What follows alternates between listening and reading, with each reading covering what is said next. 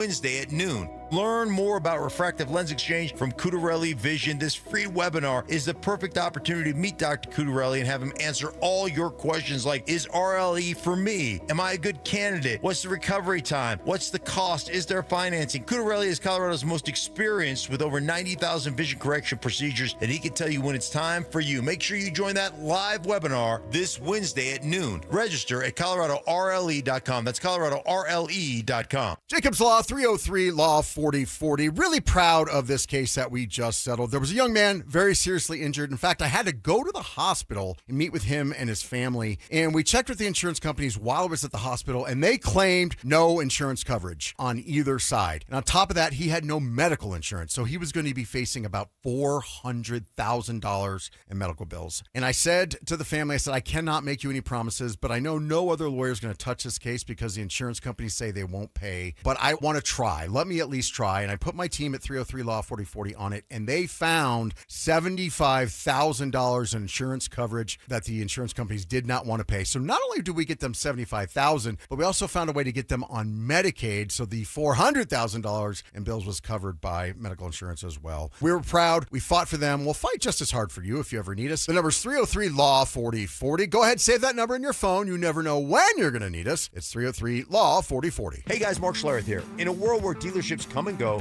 one name has stood the test of time. Bozarth and Celebration Chevrolet, proudly serving Colorado since 1987 as the longest owned Chevy dealer in the state. From a huge selection of new Chevys to quality pre-owned vehicles, plus a team committed to treating you right, it's no wonder generations of Colorado drivers keep coming back. To see all the specials, visit BozarthAuto.com today. Again, that's BozarthAuto.com. Bozarth and Celebration Chevrolet. Experience you trust, service you deserve since 1987. Now is the best time to buy. Get ahead of the competition and get the deal you want on the home you really want. Maximize your savings with lowest rate for life, and if the market does improve, we can save you money without any additional lender fees or appraisal fees. We're here for you today and tomorrow and celebrating 30 years of helping homeowners with expanded approvals, low rates, credit improvements, and more. Call U.S. Mortgages at 303-LOW-RATE. All loans subject to approval and change. License number 392126. Hey, it's Mike Evans. Restore your bald spot, reverse your receding hairline, or add volume to thinning hair with the same simple one-day treatment I receive from Dr. Tanya Pauls of Advanced Hair. Your own natural hair begins regrowing the very next day, and your new hair is guaranteed to grow. Advanced Hair has changed tens of thousands of lives, including mine. For your free consultation, $250 off and 250 free hair grafts. Call 720-459-HAIR, advancedhair.com. Taco Bell turned their new Diablo sauce into a dust, and they're dusting the new Diablo dusted crispy chicken nuggets in it at participating U.S. Taco Bell locations for a limited time and while supplies last. KKFN and KKFN HD1 Longmont, Denver. Powered by Regen RX. It's The Drive with Zach By and Philip Lindsay. You're listening to the Denver Sports Tonight NFL Draft Special, presented by Waterloo Turf. Here's John Davis and Cecil Lammey.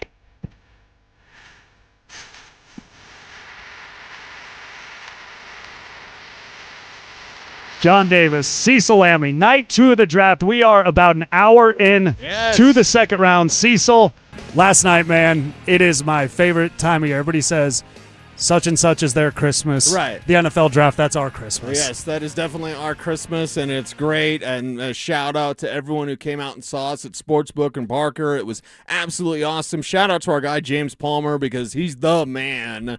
And we had a great time, man. I'm so blessed, and I really think about it every year, brother, and I say this from the bottom of my heart. Every single year I get to do this with you. It's just such a blessing because we get introduced the new draft class to Broncos country. Yeah. And it's amazing and it's awesome. And we fully believe in George Payton. Like, we're super excited about this Broncos team and this draft, even if they didn't have a first round pick. It's still an exciting time. And with pick 46 in, I guarantee we're going to blink. Actually, we're going to talk for a little bit, but we're going to blink and 62 is going to be here. By the way, Josiah Trotter goes off at 46. This was a guy I thought might be there in the third, maybe even the fourth round. So already there seems to be an inside linebacker run happening, which if that's the case, Broncos might be considering trading up if they're looking at some, because Jacob Rodriguez goes to the Miami Dolphins. Inside linebacker, Texas Tech. Josiah Trotter, Mizzou, just goes to the Buccaneers. We are 14 picks in to the second round. We already have 2 ILBs going off the board. This is a linebacker run. The Broncos better get in on this. Cecil, what have I been telling you I want from the Denver Broncos in this draft? ILB. ILB. And you know what? I'm not somebody that likes to get on the wave. I'm not going to start saying off-ball linebacker just because everybody started saying it a month ago. Yeah. But that is what it is. It's like when people started saying 12 personnel, and I know what 12 personnel is because I are smart. And I'm like, yeah, but who was the guy in 2012 that asked Peyton Manning about it at a press conference, and Peyton went back at me and said, what's 12 personnel? And I said, 1 running back and 2 tight ends. And he goes, well, we called that Dallas. So it was Dallas to Peyton Manning. It's 12 personnel to all of us chuckleheads.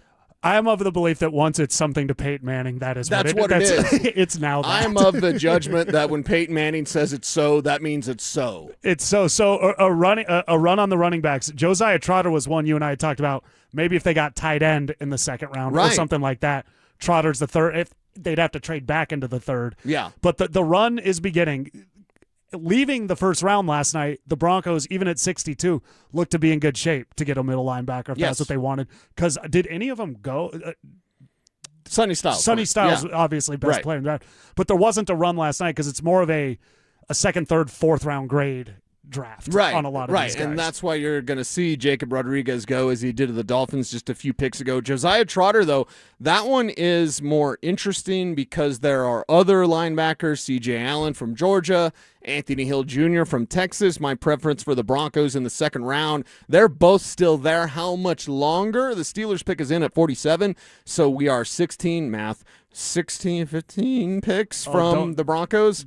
We do this because we don't do the math. Oh, okay. Then I don't have to do math. All I know is if the Broncos want an ILB, they better be on the phones right now and better be considering moving up because you don't want to be at the end of a run. They were at the end of a run in running backs a few years ago when Audric Estime was their pick. You don't want to be at the end of a run. The run has already started. It's okay to be in the middle, but you do not want to be bringing up the rear. And we've got Pittsburgh coming up. They might need a linebacker. After that's Atlanta. They could potentially need a linebacker. Yeah. How funny would it be if Philadelphia kept trading up and picking Pittsburgh's guy? Right, right. How Jeremy Bernard, by the way, the wide receiver from Alabama, is the pick, and the fans for the Steelers are there. This is day 2 of the draft, and, brother, that looks like a championship parade. I think ZB said that when he was in here. Look at the fans. Look at the crowd. This is the draft. People are nuts for it. It's picking players. It's the most boring thing on television, but I've loved it for years and years and years. I used to get it when it was Saturday. I'd get up and just all day. You just watch the draft all day, and I loved it. I love doing this. We used to have draft parties. This tells you how long ago. My last draft party was Willis McGahee's draft. But we'd get my fantasy league together because the best part of a fantasy league is the draft. But that's in August. So we got our fantasy league together in April. It was over at my townhome in Littleton. And it was like a party. It was fun. We're wearing our jerseys. We're talking smack. We're barbecuing. And that was McGahee's. And then the next year after that was my first credentialed year covering the draft. And so it's been a minute since I had a draft party. But, yeah, it's a party up in here tonight. So long as the Broncos get an ILB. As long as they get an ILB. I remember in college my friends stopped going out with me the night before the draft because, like, if we went to Boulder and had to get back to Fort Collins, I'm waking them up at 6. I'm like, yo, we got to go. That's the funny. Cutler draft was the big one. Okay. When I was in college, my roommates were like, what are you so high? I got a quarterback. Boy, did that blow up in my face. Yeah, the Cutler draft, they gave Cutler to Mike Evans and myself. We were AM 950 back then. And it kind of ruffled some feathers because we're 950 The Fan back then, and we were not the Broncos' official station. And so our friends, quote unquote, at KOA were really mad because the Broncos gave us Cutler first. Mike Evans and I interviewed Jay Cutler before anybody else. Because he got drafted. He's in Denver. I remember being in the cafeteria with Mike Evans, and that 5-head, it was maybe a 4-head back then. It wasn't actually a 5-head like it is today. Okay. But, like, we talked to Cutler. We're the very first people to talk to Cutler in Denver. And, again, that's where I feel blessed because we are introducing y'all to the newest Denver Bronco. That's something to celebrate. The Falcons pick is in, and they are picking at 48. Again, the Broncos at 62. If they stay there, George Payton likes to maneuver around the draft. What do you think? I asked you this last night. Yeah. The chips have fallen. A little more chips have fallen. Dominoes fallen, whatever the phrase is. Yeah. A move up, a move back, an additional pick tonight. You starting to lean any way on any of those? I think it's a move up tonight, and I think if we see another linebacker go, it's almost a move up now. Broncos might be on the clock sooner than you think. Pick 48 is in. 62 will be here before you know it. And if you're the Broncos and you've got some friendlier teams in front of you, let's just say, for example, in front of you, Darren Muji is sitting there at 50. Darren Muji is a former Bronco. He knows your building. He loves you guys. George Payton has a sterling reputation. That's the great thing. This is so opposite of like the Calvin Booth thing with the Nuggets, where it's like, who is this guy? And he doesn't know anybody, and he doesn't talk, and nobody knows who he is. Everybody knows George Payton. Everyone's answering George Payton's call. And that's the great thing about George Payton. So very well respected that even if you kind of don't want to do a deal, you might do a deal just because George is such a good guy, and he'll be fair with you. And then John Schneider will screw him. But still, like, he's fair with you. Don't deal with John Schneider anymore, George. Yeah, none of that. He's going to hose you. That's the thing is right now the Vikings, who George Payton's familiar with, they're on the clock. And then Darren Muji. And then, I think if you want to move up, Green Bay, Carolina. There's Howie Roseman at 54. Roseman, there's people. And honestly, to get to 54, it would take one of your fourth rounders. And Howie loves to trade. One? Yeah, you could do 111. Okay. Howie loves to trade. These are my favorite jam. I love him. I love him to death because he's dealing, he's wheeling, he's dealing. He'll make a bad pick. He doesn't care. He'll go get another one. Like, he'll dump guys. He'll draft guys. He'll trade guys. Howie Roseman is perfect. So for me, like, if you want to move to 54, it takes one of your fourth rounders. You could easily do that. Send him 62 and 111. Now you've got 54. And Howie would do it. The math adds up in terms of the draft calculator, but Howie would do it in a heartbeat. Well, and they need back end depth. Mm-hmm. They need to start planning for guys to replace in the next few years. Right. So that would work great for Howie. Howie got last night. I've never seen this before, Cecil. I have never seen a team say they didn't get the guy they wanted. And the Pittsburgh Steelers last night had to say, we didn't get the guy we wanted. We were on the phone with Mekhi Lemon, and then the Eagles drafted him. So there you go. That is one of the most hilarious picks. So, Cecil, I'm going to get to this in a second. You had 6 players up that you wanted the Broncos to have a look at. And I'm going to go to – and let's see here. So we're going to go to 19 last night. Okay. 18, excuse me. Caleb Banks. Yeah. This was a guy I told you I've come off this. Even before the Waddle trade, I was like, they're going in the trenches. Their first pick, I had convinced myself their first pick's going to be O-line or D-line. It just lines up. It's also the thing that everybody's going to say, don't do this, which means that's what they're going to do. Right. But Caleb Banks was a guy that a lot of people felt could slide. And he went 18th overall. Mm-hmm. One of the things you've been on throughout this draft process is the worst thing that could happen for this Broncos team is the position they don't need. But we didn't expect this guy to be here, so we had to take him. He's such a great football player. Yeah. Caleb Banks eliminates probably the biggest name that had potentially been slotted there to the Broncos in the second round. Yeah, and that's the thing. When you look at the Broncos, there's been a lot of attachment. Jadarian Price goes at 32. There's been a lot of players that were previously attached with Denver. The great thing about the draft is it's put up or shut up time. There's no time to wait. There's no time to we like that guy. Oh, no. Don't be the Pittsburgh Steelers. You're on the phone with the guy, and Howie Roseman gets you. So don't do that. Y'all don't say that. You don't say that. If you're the Broncos, you can approach this thing the right way. You can add that talent. And they had 6 players that they really liked at 62. Who would those 6 players be? Is one of them actually Max Clare, the tight end from Ohio State? I believe that could be their pick. Eli Stowers could be their pick. They'd have to move up to get Stowers, in my opinion, although he's still 62 is rapidly approaching. And, yes, he is still there. So we can talk about what their options are. They've got plenty of options. And, 2 directions I think they need to go today. They need an ILB or they need a tight end. Running backs are going to be about Saturday. If they got a back here, like a Mike Washington, who's still on the board, I believe, that would be a little bit surprising based on the fact that Washington has a really bad fumble rate. I know that at the Senior Bowl and a little bit after the Senior Bowl, I was like, look at this Mike Washington guy. And then you look further into studying his game, terrible drop rate, terrible fumble rate. No, No thanks. That's just out of here. Yeah. There's I mean, why am I blanking on him? Jaleel fumbled in the AFC or the divisional round. Yeah. They got it back. Yeah. But you didn't see him again. Exactly. Until they guy waits for his opportunity. He's there at 4:30 in the morning. Yeah. Does he fumble? It doesn't matter. And that's the thing. Like, I love Jaleel. I love Adam Troutman. But the day, you remember Crazy Stupid Love? Yeah, the Gosling Steve Carell, movie. Ryan Steve Gosling, Carell, right? And Ryan Gosling says, "Be better than the Gap." Yeah. Be better than the Gap, George Payton, and the Gap meaning Adam Troutman, Jaleel McLaughlin, Tyler Bidet, like little Jordan Humphrey. You can be better than these guys. It's time for the Broncos to upgrade. Sean Payton's guys didn't win anything with the Saints. They haven't won anything here yet. I want guys that can put you over the top. Who are the players that the Broncos can add that can get them to that spot? That's what I want to see today. I want to see it at 62. We'll see if the Broncos can get something done. The Falcons take cornerback Avion Terrell out of Clemson. Okay, Yeah. That's good. That's a corner. That's not something. That's not a tight end. It's not an ILB. It's not a tight. The board right now, Cecil, is falling their way. I want to pull up. You had 6 players. It was George Payton said they had 6, so you picked 6. What if George Payton's 6 was like David Bailey? We thought Sonny Styles was really good. I like what you got here. Who's come off the board from here? Coming off the board so far are Chase Basantis, the guard from Texas A&M. He goes earlier to the Cardinals. In fact, he was the 2nd pick in the 2nd round. So he gone. And then Christian Miller, defensive tackle from Georgia, we saw him go off the board to the Saints at 42. So there's 2 of my 6 that are gone. But that's the nice thing about having 6 players at the pick for 62.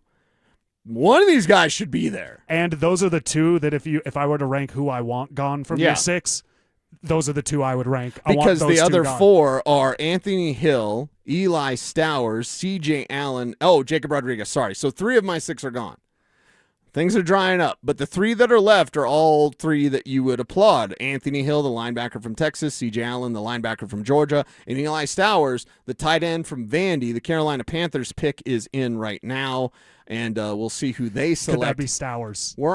It could be. It you could had be because Sadiq. they had him at Sadiq in the 1st round, and Stowers is the best receiving tight end in this class. Sadiq's the best tight end. But it's just a pure receiver. That is Eli Stowers. So, and the 2nd round, Jake Delhomme up there. Stoke, that's Stokes' guy, right? Him and Stoke probably sharing a stogie on a golf course somewhere. I'm going to be honest. I thought that was Stoke on the TV. All right. Lee Hunter. Okay, hey, so done. Stowers is still on the board. Thank you. you. So Cecil, of the guys you've got on your 6, 3 of them left. 2 linebackers, 1 tight end. Who's left is Anthony Hill Jr., linebacker, Texas. Yep. Eli Stowers, tight end, Vanderbilt. Yep. Chase Basantis. He's gone. No, he's gone. You're talking C.J. Allen. Yep. C.J. Allen. Yep. Right now, you have a sentence on Anthony Hill Jr. You know me. It's if there's a middle linebacker, everybody's going to think I won $10 million tonight. You have a sentence here with Anthony Hill Jr. The athletic coverage backer would be a great player for the team to develop behind it. Coverage backer. I do not care anything else if they get a middle linebacker, what that guy can do. Yeah. If he can cover, they've got guys that tackle. Hufanga's scaring everybody. They've got guys that tackle. Yeah. Sternad is developed and good right there. The Right. corners, Brandon Jones. Right. They've got guys that can tackle. They need whoever's getting picked here in the 2nd round. Is going to be a guy that's going to contribute early on in packages probably in certain situations. Maybe they develop further as the season goes. This is a guy that if it's Anthony Hill Jr., when Christian McCaffrey's on the field, hey, Singleton, you're looking a little winded. Right. Come here. Right. We And that's the thing with Alex is we appreciate him. He's going to fill that hole. He's going to be in the right spot. But you remember I know you first off, so I can do this. It's a very rare trait that you have. Remember the Jonathan Taylor play where you saw Alex Singleton fill the hole and then Taylor went like this and then Singleton wasn't in the picture because Taylor was gone? That's where Anthony Hill could make some hay. And that's where they need him. And what I like about this is because Alex Singleton, when they re-signed him, a lot of people, it's like, you guys, Alex Singleton's a good player. Yes. Let's not, right. People are being real rude about the guy. There's certain things he does well. Right. There's just certain things he doesn't do well. He's not complete, and he's getting a little older. You need a guy that can complement that. Anthony Hill Jr., it'd be back-to-back years they go Texas, with their first pick, Jahdae Barron last year. So, Cease, I'm going to put you on the spot here. Okay. I love this 6 that you put up. I mean, this is what they need. It's the trenches, it's the tight end, it's the linebacker. If it's Anthony Hill and it's Eli Stowers, and they're both there, Yeah. what do you do? Your greater need is at tight end. Because I don't believe in Nate Atkins. I don't believe in Adam Troutman. Really? Yeah. Evan Ingram's excited about Davis Webb calling plays because, well, Sean Payton. That's all I need to say. It's just Sean Payton, everybody. The tight end problem is different. You've got Jonah Ellis kind of dabbling at ILB. You've got Drew Sanders. I don't know. Maybe he'll do something somewhere. He sacked Justin Herbert a year and a half ago. I remember like 20 months ago when Drew Sanders was on the field and actually did something. So for me, it's like, okay, the need at tight end is greater. It would be Eli Stowers. If, it was one of those to the head moments of like, you got to make a decision now. Okay, well, guess what? I'm making the decision to go on the tight end. And you know what I do if I'm the Broncos is I try to figure out how to get back in to the early third round. Okay. If something like that happens. So Stowers, I would like that. Ingram and Davis Webb is interesting to me because the play that got everybody excited last preseason was the home game against the Cardinals, and it was Stidham to Ingram on basically like a pretty basic route over the middle. Ingram took it about 60 yards down the field, and we were like, oh, we got the tight end. And then Davis Webb's the one that called that play. Right. Because he was calling the plays in the preseason. In that game, yes.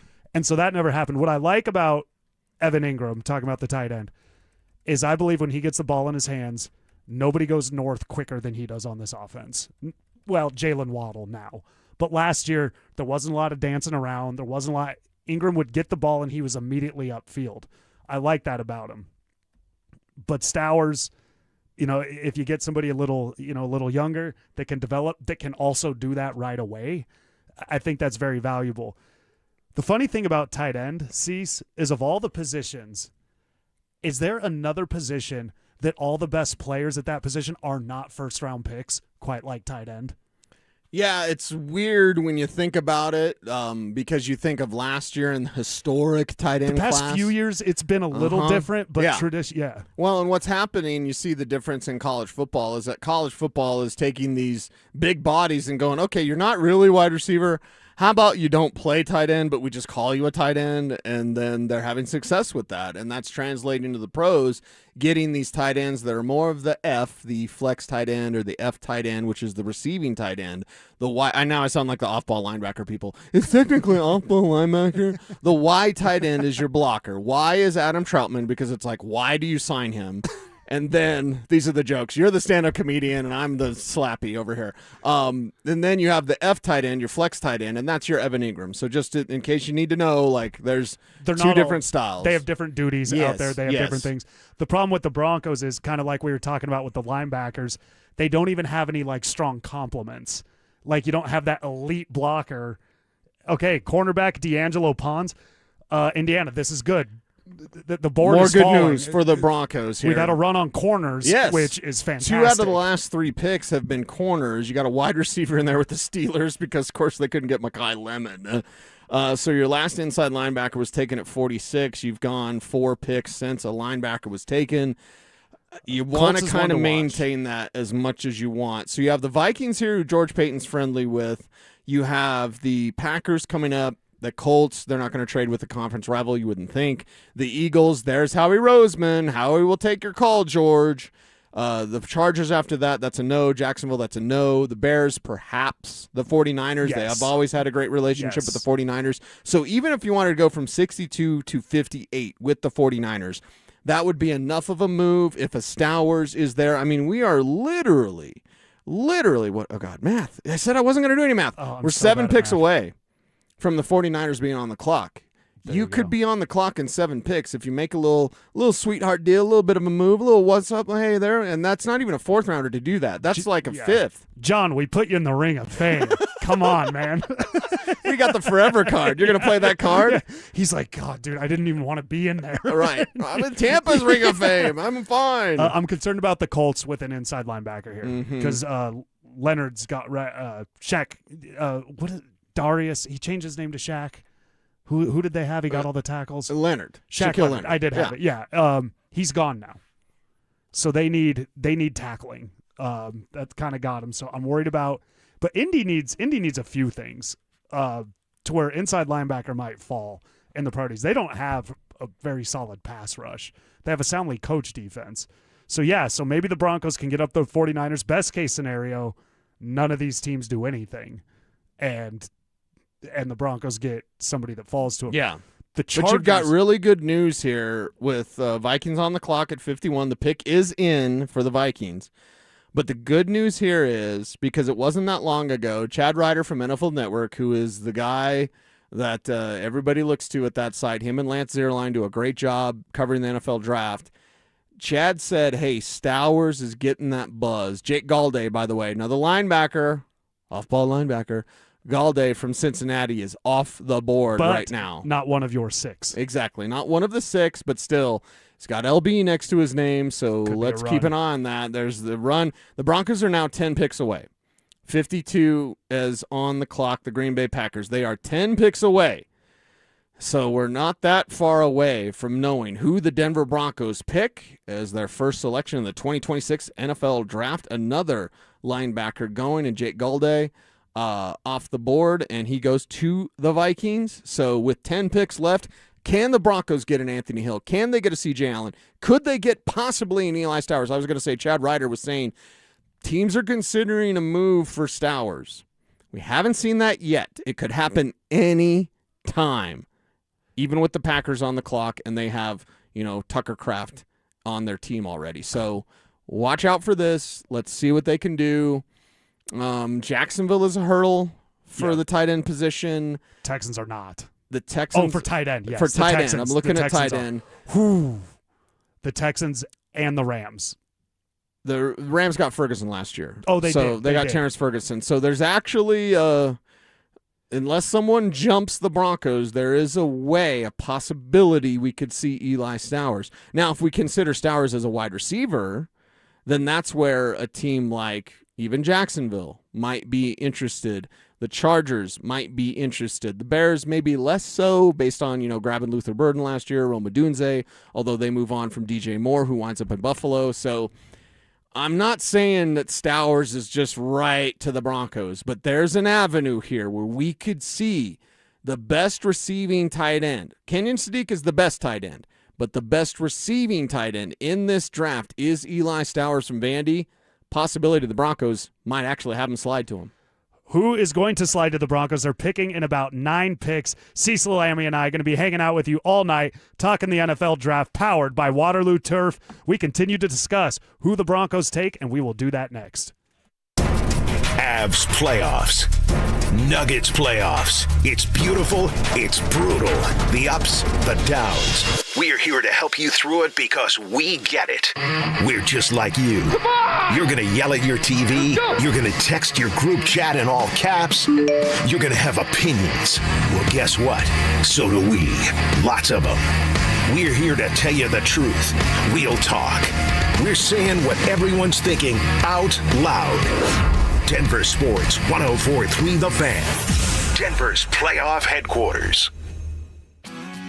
Imagine all that could happen in 5 years. Jobs may change, kids will grow, new memes will come out, but also, what if you had reliable, intelligent Wi-Fi and the price didn't change for 5 years? Thanks to Xfinity 5-year price guarantee, you actually won't have to worry about that part of your future. You're guaranteed 5 years of Wi-Fi that boosts speeds to your devices that need them the most, that finds and fixes any issue before you even notice them. It's like super intelligent Wi-Fi that keeps you protected from online threats, all with our best equipment and no annual contracts, no fees, and no strings attached. So even though your kids will grow up, your internet stays sharp, reliable, and most importantly, the price will stay put. 5 years, same price, locked in reliable, fiber-powered gig Wi-Fi for effortless streaming. Plus, get Disney, Hulu Bundle, Peacock Premium included on us. To get started, call, visit Xfinity.com, or drop into an Xfinity store. Xfinity, imagine that. Restrictions apply. Peacock Premium included for 3 years. Programming subject to change in availability. Actual speeds may vary. Xfinity Internet is powered by fiber and connected to the premises by coaxial cable. This is a special alert to all Americans who own a vehicle with less than 200,000 miles with an auto warranty about to expire or with no warranty coverage at all. Due to a decline in the economy, CarShield is announcing a low-cost month-to-month vehicle protection plan that is now available to the public to save any driver out-of-pocket expenses on future auto repairs. Call now to find out how you can pay almost nothing for covered auto repairs. Yes, you heard that correctly. Pay almost nothing for covered auto repairs. An open phone line has been established for all drivers to call for a free quick quote. Call 800-292-4541 now. Drivers who are covered will not have to pay for covered repairs again. This protection plan is at an all-time low. Additionally, drivers who activate this vehicle protection today will also receive free roadside assistance, free towing, and car rental options at no additional cost. Call us for your free quick quote today. 800-292-4541. That's 800-292-4541. What do you have to lose? Call 800-292-4541. Again, 800-292-4541. Cecil Lammey here from my friends at WindowNation.com. Listen, in Colorado, we get different types of weather all the time. So whether your cold air is escaping or your warm air is escaping, your windows are likely to blame. And getting top quality custom fit windows from Window Nation is easy and affordable. And during the more you buy, the more you save sale, you could save up to 50% off. Plus, you could get them with zero interest for 5 years. During these uncertain times, one of the best investments you can make is in your home. So visit WindowNation.com now to book a consultation. The R&B Tour, starring Usher Raymond and Chris Brown, live in Denver, uniting two of R&B's defining hitmakers, Chris Brown and Usher Raymond. Two legendary artists, one stage. Empower Field at Mile High, Friday, June 26th. Get tickets this Monday at 12 p.m. at Ticketmaster.com. In the draft, when you're on the clock, every second matters. In your facility, that clock starts the moment the power goes out. That's why businesses trust Piper Electric. For over 40 years, they've delivered expert electrical construction, service, and maintenance, including fire alarms and large-scale power distribution. Their licensed electricians are built for complex projects. Starting something new? Make the pick that performs long after draft day. Include Piper Electric. Visit piperelectric.com. Hey guys, Mark Schlereth here. In a world where dealerships come and go, one name has stood the test of time. Bozarth and Celebration Chevrolet, proudly serving Colorado since 1987 as the longest owned Chevy dealer in the state. From a huge selection of new Chevys to quality pre-owned vehicles, plus a team committed to treating you right, it's no wonder generations of Colorado drivers keep coming back. To see all the specials, visit BozarthAuto.com today. Again, that's BozarthAuto.com. Bozarth and Celebration Chevrolet. Experience you trust, service you deserve since 1987. This is a special alert to all Americans who own a vehicle with less than 200,000 miles with an auto warranty about to expire or with no warranty coverage at all. Due to a decline in the economy, CarShield is announcing a low-cost month-to-month vehicle protection plan that is now available to the public to save any driver out-of-pocket expenses on future auto repairs. Call now to find out how you can pay almost nothing for covered auto repairs. Yes, you heard that correctly. Pay almost nothing for covered auto repairs. An open phone line has been established for all drivers to call for a free quick quote. Call 800-292-4541 now. Drivers who are covered will not have to pay for covered repairs again. This protection plan is at an all-time low. Additionally, drivers who activate this vehicle protection today will also receive free roadside assistance, free towing, and car rental options at no additional cost. Call us for your free quick quote today. 800-292-4541. That's 800-292-4541. What do you have to lose? Call 800-292-4541. Again, 800-292-4541. You're listening to the Denver Sports Tonight NFL Draft Special, presented by Waterloo Turf. Here's John Davis and Cecil Lammey.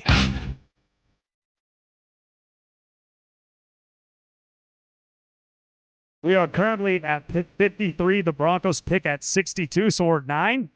We're now at the math range where we don't have to do much math, and we can accurately. I can break out my hands and figure out where the Broncos are at in the selection. And when they have people announcing the pick, they need to have the music ready to play them off, because McAfee's been up there and he's still going on the Colts selection. It's the second round, bro. Nobody really cares. Get up there in 15 seconds and tell us who the pick is. Yeah. And instead, McAfee's doing a show. Where's the fat guy with the cowboy hat next to him? Where's AJ Hawk looking like a hostage video? Is that going to be on the back screen behind him? Like, get to the pick, Get to the pick. Come on. You already ruined WrestleMania night 1. You got to ruin round 2 of the NFL draft. Okay, the Colts take C.J. Allen. We've got a linebacker run, everybody. Okay. You have Jake Gallday gone at 51 to the Vikings. You have C.J. Allen gone to the Indianapolis Colts at 53.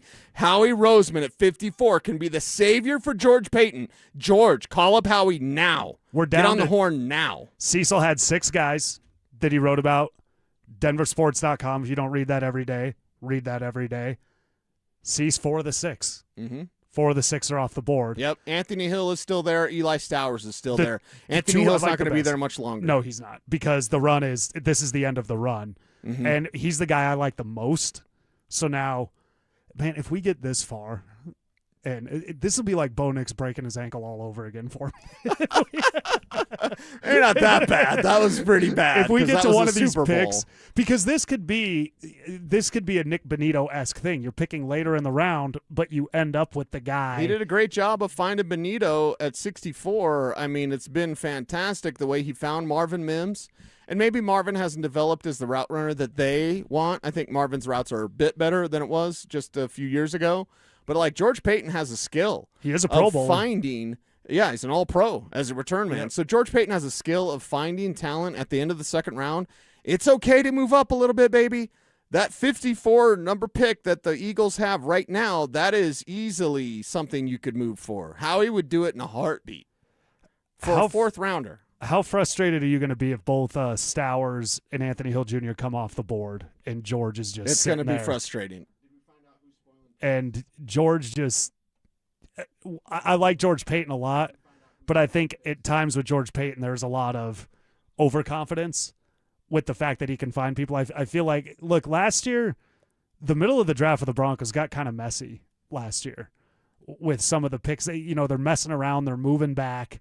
They missed out on some guys. R.J. Harvey's fine. Nobody's here to trash R.J. Harvey, but there was some opportunity there to get somebody that's a little more – Travion Henderson is what I'm trying to say. Okay. They could have – there was potentially – so with that, it's with George Payton. I like that he's confident. I like the scout that's in him, but at times I need you to maybe be a little more aggressive and kind of go get in these types of situations versus look, GMs, sometimes it's like, I get you love all those picks to show everybody how smart you are. Yeah. But also if there's a great player there that immediately helps you, maybe do that. Right. Maybe do that, and we'll see what happens. The Eagles have made the pick. The selection is in. Oh, and there it is. He's off. God bless America. Eli Stowers. Howie, you hot snot. Howie Roseman getting Eli Stowers. Of course, a big slot receiver, explosive player, a guy that can go get the ball, can be a seam ripper down the middle. And I say down the middle because, hey, Mekhi Lemon is in the middle as well. If you're Jalen Hurts, Mr. I don't throw to the middle of the field, sorry, Philip Lindsay. Phil got mad at me one time because I said, Jalen Hurts is terrible. He doesn't throw to the middle of the field. And Phil was very upset. Jalen Hurts isn't terrible, but he doesn't throw to the middle of the field. Look at his passing charts. No, and it's you have figured Eli out. Stowers, middle of the field. You have Mekhi Lemon, middle of the field.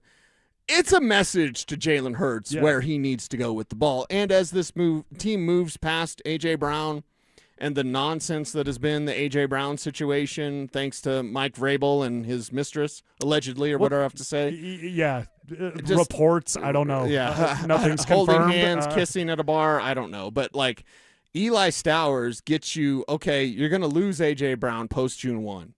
You've got a Stowers. You've got a Mekhi Lemon. Maybe Howie didn't want to answer the phone because at 54 there was something going on. A trade has happened. And it's not the Denver Broncos. So this lets you know there was availability if they wanted this. Eli Stowers, I'm going to be very clear when I say this, Cecil. I am not comparing Eli Stowers to this player. I'm just making a point. Eli Stowers to the Eagles. Remember when the whole league let Rob Gronkowski slip to the second round so the New England Patriots could take him? Again, Stowers is not Gronk. I'm not saying that. But you let a really talented tight end slip to the best roster right. in the NFL. Right. With a guy that can maneuver. And it is a message to Jalen Hurts. They've already shown Jalen Hurts. Remember how you got here? You were backing up a guy that was a league MVP essentially before he got hurt. So Right. they're not afraid to move on from him. We do have a trade. I think New England, they're now on the clock. So they traded with the Patriots. That puts them behind the Broncos. The Patriots, what do they need? They need a lot, to be honest. Their defense is yikes. They're looking to steal whatever headline they can also to talk about anything other than their head coach. It's the most ridiculous thing ever because you can say easily there was likely collusion going on with Diana Rossini and Mike Vrabel, whether it was with Tennessee or with New England, and the NFL's not going to investigate this, and I think it's stupid because they should be investigating this because you don't want any sort of collusion there. Just look at it, and if nothing happened, you come out and say, we looked at it, nothing happened. But with the Patriots pick here, they trade up. That means they got a guy in mind, which means a player that they had their eye on fell, but they had a feeling the Patriots that player wouldn't last much longer. Who is this guy? Position. For which team? For New England, because they just traded up. And it looks like the pick is going to be Gabe Jacobs, the edge from Illinois. They need that. Okay, they need that. Their defense was not. Once they got away from playing the Jets. So we have the Jaguars on the board. They're pretty loaded on offense. This is a good team that came in here and whooped the Denver Broncos. Now you're looking, though, at Anthony Hill Jr., the only remaining of my six. Only remaining. I had 6 players heading into day 2 of the draft into the second round. There was 1 player remaining. We're at pick 55, actually pick 56 because we know who 55 is going to be. We're at pick 56 with Jacksonville. He's not lasting.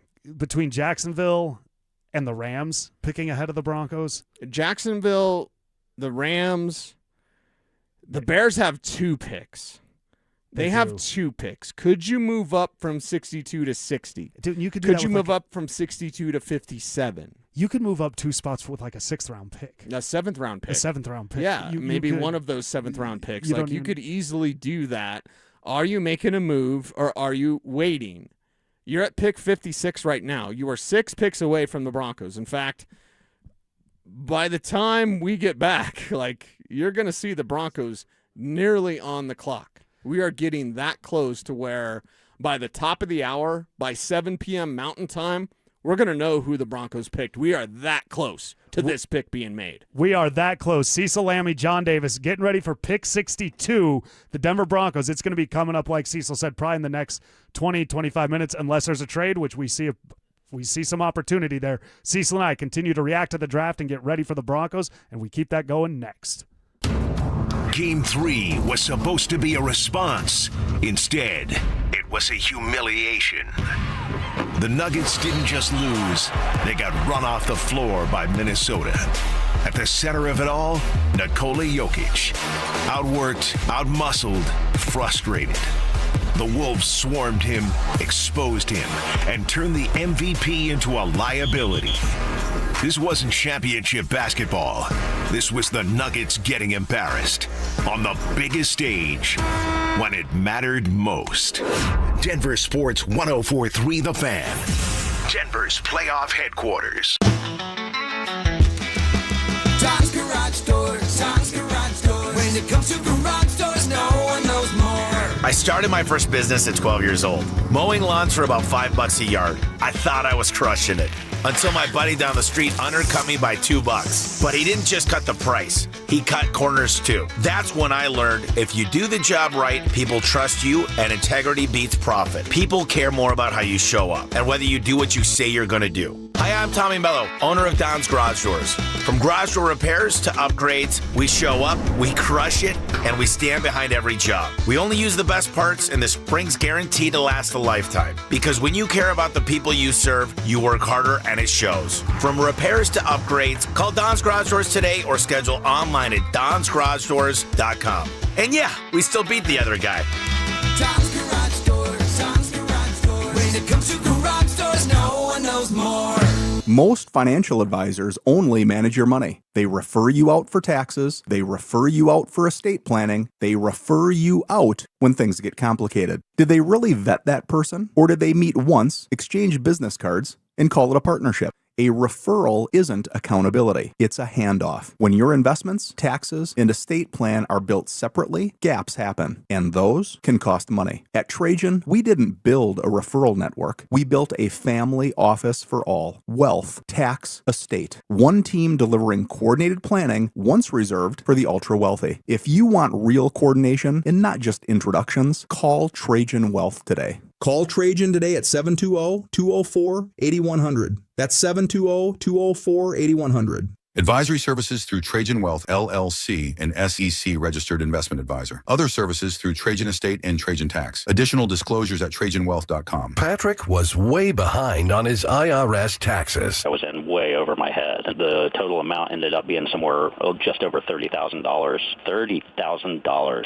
Then the IRS came to collect. Started getting letter after letter. A lien had been filed against me. They were going to basically hang me completely out to dry. He had to do something. That's when I reached out to Optima Tax Relief. Patrick's life quickly got a lot easier. It was very easy, pretty much hands off. They picked up the ball and ran with it. And how'd it go? I couldn't believe it. I had to ask 2 or 3 times. I saved an incredible amount of money. How does Patrick feel about Optima? Couldn't be happier. They definitely helped me. Optima Tax Relief, the best place to call. They're the best in the business. Do what Patrick did and call Optima Tax Relief for a free consultation. Call 800-343-6460. 800-343-6460. 800-343-6460. Optima Tax Relief.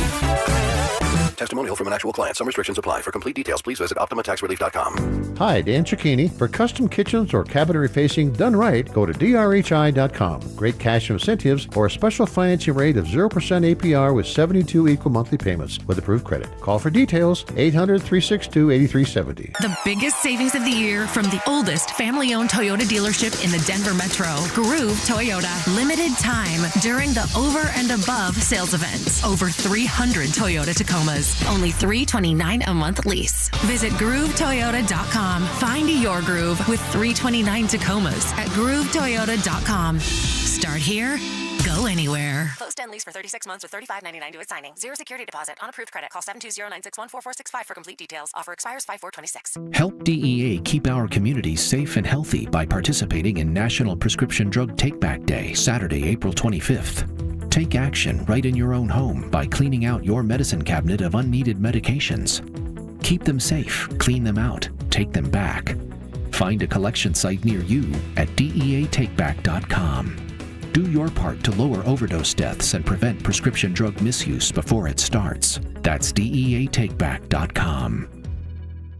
A multi-billion-dollar settlement is paying claims for up to 21 years. If you were exposed to weed killers at work or at home, your rights are affected. If you or your family has or had non-Hodgkin lymphoma, you could receive $6,000 to $165,000 or more. This settlement impacts you even if you're not sick, because this blood cancer can take 10 to 15 years to appear. If you stay in the settlement, you give up your right to sue. Learn more at weedkillerclass.com or call 888-403-8201. Paid for by the Roundup Settlement. Tune in Tuesday afternoons for Injury Insights with Zach Bai and Dr. Joseph Ramos to hear the latest injury news on your local teams and around the world of sports.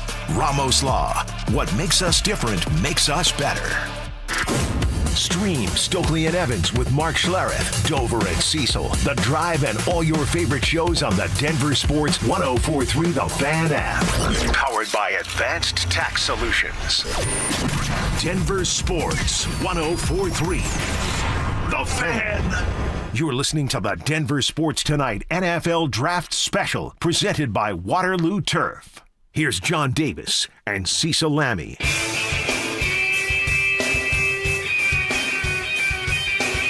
All right, Cecil, more picks have been coming off the board. We're at pick 56 now. The Broncos pick at 62.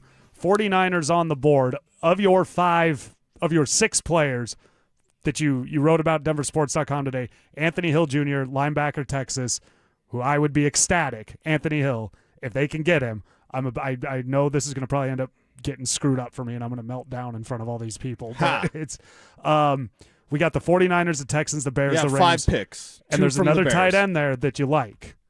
Well, that they like. They like. Max Clare. And I like him too. It's not that I don't, but it's like, okay, so with Eli Stowers gone, we need to move on. Who are we moving to? Well, to me, the next tight end that would be up, and then Jacksonville takes the tight end, and that's Nate Boerkircher from Texas A&M. The Broncos were actually mocked him. I believe Chad Ryder had him there, and I believe it was on day 3. So a little interesting that Jacksonville would take a tight end that was seen as a 4th, 5th, or 6th round player in the 2nd round. So we'll see if there's a little bit of a mini tight end run, there's a little bit of a mini linebacker run. Again, it's kind of pick who you want. The pick is in for the Bears. We are scouring the interwebs to find out who's spoiling these picks, because we've got to know, are the Broncos in position to get Anthony Hill Jr., Max Clare, tight end of Ohio State? Like, who is it going to be, and am I going to be disappointed? Well, guard from Oregon. I hope not. I mean, I hope it's a linebacker or a tight end here. Yeah, because it's from the beginning. I've said I felt they would go trenches with the pick, not what I wanted, mind you, what I thought they might do. So the Broncos, we are currently at pick 58. You know what's great about if you go to the 49ers? You're like, you know what? I'm going to be awesome at football, and my team's going to compete every year. It seems like if you look at the 49ers' best players, where they draft these guys, it's all over. Well, there's one other thing now as well. I'm going to be next to a power station that messes up my joints or whatever. Oh, yeah. Oh, yeah. Remember that. Remember that. Didn't they investigate it, and some guy had to be like, I actually have to go research this. Okay. Logan Jones is the selection by the Bears. Thank you very much for that. Oh, Darius Slay thinks it's a big-time move. They put that all right. Was it about the Bears pick or not? So there you go. Yeah, draft coverage is always chaos, and it's always got some of those funny segues or interludes of let's go to Darius Slay to see what he thinks about the Bears pick. They showed his tweet. Okay. What are they going to do next? We're going to check in with Tyler Higbee and see what he thinks. Right. Let's pick the most random player possible. If the Broncos were going to trade up Cease, I think this is kind of the last team they'd be moving up with, would be the 49ers, just because of the relationship there. By the way, pick is in that we've talked about with Chicago. There is another trade. Niners 58 overall. Browns are on the clock. Could they need every single position on a football team outside of Myles Garrett's position. So they actually had a pretty quietly good first round last night. The Cleveland Browns. They start off with Denzel Boston today as well, so I really like that. I had Boston mocked to him in the first round, so Did they take 2 guys named Denzel?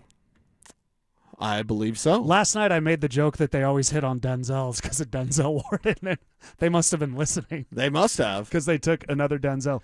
The Bears are coming out. Great. Drew Dahlman is here to bore us for 2 minutes where he announces the Bears selection. I hope TJ Ward has some good stuff, and I hope that he's pretty succinct with what he says. I hope he breaks the podium. But the Broncos, so we are at pick 58 because the Browns traded with the 49ers. So we are still at pick 58. They are on the clock. Logan Jones went off at 57. He was a center from Iowa, so that's good. The pick is in for the Browns, so we'll be finding out for who they are. So they've got the Browns pick is in. We're waiting to find out how that is. The Texans are on the clock. Similar to what we saw with Eli Stowers, kind of a similar quarterback situation with Houston, with C.J. Stroud, kind of like with Jalen Hurts in the sense that it's kind of put up or shut up. At least Hurts got a ring. And Hurts got a ring, and he played great. C.J. Stroud, he's on the 5th year. He is not extended. Now, Tank Dell should be coming back. Nico Collins is a baller. We know that. They went and got David Montgomery. They did draft him Jaden Higgins and Jalen Noel last year, though, and then Stroud was worse after calling for more freedom at the offensive line. How about you just call the play and run it, CJ, because you weren't real good when it came to adjusting to the play based on the defensive tendencies. So do Texans maybe go – now the Browns pick is in. We're waiting to find out who that is. The Texans are picking at 59. This is an unbelievable defense. Do they go strength, like lean into your strength, go defense here?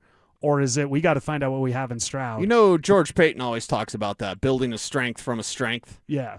So, that's something that you could be considering. They've had a good draft so far. We can normally make fun of Cleveland all day long, but Cleveland's had a really good draft so far.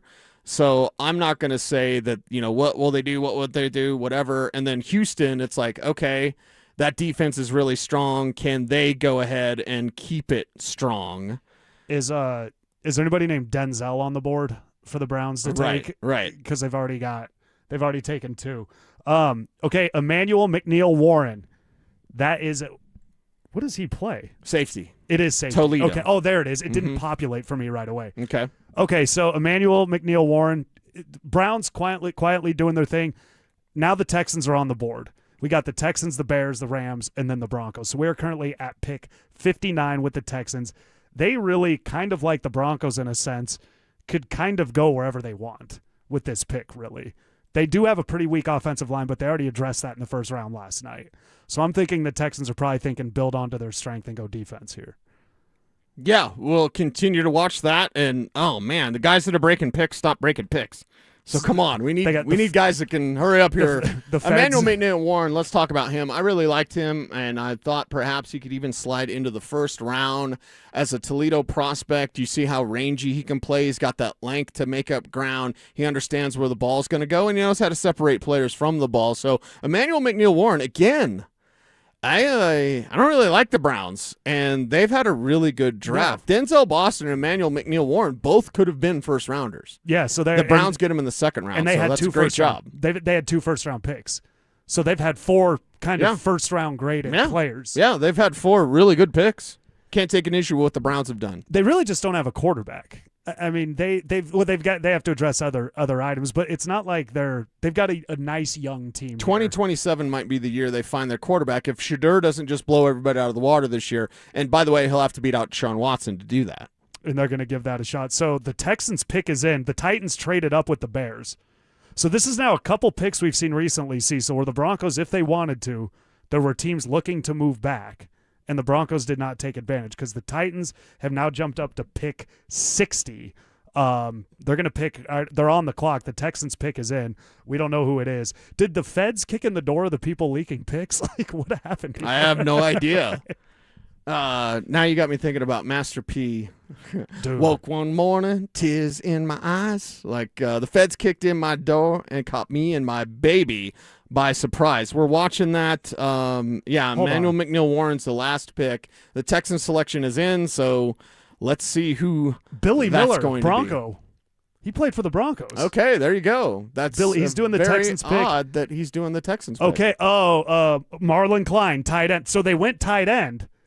They went Big Ten, but they did not go. They didn't go Max Clare. They did not go Max Clare.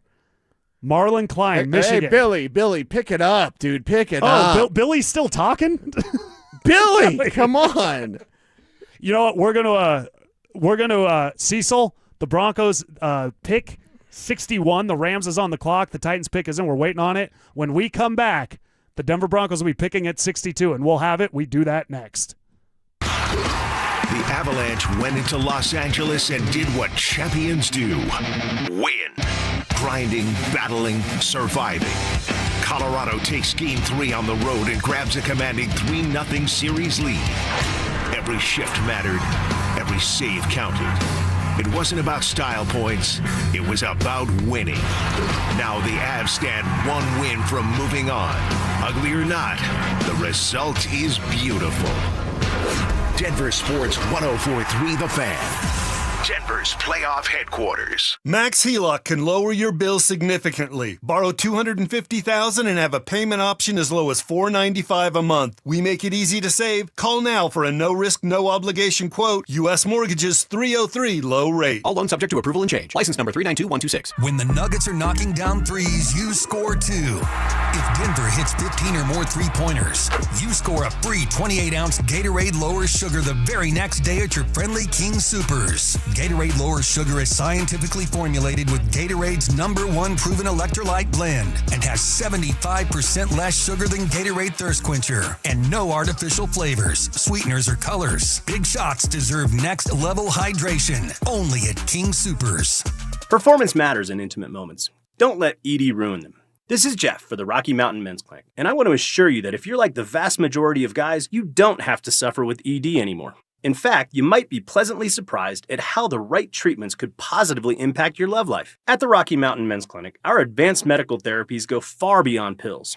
We have treatments that are effective in well over 90% of cases, and we offer specific and combinative treatments that can dramatically enhance both your performance and your stamina. You could even last up to an hour or more and bring a far greater level of intimacy to both you and the one you love, perhaps performing like you haven't in years. So call us today and find out why our advanced treatment strategies offer so much more. Your first visit is just $99 and gets you blood work, a medical consult, and if medically advised, a test dose. And if that test dose doesn't work in the office, your visit is free. Call 720-440-7900 or go to RockyMountainMen'sClinic.com. Rocky Mountain Men's Clinic, advanced medical science to improve men's lives. Jacob's Law, 303 Law 4040. Really proud of this case that we just settled. There was a young man very seriously injured. In fact, I had to go to the hospital and meet with him and his family. And we checked with the insurance companies while I was at the hospital, and they claimed no insurance coverage on either side. And on top of that, he had no medical insurance. So he was going to be facing about $400,000 in medical bills. And I said to the family, I said, I cannot make you any promises, but I know no other lawyer is going to touch this case because the insurance companies say they won't pay. But I want to try. Let me at least try. And I put my team at 303 Law 4040 on it, and they found $75,000 in insurance coverage that the insurance companies did not want to pay. So not only did we get them $75,000, but we also found a way to get them on Medicaid. So the $400,000 in bills was covered by medical insurance as well. We were proud. We fought for them. We'll fight just as hard for you if you ever need us. The number is 303 Law 4040. Go ahead, save that number in your phone. You never know when you're going to need us. It's 303 Law 4040. Hey, Broncos country. I'm Terrell Davis, and I'm here with Donnie, owner of the Fitness Gallery. There is nothing more important than your health. That's why I made the smart move to invest in fitness equipment with Fitness Gallery. It's a game changer.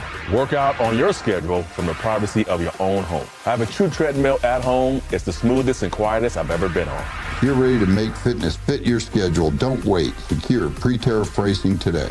You never regret buying quality. Visit Colorado's largest fitness store, Fitness Gallery, and get started on your goals today. They'll tell you marketing is complicated, that you need a dozen platforms, 100 dashboards, and a prayer. Forget that. Your customers are right here, listening to this station. Heck, you are right now. Tonight, they're streaming Denver's biggest games. Tomorrow, they're locked into the most talked about podcasts on the planet. We put you in all of it. Radio, streaming, TV, audio, one team, clear data, real results. We've been growing businesses like yours for years. Visit DenverSports.com and click the Advertise with Us button. That's DenverSports.com. Let's get to work. Tired of or fearful of hearing no? Let us say yes. We can help you get your loan approved with our expanded guidelines, less than perfect credit okay, high debt to income ratios, and more. Call U.S. Mortgages at 303 Low Rate. All loans subject to approval and change. License number 392126. KKFN and KKFN HD1 Longmont, Denver. You're listening to Denver Sports 104.3. The Fan. You're listening to the Denver Sports Tonight NFL Draft Special, presented by Waterloo Turf. Here's John Davis and Cecil Lammey.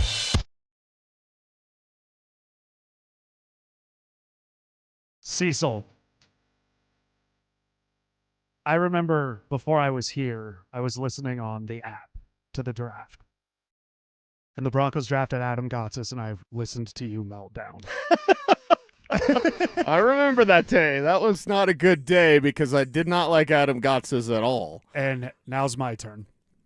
At pick 60, the Tennessee Titans draft, they trade up Anthony Hill Jr., linebacker, Texas. One of your six, the last remaining six. Yep. The guy I wanted. Yep. He does exactly what I wanted. Josh Dover wanted him as well. This is the guy I wanted. He does the skill set that I think the team needs desperately. If they don't address it, be ready to draft. If you're in fantasy this year, you get James Cook, get any running back playing the Broncos out of the backfield, get them because they're going to have a great fantasy. Anthony Hill Jr., the Rams pick is in. Oh, no. Oh, God, no. Rams took Max Clare. The two guys. Okay, so the two guys we felt left was Anthony Hill Jr., linebacker. He went pick 60 to the Titans. Bring the dump button closer to me. Max Clare, tight end. The Ohio Broncos State are on the clock. Went to the Rams. The Broncos stayed pat. These players were available. They could have jumped the Rams to the Bears to take Max Clare. Mm-hmm. They could have jumped the Rams with the Bears to take Anthony Hill Jr. Yeah. Instead, they sat back. The Denver Broncos are on the clock. We're going to have it soon. What, Cecil, I'm not happy. The players were in striking distance. the players that fit needs. Since I have been on the air since 2018, what two positions have they struggled drafting the most? Tight end and middle linebacker. Yes. They have not been able to do. My first draft was they were going to get Devin Bush. They took Noah Fant. They screwed.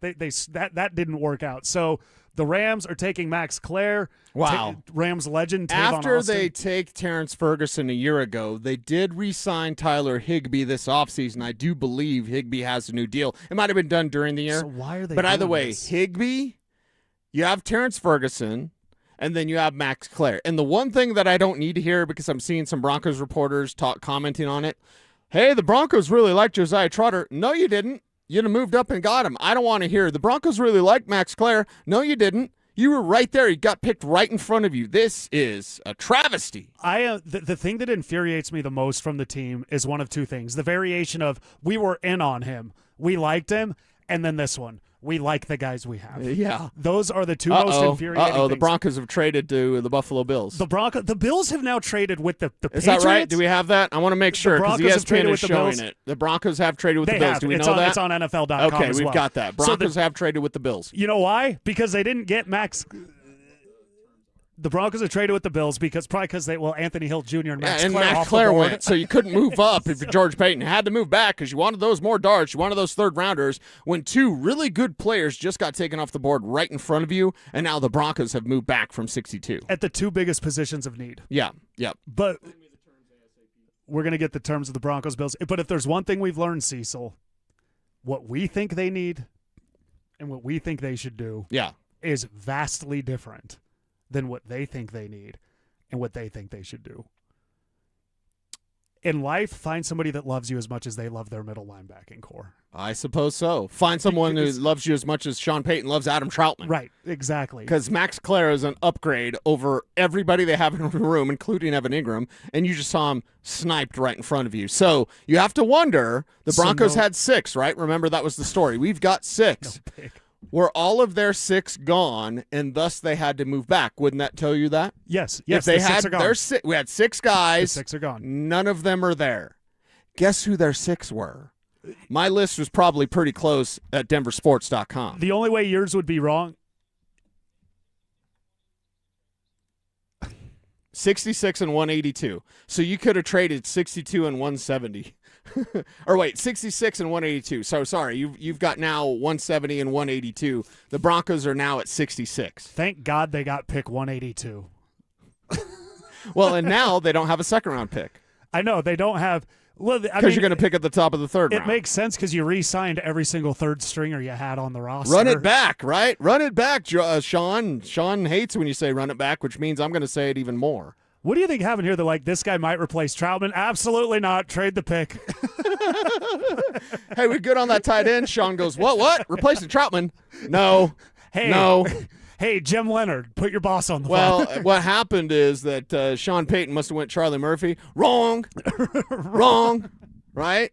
I am perplexed right now. Make a damn pick, please. For the love of God, you're not good enough to win the Super Bowl yet. You are right there. You are right there. You need a player or two to help put you over the top. And then let's go Broncos, man. I want this team to pick. Stop trading back. Look at the 3. For the love of God, 62 to 66. Why? Look at this. It was Marlon Klein, tight end, Michigan, to Houston, tight end. Anthony Hill Jr., linebacker. And then Max Clare, tight end. So within striking distance, right in front of them, was the position they need. The 3 picks in front of the Broncos were the 2 positions that I believe are the biggest need. Tight end and linebacker are points of weakness to where I feel they're targeted by the Broncos' opponent. Tight end, how you target that in the sense is on third down, the opponent's going, we can just double team Jalen and Cortland because we know the ball's not going over them. You know, we can bracket. There's things we can do because we know there's no tight end. I love what Mike Kliss puts out here 1 minute ago on Twitter. Gotta wonder, tight end Max Clare goes number 61 to the Rams. Broncos trade back from number 62 for number 66 in the 3rd round and 182 in the 6th round. Good thing they got the 6th rounder. So Kliss is wondering the same things that we're wondering. If the Max Clare deal, that move going to the Rams, if that caused the Broncos to bounce from 62, it probably did. But here's my question.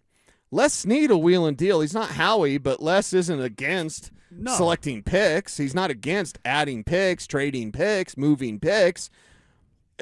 One spot? He would have done it. One spot. I feel like that guy that Bugs Bunny beat in blackjack. One card? You're going to stand on one card and it's 21?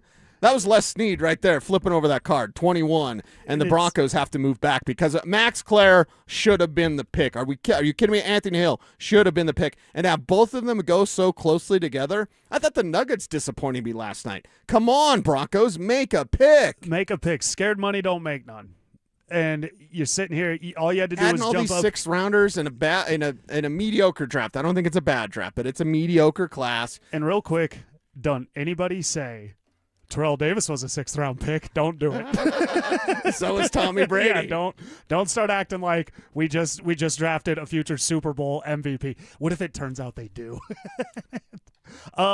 This is disappointing. There was some players we feel could have helped them. The Broncos there last year, they did the same thing. We were ready for the picks on day 2. They began trading back. They got R.J. Harvey, who I think is a nice piece, but he's specific to what he does. Yes, very much so. And Max Clare, you could have gone with the strength you had. You just had an opportunity there. Now, Cecil, the Broncos are picking at 66. Pick 63 is going right now. It's the Chargers. I'm sure Harbaugh's going to draft some guy in the trenches that's going to just absolutely annihilate the Broncos when they play them, because that's what they do. Who's on the board? Is this just best BPA now for the Broncos? I mean, it essentially is kind for of this always team. Was maybe. Yeah, it kind of always was for this team. So we'll see what the Denver Broncos do here in just a little bit. And if I look over and as we watch Davis and Igbenogany, the cornerback from Ohio State, so many Buckeyes. It's like their entire roster. The whole team. But hey, George Payton avoided drafting a corner, so Yeah, there we go. Draft a Hey, corner, so hey, that's a positive. Maybe that's right? what it was. Maybe they're like, trade the pick before George takes a corner. That was Sean making the call. So Sean. the Broncos here, yeah, there we go. I mean, Cecil, I told you, I said, God, they got to get another pick in the 180s here if they really want. Yes. So for those checking in, the Broncos traded back here's from pick the best 62 available. to 66. Best available. I'll give you best available that I believe fit the Denver Broncos. Now, there's Emmanuel Pregnon, the Oregon guard. All right, does he fit the Denver Broncos? They are going to draft a guard. 6'4", 314, Oregon, keeps his feet running through contact. Guy won't see the field. That won't see the field this year, but probably next year if Ben Powers moves on, which we all expect him to move on from Ben Powers. So Pregnon is one. If we look at Jennings Dunker, the Iowa kid, great hair, right? Oh, great hair. okay. Was a standout at the Senior Bowl. Okay. Was a player that I got Mark Schlereth on in January, and I said, watch me some Jennings Dunker. Tell me what you think. And he said he's a guard. He's listed as a tackle, but just like a lot of these other tackles in this draft, you're going to be moved inside to guard. I think Jennings Dunker, the tackle from Iowa, strong, country strong, really nasty. I mean, bad intentions for opponents, like wants to shove you out of the way. Jennings Dunker is one of my favorite players, and if you move him inside a guard, Mark Schlereth is suggesting guard is his future, then there's a potential spot for the Denver Broncos. Let's go with another one. Mike Washington is there, the running back from Arkansas. Now, he's 220 pounds, and he's fast as the day is long. That 4.3 40 at the Combine really got people interested at 220, and he had a good Senior Bowl there as well. Washington's the type of player, though, bad ball security. I mean, bad. In January, I was like, hey, Mike Washington. And then upon inspection of his ball security issues, I was like, hey, how about not Mike Washington? You're like, he's fast, but where's the football? Yeah, exactly. There's no football. He's running in any without of the these football. pictures.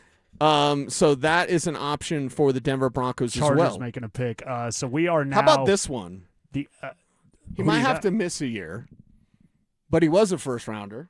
Okay. I don't know if you like this. This is a third rounder that we're talking about here. Third rounder. Let's watch who the Chargers pick. We'll see what they do. They're the Chargers. Oh, Sean Merriman doing that. Sean stupid Merriman dance. up there. I wonder if he's. Oh, never mind. I know what you were gonna. Okay, so they're going with the center. I know what you were gonna do. Okay, you know what I was gonna say. What would you feel? And I got to sell this a little bit, baby. I got to sell it. What would you think of Chris Bell from Louisville? He's a returner. He is fast as the day is long. He's got to miss a year. Well, he would have been a first-rounder. Who's the current returner? Marvin Mims. And how long is left on his deal? A year. Okay. Another option for the Broncos is Sam Roush, the tight end from Stanford. So now that you have a third-round pick, are we looking at Sam Roush, the tight end from Stanford, who many have said, people aren't going to like this, the best blocking tight end in this class. Now, I like Roush as a receiver enough. He's not an F. He's not a receiver. He's not the Eli Stowers. He's not that type of tight end. But Sam Roush is no slappy when it comes to catching the ball. Some of these guys that are blockers, that's all they should be doing. Roush, in my opinion, is much better than that. Again, not an F. He is a traditional inline blocking tight end, but he's got hands. So in the third round, and I'm kind of selling this a little bit. Better but blocker Sam Roush, than Troutman? Troutman's not a real good blocker. Right. Well, and so Roush to me, and I had a third round grade on Roush, so it's not out of the realm of possibility. If they take Sam Roush, tight end from Stanford, I'm not going to lose my mind because that's about where he should have gone. Okay. Now it's early third round. Roush should be more like maybe in the middle of the third round, but I did have a third round grade on him and see the Broncos take him. It's not Max Clare, okay? It's not Anthony Hill Jr., different position, of course. And by the way, because I say that position, just looking over best available for the Denver Broncos. And there's some later linebackers that I do love, but this is the thing with this team. It's like, okay, I love some later linebackers, but how about some linebackers now? Now, saying that, there's two players I want to highlight here. Kyle Lewis from Pitt. He's a linebacker that's built like a safety, 6 feet tall, 220. So it's more of the Jacob Rodriguez, like, is he too small, short to play inside linebacker? Is he too light at 220 to play inside linebacker? Put 10 pounds of muscle on him in a pro campaign, in a pro weight program. I'm guessing he's like a very instinctual athletic type player. If he can take on the blockers, he's, in fact, lateral agility is the hallmark of his game. Scraping and flowing, one of my favorite scouting terms, is what Kyle Lewis does very well in terms of avoiding those big blockers up front as he finds his way to the football. So he is one. The other one right behind him, and I talked about him a little bit on Bo's board. Deontay Lawson, I think his name's still up there on Bo's board as we went through these prospects for the Denver Broncos. Oh, I might have talked to him about in my top 5. So I had Deontay Lawson in my top 5 on the radio as far as what they could get. The problem with Lawson is he's better known, 6'3", 226, so the size is better, but he's better known as a run defender than he is as a coverage guy. His coverage athleticism is there. What about his instincts? What about finding the ball? What about knocking a ball away? These are things with Lawson, that you would have some development to do. So he can rush the passer. He can stuff the run. Coverage, So it's like, okay, do you like that? Yeah, I'm out there. And that's the only two, in my opinion. Like Bryce Betcher, the Oregon kid, the linebacker, to me, he's more of a 4th, 5th round pick. You take him right here. I think that's an overdraft, right? Harold Perkins from LSU, I don't mind. I think that's a bit of an overdraft. Jack Kelly from BYU, I don't mind, but he's more of a 5th, 6th round pick, in my opinion. So you've got some names, a historic inside linebacker class, in my opinion. And you didn't even try to get one of the top.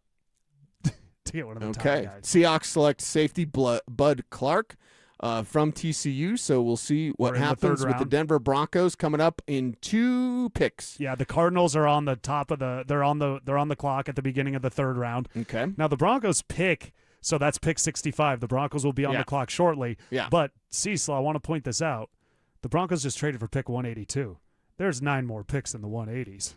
George could move back again and get in. Don't you dare say that. Don't you dare say that. There's 9 more picks in the 180s.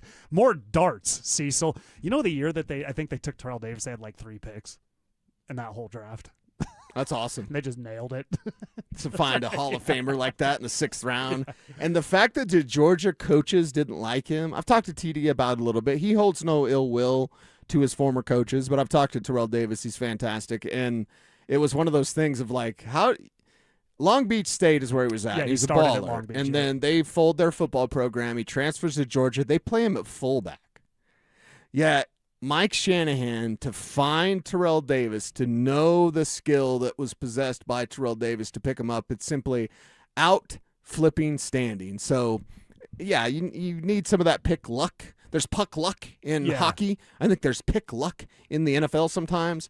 And the Broncos are damn near on the clock. The Cardinals are technically on the clock as the beginning of the third round is here. The Denver Broncos have not made a selection in 2 rounds, but they are sitting right there with the second pick in the third round. They are almost on the clock. And boy, when that 6th and 7th round hits tomorrow, George Payton, it's your time, baby. Let's go.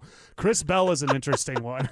Would you like a guy that would miss a year but Absolutely. is a first-round receiver returner? Absolutely. With one of those 4th-round picks specifically, if he's still there, I mean, this is that Chris Bell draft and stash is a move that an elite organization is going to make here. Broncos are on the clock, by the way. The pick is in for the Cardinals. We'll find it as soon as we can. Fellas behind the scenes, you guys are scrambling. It's great. I love it. Thank you very much. So we'll be. It's Carson Beck. Miami, the Cardinals take a quarterback. Carson Beck, Miami. That's awesome. By the way, Mike Kliss, our friend, says it's the first time the Broncos haven't had a first or second round pick since 1995. Yep. When they didn't select until the 4th round.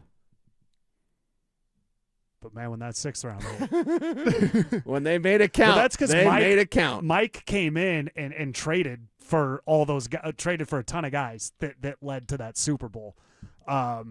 Did they trade for Romanowski or sign him?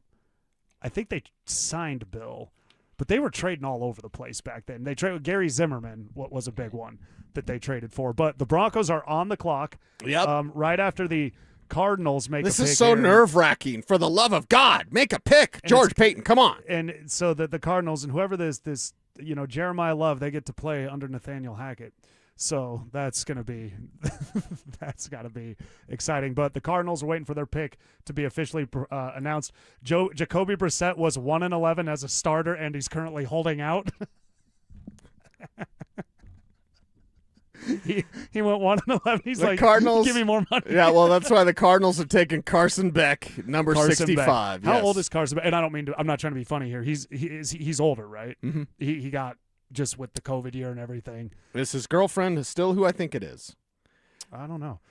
Okay, so they get a quarterback. He's going to play this year, right? Maybe. We'll see. Okay, which direction can the Broncos go? Where the Broncos go? The Broncos are on the clock. For those just getting in with us, the Broncos are on the clock. We're going to throw it to the podium when they have it. Cecil, I think they're going to. I'm going to stick with my original prediction. Okay. Even back to when they had a first-round pick, this will be in the trenches. It's probably going to be one of those guards you talked about because I don't think there's a D lineman worth taking a look at. It's your first pick at 66, order 66. There you go. See, you're a Star Wars guy. Yeah, you can get that. Go. Poor Dover's like, what is 66? What are you talking about? What do you think they're going to do here? What do I hope they're going to do or what I think Give they're me going to do? both. I think I'm going to be disappointed. How about that? And what I think they should do, you're wrapping up that inside linebacker run. If you get a Kyle Lewis here from Pitt, maybe that's a way you can kind of save this a little bit. Lewis is a player that they do like. Has been connected with the Broncos before, so we shall see. Through visits or interest, how is he connected to the Broncos? Both. Okay, so they talked to him. So if you look at this situation, I mean, it's got to be linebacker or tight end, but tight end, all right, unless it's Sam Roush, and it seems a little bit early for Sam Roush. Not much early, maybe 10 picks away from where Roush should go. So if you like the guy, get the guy, but it's clear as day, whoever was in their top 6 didn't make it, which then to me goes, why didn't you have more than 6, or why didn't you have a better 6? Or that a was more in the plan. neighborhood, or be willing to move up. Right. Did you not like these guys? Come on. Max Clare was right there. Anthony Hill's right there. The Broncos are on the clock. They're still doing... See, this is why when the internet beats the TV and they're like, well, the pick is in for the Cardinals. We know it's Carson Beck next.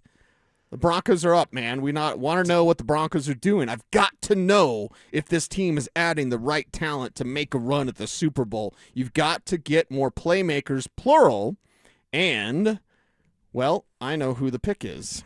Okay, so we will wait till it goes to the podium. Okay. I guess I'm going to be surprised. Or do we want to? What do we want to do? The Broncos are officially on the clock right now. The Broncos are officially on the clock. Yes. I don't know who it is. Sam Roush, he makes the Mustangs, right? I'm glad that you know a Roush Mustang. I was waiting on that. So the Broncos are going to pick here their first pick, 66. The Broncos had pick 62 right before them. 2 picks ahead of them. Anthony Hill Jr., the linebacker out of Texas, went to the Titans, so the Broncos missed out on him. Tight end Max Clare went the pick before them to the Rams. Out of Ohio State. So the Broncos missed out on both those. So after that, they traded with the Bills, moved back to 66, picked up pick 182, which got to have that. So the Broncos pick is in. We'll be waiting until they go to the podium here. Cecil knows who it is. I don't know who it is. So I'm going to react. I'm going to react live to this if the pick ever comes in on the TV. This is like, it feels like the TV's like finishing up the first round right now.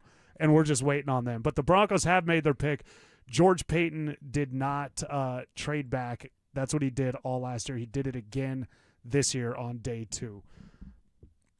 Cecil, you want me to tell you the position? It's defensive lineman Tyler Onidum. I'll get that figured out. So I was right. It's trenches. It's a trenches player. I was absolutely right. And I do not believe, and I'll basically guess at this, and this is ridiculous. Onidum was seen as a 3rd-round pick, so the grade is appropriate. Okay. If you look at their top 6, I personally don't believe he was in their top 6. They might try to spin it afterwards and be like, we totally got him. We moved back and we were still able to get him. I don't believe so. Not that that's not the case. Not that that couldn't be the case. Former Iowa State player, transferred to Texas A&M, a guy that is a big athlete. I mean, big on the defensive line. So measurements here, 6'3", 292. Do we want to take it to the podium for him? And when we get to the podium, we will announce that. So when you see TJ Ward go up there and we've got the audio on the TV, let us know. And we're about 15 seconds ahead of you guys, so we'll be able to pot that up for you and hear TJ Ward announce the pick. But the Broncos go defensive line, and it's interesting to note at defensive tackle, what the decisions were behind the scenes. What the decisions were to take a defensive tackle in this class. Remember, losing John Franklin Myers, you have Savion Jones from the draft last year. Now the Denver Broncos, those guys are wasted. Now the Denver Broncos, look at him. He's sweating. Dude, he's got like the beer so sweats. Drunk. Broncos country. You got some partiers out there. There's TJ Ward. Okay, nice, sweet Broncos jacket. Yeah, we'll have the audio for you as Ward is set to make the pick here momentarily. And here we go. Broncos first pick of the draft. Welcome to the draft, Denver. Bronco country, what's up? Yeah, let's go. AFC West champs. Hey, on behalf of the Super Bowl 50 champions and the best owners in football, the Penner family, with the 66th pick in the 2026 NFL Draft, the Denver Broncos select Tyler Onidum, D-tackle, Texas A&M. Let's go, Bronco country! Yeah, this is about the range I thought he would So come off the board here in this 3rd round. We're going to see a couple. So the Broncos said Onidum? Onidum, yep. Tyler Onidum, defensive tackle, Texas A&M. Let me say this real quick. I'm disappointed they didn't get the other guys, so the disappointment's not a reflection on this kid. Okay. You don't want to trash this kid. Of course not. Yeah. None of it's his fault. This was what I thought they would do when they picked at 30, is I had a feeling they were going to go in the trenches. I think where the frustration comes in is this kid in 2 years, I might be very hyped that this was the pick they took. I think you might be very hyped as well. And what you add is more competition to the room. He can play across the defensive line, so it'll be interesting to note because some list him as a defensive tackle, some list him as a defensive end, and some actually list him as an edge. Can you believe that? 6'3", 292 at edge? That's what some have him listed as. Now, when you look at Onidum, you have 5 collegiate seasons, again, transferring from Iowa State. You have a guy that also never missed a game.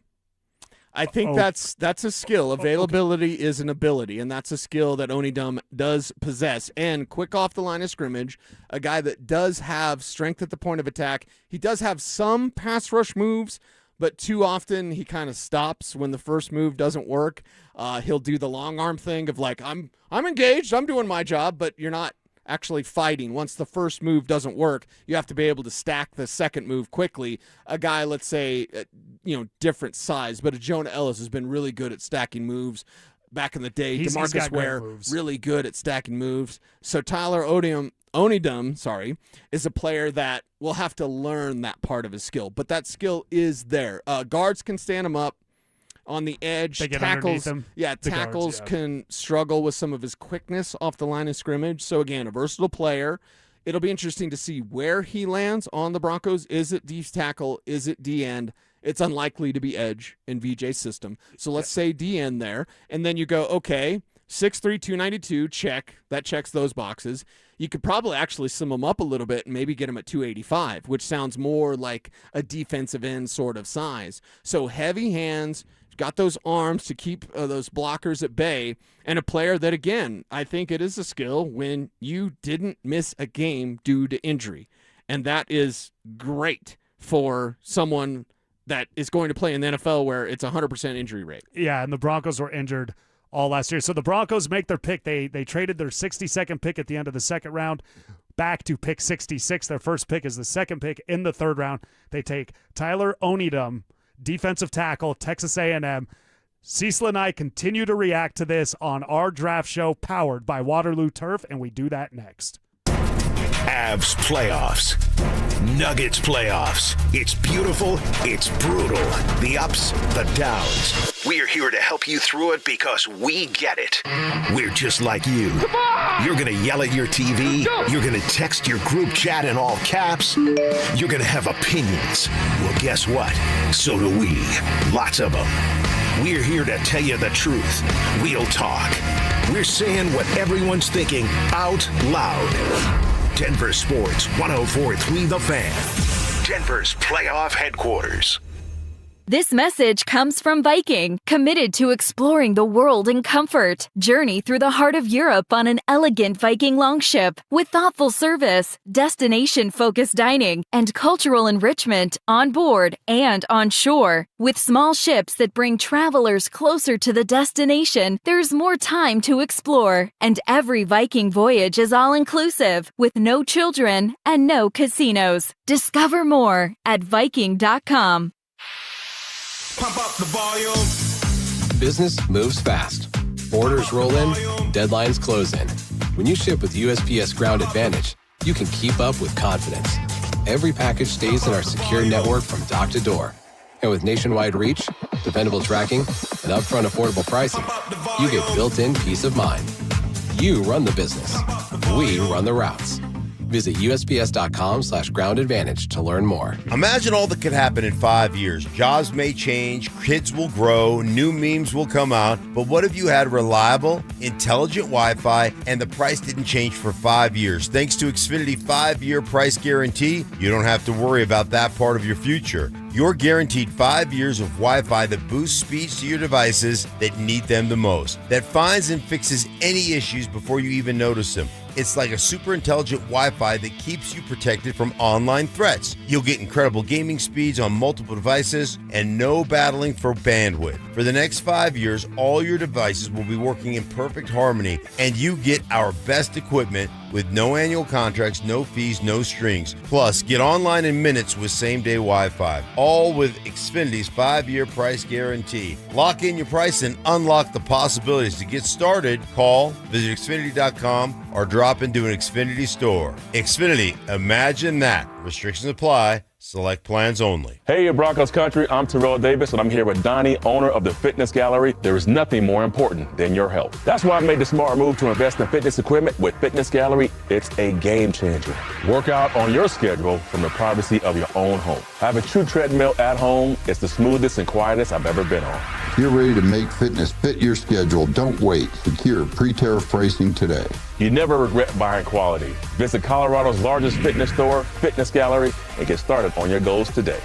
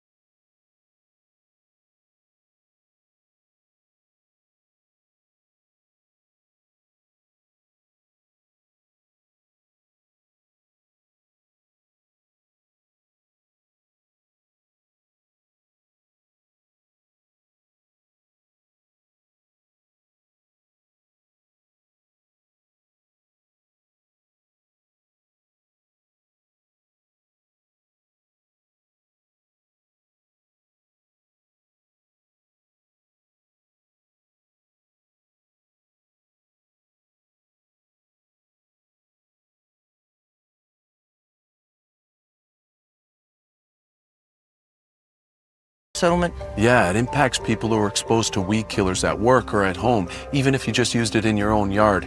Lawsuits claim it causes non-Hodgkin lymphoma, a blood cancer.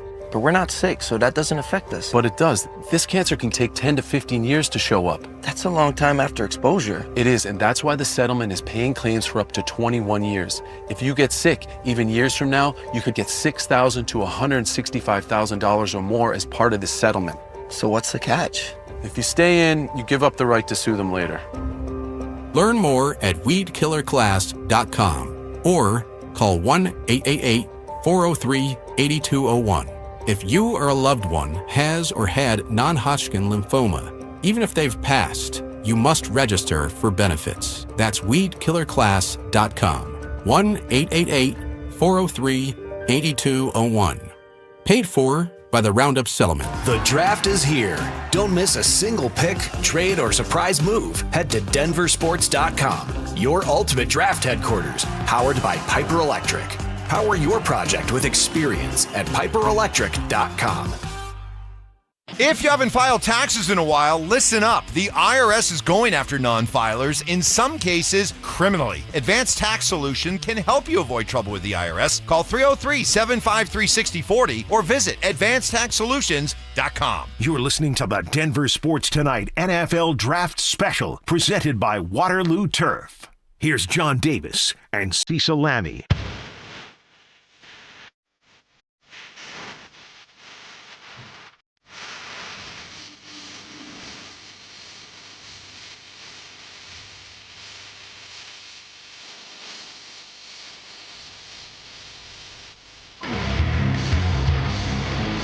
All right, Cecil.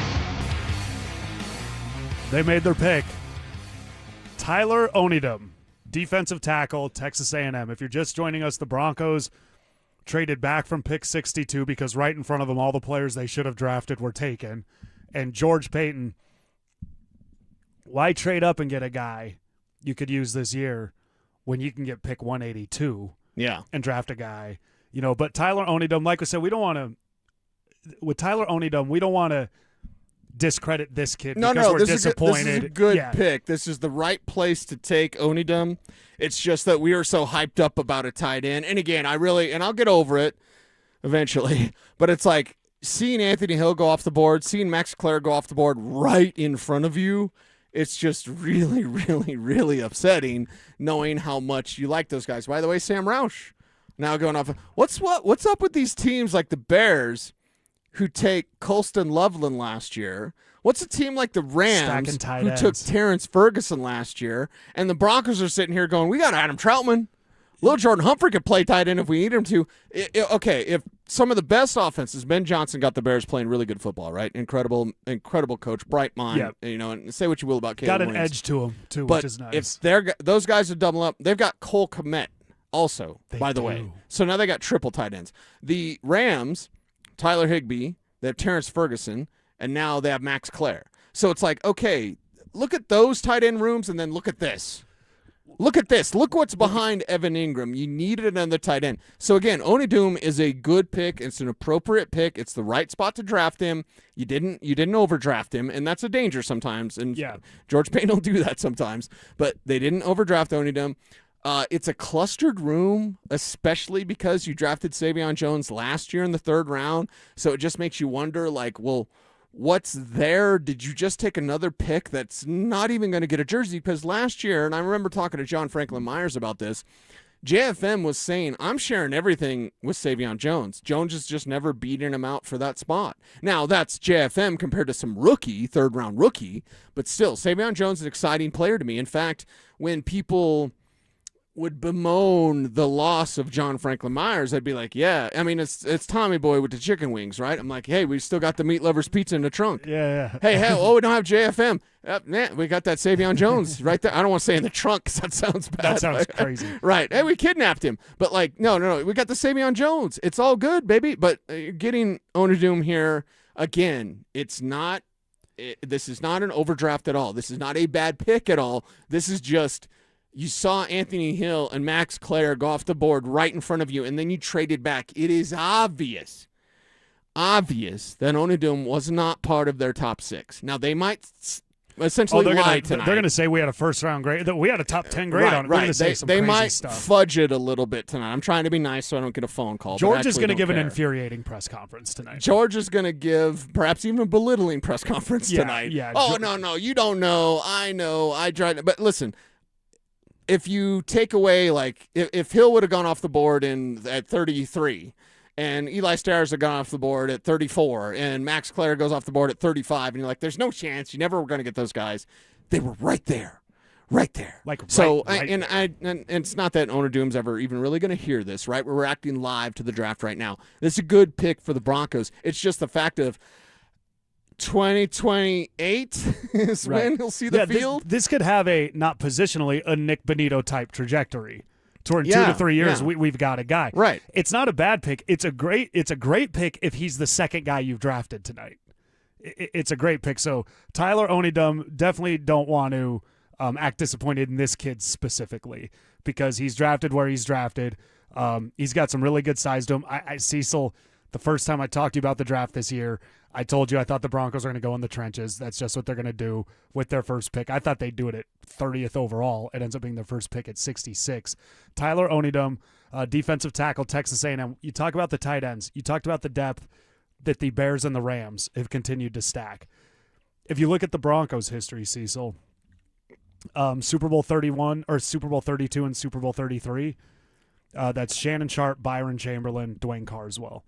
You go to the 2013 offense, that's Julius Thomas, that's Joel Dreesen, that's Jacob Tamme, that's Virgil Green. You go to the Super Bowl 50 team, you had Vernon Davis, Virgil Green, and Owen Daniels. So anytime this Broncos team has succeeded, they have had multiple starting caliber tight ends on their roster. Right. And right now they've got one. Evan Ingram. And it's a guy that I like. I'm higher on Evan Ingram than most people around town. I didn't want to get rid of him. I didn't necessarily want to replace him. I wanted to add to that room. Right.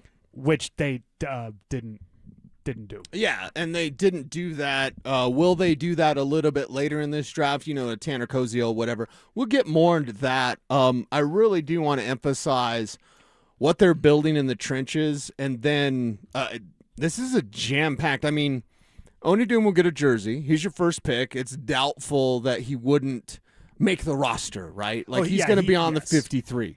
It's just now you have a defensive tackle position, if he is DT, and let's just take the D-line in all of its entirety. You have Owazarike. You have Savion Jones. Of course, you have Zach Allen. You have DJ Jones inside at tackle as well. Malcolm Roach there as well. You've got Savion Jones. What are we at, 6 guys? Yeah, what's the dude from So Onidum, Q Richardson? Or is he playing? He's an edge. He playing edge. Yeah. Q Robinson. Q Robinson. Mm-hmm. Yeah. Say Richardson. Q looked pretty good last Trent year. Richardson. A little bit. Yeah, he's big enough. He can play defensive Trent Richardson's tackle. back. He's 36, and he's going to play. He's going to play for the Broncos this year. Yeah, but so the thing is okay, you got a good player, but is he better than Savion Jones? And I don't have Jones, my grade pulled up for Jones. I did have a 3rd-round grade on Jones. And maybe it's because I really appreciate LSU. And I'm not necessarily LSU honk, but I love the Bayou Bengals. I love their program. Still, even through Brian Kelly, and now with Lane. I was going to say they're really testing you. Now with Lane, they are testing me. They're testing my will. But I look at it, if I just go general feel, Savion was a better prospect to me. But you've created competition now. If you're Savion Jones, you better take what you learned from JFM, or Onidum's going to take your job. Could that happen this year? Yeah. Is this kid Tyler Onidum? Which physically very impressive. Yeah, 6'3", 292. 6'3", that's a little bit bigger than me. He's not much, so he's not much bigger than me. But the skill set. When Bonito, and I know Bonito's an edge, but I'm just kind of looking at when Bonito came in, we knew he could get the quarterback, but he couldn't set the edge. He couldn't stop the run. He was Bruce Irvin. Just get the quarterback. That's all he could really do. What he was also, when we go back to Nick Bonito, it's he was a player that you could get around. You could run underneath him because he'd overrun the play. So let's do this. I got more to say about Onidum and maybe how he gets onto the field as a rookie. Let's do that. We are going to continue to react to the Broncos pick Tyler Onidum, defensive tackle, Texas A&M, and we'll do that next. Game 3 was supposed to be a response. Instead, it was a humiliation. The Nuggets didn't just lose, they got run off the floor by Minnesota. At the center of it all, Nikola Jokic. Outworked, outmuscled, frustrated. The Wolves swarmed him, exposed him, and turned the MVP into a liability. This wasn't championship basketball. This was the Nuggets getting embarrassed on the biggest stage when it mattered most. Denver Sports 104.3 The Fan. Denver's playoff headquarters. No tax returns, no W-2s, no kidding. We have expanded our guidelines to help even more people qualify for a loan to buy a home or save money on one they already own. Call U.S. Mortgages at 303-LOW-RATE. All loans subject to approval and change. License number 392126. Drivers who switch their home and auto with Progressive could save money and time. Other things try to do this, but they really don't. Like the touchscreen at fast food places. It's not like you save time because it takes you longer to use a touchscreen than, I don't know, someone who works there. And another thing, you'd think it would save money because they're not paying a cashier, right? But no, same price. Also, why is there an option to tip? Who am I tipping? Exactly. Anyway, even if you can't save money and time with some things, you could with a Progressive Home and Auto Bundle. Progressive Casualty Insurance Company, affiliates, and other insurers not available in all states or situations. Tired of hearing scary radio ads about the IRS? Tax Relief Advocates is different. TRA is here to tell you that if you owe money to the IRS, whether it's $5,000 or $500,000, we have a solution. TRA can eliminate or reduce what you owe to the IRS with zero risk to you. We have over 1,000 5-star reviews on Google and an A+ with a BBB. End your tax nightmare today by visiting TRA.com or call 800-583-6681. That's 800-583-6681. Hey guys, Mark Schlereth here from my friends at Cudarelli Vision. Here's my story. I wore glasses growing up for a long time, and then when I hit my 30s playing for the Broncos, I ended up having LASIK surgery, but when I hit my mid-50s, I needed those readers for everything I did, whether it was going to restaurants trying to read menus, whether it was reading statistics, studying film, I needed those reading glasses. Well, I decided to go see Dr. Cudarelli at Cudarelli Vision for refractive lens exchange, and I can tell you firsthand, total game changer. And you can join Dr. Cudarelli for his live webinar this Wednesday at noon. Learn more about refractive lens exchange from Cudarelli Vision. This free webinar is the perfect opportunity to meet Dr. Cudarelli and have him answer all your questions like, is RLE for me? Am I a good candidate? What's the recovery time? What's the cost? Is there financing? Cudarelli is Colorado's most experienced with over 90,000 vision correction procedures, and he can tell you when it's time for you. Make sure you join that live webinar this Wednesday at noon. Register at ColoradoRLE.com. That's ColoradoRLE.com. Your roof's the single most important part of your house. Snow and high winds can damage your roof. Don't trust your roof to any fly-by-night roofing companies. Call the professionals at Golden Spike for a free roof inspection and tell them you heard about it on the Fan. They're a locally owned company and a Team Dave Logan member. Call Golden Spike Roofing when your roof needs a fix. 303-942-1386. Golden Spike Roofing.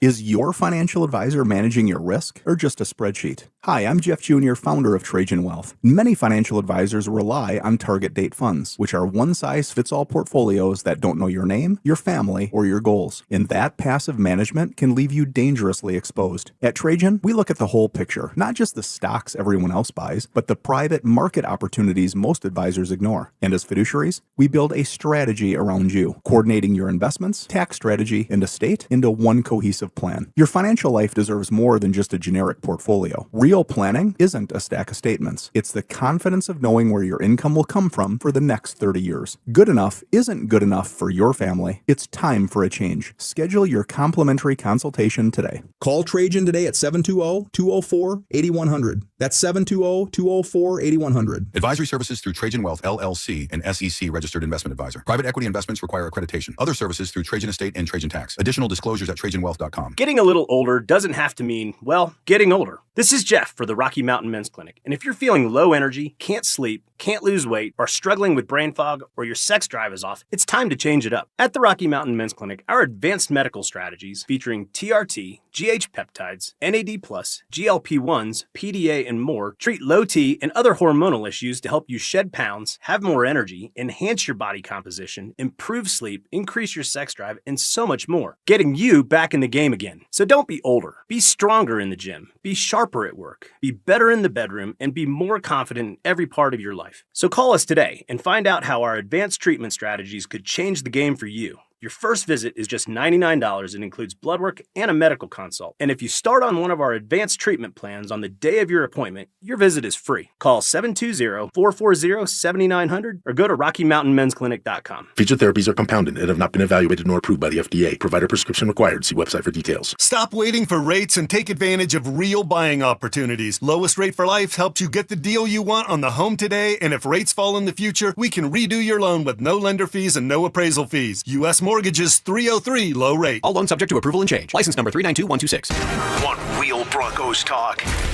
Cecil Lammey and Andrew Mason bring the heat on Orange and Blue Today. The most passionate intelligence and in-depth Broncos coverage in the game. Weekdays at 5 p.m. on the Denver Sports 104.3 The Fan YouTube channel. Hit subscribe at Denver Sports 104.3 and never miss another take. Orange and Blue Today, powered by Ramos Law, official injury law firm partner of the Denver Broncos.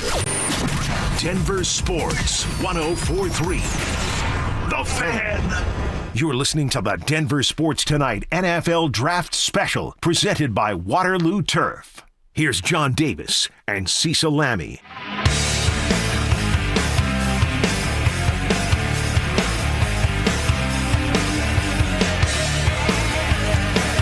NFL Draft, the Denver Broncos, they trade back from pick 62 at the end of the second round to pick 66, which was the second pick in the third round. So the very first pick they made was in the third round. So Cecil, to recap, this offseason, the Broncos brought in one player from another team, re-signed all their players, took their first draft pick in the third round. Yeah, don't dare say run it back, though. Sean Payton gets upset.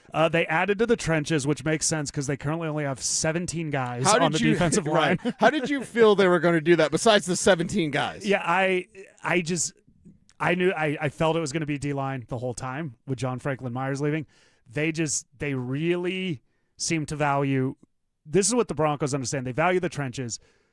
From where I sit, the Broncos view football as if you can win at the line the majority of the time, you are in every game.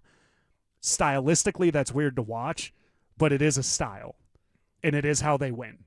And winning close games, it's stressful, but you're winning the games, and you're getting the other team to play to your style. The only game last year where the team didn't play the way the Broncos wanted to was Jacksonville.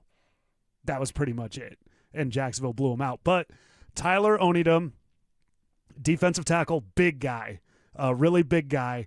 Cecil, we'll recap for the listeners that are just tuning in.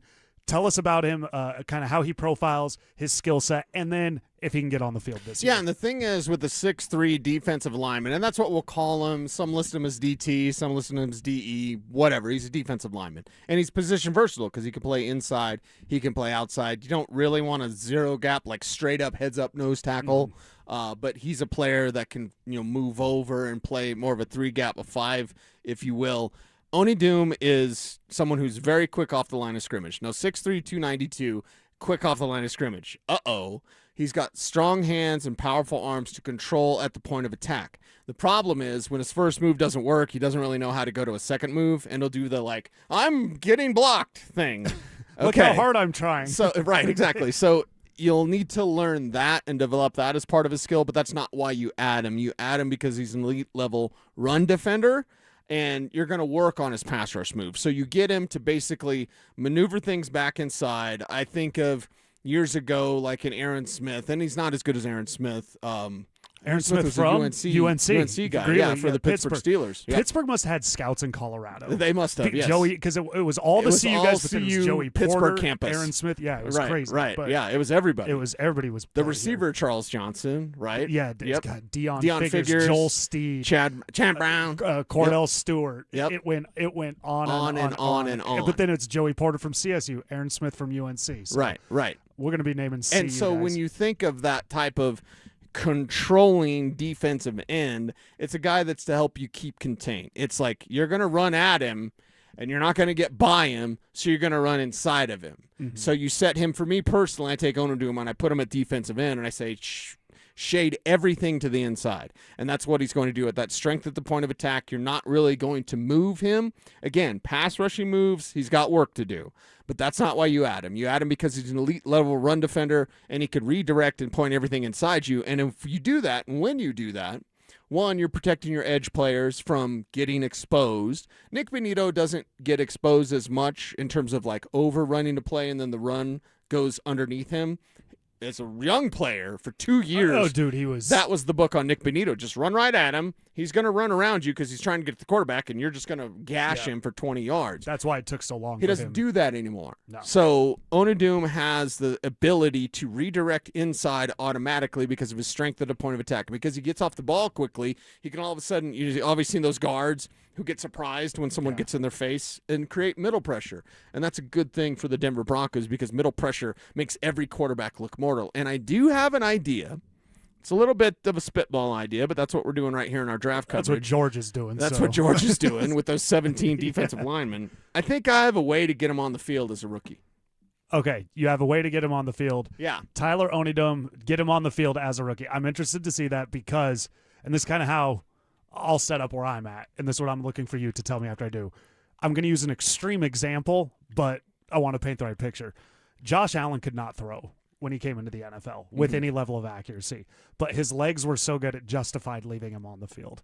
So what I'm looking for with Tyler Onidum is for him to be a Hall of Fame quarterback. No, is what is his skill set? What is one thing, two things he does well that justify getting him on the field? Cecil Lammey, John Davis, we are here doing the draft, reacting to Tyler Onidum, defensive tackle, Texas A&M. We're going to keep this going, and we will do that next. The Avalanche went into Los Angeles and did what champions do. Win. Grinding, battling, surviving. Colorado takes Game 3 on the road and grabs a commanding 3-0 series lead. Every shift mattered. Every save counted. It wasn't about style points. It was about winning. Now the Avs stand one win from moving on. Ugly or not, the result is beautiful. Denver Sports 104.3 The Fan. Denver's playoff headquarters. Soda weight loss is state of the art. You've heard me say that for years and years now. Why? Because it's so true. And SodaDietNutrition.com is the website you need to go to, or call them up, 1-866-800-SODA. Listen, I lost 60 pounds a few years ago with SodaDietNutrition.com, and I'm never going back. Haven't gained the weight back. Why? Because I know how to eat, what to eat, and when to eat. All thanks to my friends at Soda Weight Loss. Soda Diet and Nutrition. You can join Soda for a short time to have results that last a lifetime. Join now, and your partner joins free. It's two people with real accountability for the price of one. Online, SodaDietNutrition.com, or call them up, 1-866-800-SODA. And just having that real nutritionist, having that program in place to help you lose the weight, it means everything. And right now, when your partner can join for free, with you get two people, real accountability, the price of one, it's a no-brainer. SodaDietNutrition.com is where you need to go. Soda Diet Nutrition, they're state of the art. This is the sound of Claire, cooking dinner at home. And that's the sound of a fraud alert from Wells Fargo, flagging a charge for a pricey restaurant in Paris. Considering Claire isn't in Paris right now, that seemed odd to the bank and to Claire. 2 taps later, Claire says nope to the charge, and Wells Fargo is on the case. However you make money work, Wells Fargo can work with that. Wells Fargo Bank, N.A., member FDIC. Hey, it's Mike Evans. Restore your bald spot, reverse your receding hairline, or add volume to thinning hair with the same simple one-day treatment I receive from Dr. Tanya Pauls of Advanced Hair. Your own natural hair begins regrowing the very next day, and your new hair is guaranteed to grow. Advanced Hair has changed tens of thousands of lives, including mine. For your free consultation, $250 off and 250 free hair grafts, call 720-459-HAIR, AdvancedHair.com.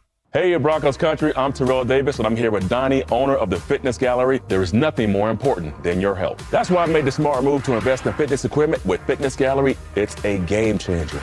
Work out on your schedule from the privacy of your own home. I have a true treadmill at home. It's the smoothest and quietest I've ever been on. You're ready to make fitness fit your schedule. Don't wait. Secure pre-tariff pricing today. You never regret buying quality. Visit Colorado's largest fitness store, Fitness Gallery, and get started on your goals today. Imagine finding your dream home and moving in right away. No waiting to sell your old place first. Sounds perfect, right? That's exactly what Orchard's Move First, Sell Later program lets you do. Buy your new home now and sell the old one later. Here's how it works. Orchard gives you cash so you can buy and move into your new home first, on your timeline. No waiting, no showings, no double moves. Then the Orchard experts take it from there. They handle repairs on your old home for you so you attract the right buyers. Once they're done, a local Orchard agent lists and sells your home for top dollar. Orchard's Move First program gives you the freedom to buy and move into your new home first and sell your old home later. Buy before you sell and get top dollar for your home with Orchard. Ready to find out how much your home is worth? Visit Orchard.com to get your free home valuation. That's Orchard.com. Hey, what's up? It's Zach here. And if you're looking for your new go-to spot in Centennial, the Basketball Social House is it. Award-winning food and drinks, an incredible weekend brunch, and a brand new sports bar entertainment space where you can catch every Colorado game. Even if you're not playing, it's a great hang. But if you are, their private basketball suites are unreal. Full court, lounge, music, TVs, the whole setup. And because you're hearing this from me, get half off your first private basketball suite rental. Just use code HALFOFFHOOPS. Trust me, you're going to love this place. KKFN and KKFN HD1 Longmont, Denver. You're listening to Denver Sports 104.3. The Fan. You're listening to the Denver Sports Tonight NFL Draft Special presented by Waterloo Turf. Here's John Davis and Cecil Lammey.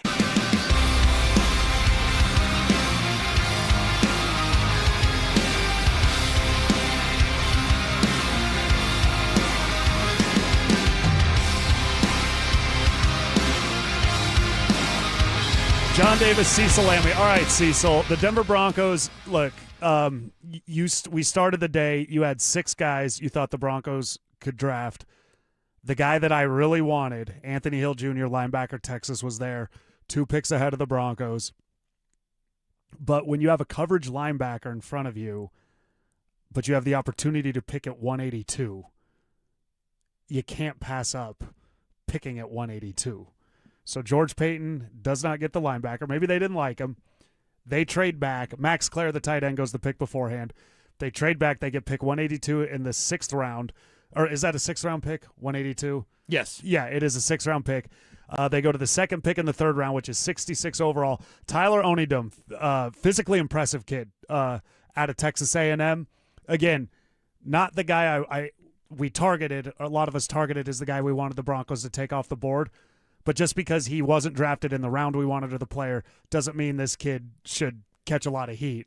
Because what we made up in our head didn't happen. Yeah, You know what I mean? Like, yeah, I think honestly, and we'll do that tonight. But the more we kind of move away from, they could have got Max Clare. It's like, okay, they didn't get Max Clare. So, and this is different to me because Onidum can play. It's different than when they take Delarian Turner-Yell, and then Tariq Woolen is the very next pick. And Tariq Woolen, a player that I had promoted from the Senior Bowl because he's 6'4" and ran a 4.2 40. I remember arguing with Mace a little bit. Mace was like, yeah, he doesn't know what he's doing. I'm like, I don't care. He's 6'4" and runs a 4.2 40. I can work with that. Yeah. And we see Tariq Woolen with Seattle mainly, you know, and everything he can do. This also isn't a Montreal Washington instead of Isaiah Pacheco. Right. Montreal Washington couldn't play. All right, and that was the whole Russell Wilson, like, hey, maybe we should get this guy from Furman, Pullman, something, dude, some man, doorman. You're a doorman. That was the Russell Wilson. Right, Russell Wilson. Just Russell Wilson pounding the table. To Nathaniel Hackett, right? Like, hey, we need this Montreal Washington guy. George Payton. Yes. Good job listening to those two. So I think that those instances, and I'll tell you on air, I actually kind of got in trouble a little bit off air behind the scenes here at the Fan because, you know, it's something I bring up quite a bit. And at one point, I was told by our fearless leader, Amanda, she's like, you don't need to talk about Tariq Woolen or Isaiah Pacheco. 3.5 years later. Exactly. I was bitter for a while, but I'm over that now. So for me, I think it's really easy for us to move on with Onidum. One, because they didn't get Anthony Hill or Max Clare. Done. But Onidum is not an overdraft. It's a selection. Probably not, and I know it's only a few picks, but I don't think he was one of their 6 in the second round. You wouldn't move back. You wouldn't take that gamble. Too many players have gone off the board for you to take the gamble that Onidum would be there at the beginning of the third. So he's a third-round selection where he's properly graded. He's a player that can help you out in the trenches, but you have to find a way to get him on the field. And that got me thinking, John Davis, how could the Broncos do that? What is his skills? Yeah, give me the skill set, the situation, why it all lines up. And at 6'3", what's really not unusual, but what's worth noting for him, at 6'3", he gets off the line of scrimmage quickly. I've said that. But also at 6'3", and again, a lot of these guys are more 6'1" or 6 feet sometimes, that can stay low, that can keep their pads low. Sometimes the taller guys, and 6'3" isn't 6'4" or whatever, but still, sometimes a taller athlete will rise too much and you'll lose your leverage. Mark Schlereth was a wrestler before he is, in my opinion, a Hall of Fame guard. He's legend. 3 Super Bowl rings, 99 man rating. 2 of the most Mark iconic Schlereth. Offensive lines in Super Bowl history. Exactly. Mark Mark Schlereth should be in the Pro Football Hall of Fame. There's zero doubt in my mind. Right. But what did Stink always tell you? He talked about that leverage. He talked about those wrestlings. He's always loved bragging about his singlet. I guess he likes wearing tight stuff around his crotch. But that's Mark Schlereth. So I look at the situation. I go, okay, do you understand leverage? Can you win with quickness?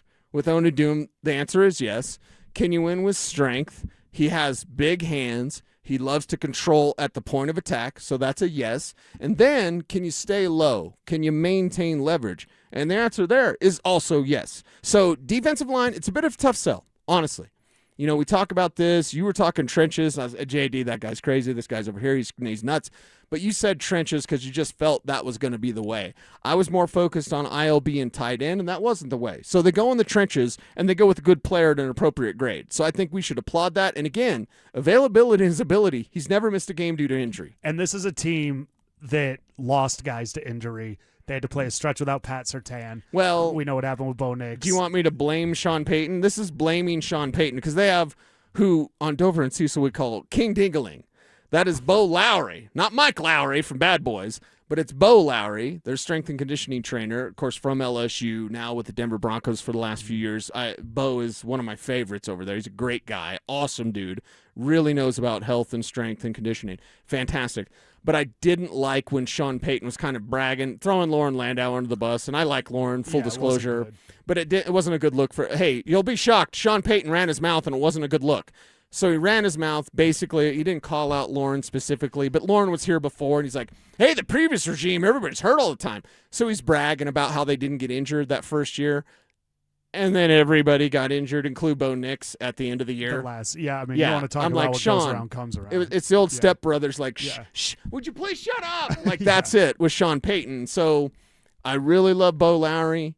I understand what the Broncos are doing here. Let's just not talk about, hey, we're never injured because you don't want the football gods to strike you down. The nice thing with Onidum is that he doesn't miss games. He doesn't miss time. He's always there, always available, and a player that you can count on if you can get him on the field. So with that, Onidum, a couple things, talking about the skill set. I didn't play in the NFL, but Orlando Franklin, friend of mine, tells me stories. He was a taller guy. It's kind of the reverse thing, but he talked about how quick Elvis Dumerville, who was a smaller guy, would get underneath you. Had those long arms, talk about maintain those long leverage. Arms and that leverage. And with that, so you talk about the quick twitch muscle kind of reaction here of Tyler Onidum, a guy that when you say quick off the line, that means everything just reacts quicker with him, and he can get that leverage. So that's good. Like you said, you can get up underneath guys. Even as a tall guy, if you're coming off the line, you can get up underneath people, move them out of the way. You talk about guards can be kind of caught off guard. So what is the situation for his skill set that he can play right now? Is it an obvious run situation where you know it's 3rd and 2, and you know they're bringing out Kenneth Walker for Kansas City? We know the ball's going to him. Is it that type of situation? Is it 2nd and 7? When do you if Tyler Onidum's going to get on the field for the Broncos this year, and I felt this for whoever they were going to take in the second or third round, it's going to be packages. Nobody they were taking is walking in day one starter. Right. It's going to be situational. What is Tyler Onidum's situation? When we look at the Denver Broncos, and we've talked about trading players, the way to get Tyler Onidum on the field is that you trade a Malcolm Roach or you trade a DJ Jones. And while some may suggest that, and poor DJ's out there like, what are you talking about? Shaking his fist. But it's like, that's the way, because there has been conversations in the public sphere, not Broncos behind the scenes, but there's been conversations of like, hey, could you trade Riley Moss? I asked Mike Kliss on Thursday, like, hey, someone calls the Broncos, Riley Moss, I got a third rounder for you. What does George Payton say? And he said, actually, no. You would trade it for more than that. Well, we're past the third round. Maybe it's a second rounder next year. But either way, so we've talked about Riley Moss being a trade candidate. There's been conversations in the public, again, about even a Jonah Ellis, and I totally hate that because I love Jonah Ellis, but like, yeah, I hate that too. Jonah Ellis could be on the trade block. So there's certain positions that we've talked about of like, hey, the Broncos kind of have a surplus. They have a surplus at corner. Could Riley Moss be expendable? They have a surplus at the edge position. Could Jonah Ellis be expendable here for the right price, appropriate price, of course? And now we get in the conversation with Onidum here for the Denver Broncos. It's like, all right, now is a DJ Jones, is a Malcolm Roach the type of player that you could trade and get a little something for? These are quality players, quality veterans. I don't want the Broncos to lose them. Full disclosure, I don't want the Broncos trading DJ Jones, and I don't want the Broncos trading Malcolm Roach. However, when you get a surplus of picks, and there's just no way that he beats out Savion Jones, if that's the case, we got to see it happen. And Savion's got to develop from that skill set he had at LSU last year, and then the skill set he learned from John Franklin Myers as a rookie, where he only got a jersey one time. We're looking at the same situation for Onidum if he doesn't beat out Savion Jones. He's your new Savion Jones, which I know is very exciting for everybody, but that's another third-round pick, third-round defensive lineman that you might have to wait a year. And again, I'm super excited about Savion Jones. Like last year's draft, I wasn't as in on R.J. Harvey. Certainly wasn't my pet cat, whatever that means. That is. That George Payton said. If that's me, I'm walking in and I'm going, George, don't ever say that again. Don't you ever call me that again. R.J. might actually say that too. R.J.'s got some fire to him now. Hey, I appreciate everything you've done for me. Right. You say that again? Yeah. We're going to have some problems. It's not going to go well for you. Savion Jones, one thing that I think is important, that the Broncos haven't been good in a while, but when you get to the mountaintop, and you're an elite team with an elite roster, what happens is the teams that want to become elite take your players. It's just part of doing business with being a good team, which means you can't keep the John Franklin Myers. Mm-hmm. But the way you do it is the Savion Jones. You have to have a plan. You have to have players behind him. So really, this is kind of a weird thing. Is Onidum's path to the field, could it possibly be you don't trade DJ Jones, you don't trade Malcolm Roach, Savion Jones takes off, but now because he's taken off and he's solidified, he does have to come off the field every now and then for a breather. Does Onidum get to become part of a rotation, even if it's 6 snaps a game? Yeah, and that's the thing. Can he find his way when Savion Jones couldn't? Right. I think Savion Jones is a better player coming out of college. And, maybe it's my LSU bias, whatever, but like I think Savion Jones could be a stud Pro Bowl caliber player with the proper development. With Onidum, you have to wonder, okay, is there a spot where he could rotate in? Because one thing you also see him from film study is the fact that he'll pop early, he'll disappear, and he'll come back late. So at least he comes back, but as we see with a lot of these big fellas, is like you might get either figured out by your blockers. Oh, that's his favorite move. It's third. Oh, here comes that move again. It's third down. I know what he's going to do. It's either that. It's also tiredness. You guys are big fat guys out there. They're going to get tired. They're going to get tired. Right. And it's a common trait. It's a common story with defensive linemen of like, hey, you're going to grind yourself down to a nub and be tired and then might find a second win. So with Onidum, that's what you see on film. If you have him in a rotation, then all of a sudden you can say, hey, wait a second. Now he's staying fresh. We're getting the best part of him. Nobody's guessing what he can do. Because remember, limited pass rush moves. He does have moves. He does not yet know how to stack them. So if he learns with his limited moves, no one's going to guess his moves because they don't know him yet. And if he's on the field limited, then they're really not going to guess him, and he's going to be fresh. And that's the thing. He's not going to get worn down. He's not going to get tired. You're not going to be able to guess his moves. And so while they do that, what you can do, and whether this comes via a trade of DJ Jones or a trade of Malcolm Roach, if that's possible, again, I don't want to do that, but if that's possible, then you can develop him, get him on the field, he's fresh, another interior pass rusher, he's fresh, you're throwing him at quarterbacks, and as he goes on, he's learning how to stack those moves. He's learning what to do when your first move is stunted. He's very quick off the line of scrimmage. I can work with that with a nearly 300-pound man. And it's one of those two, there's a stylistic standpoint to it. You play a team that's weaker on the interior offensive line. You can have plays where you're like, look, man, when we want you on the line, this is Tyler Onidum. The Denver Broncos pick 66, their first pick in the third round. They traded back defensive tackle Tyler Onidum out of Texas A&M, which you could tell him. I believe in this a lot with young players. Hey, man, we're going to put you on the field. Just go after the quarterback. Don't worry that maybe they're going to hand it off. Right. Don't worry about anything else. If you get back there and he no longer has the ball, then he no longer has the ball. But on this play, don't worry that they're going to do a sweep and they're going to cut. They're not, trust me, man, they're not double teaming you. So that's not going to happen. And you have plays like that. It felt like, and I'm not saying they did it with him. Do you remember Bertrand Berry? Of course, B-Train. And do you remember how it was a build with him? But there would be, he was a guy that you would be like, wait, who is that?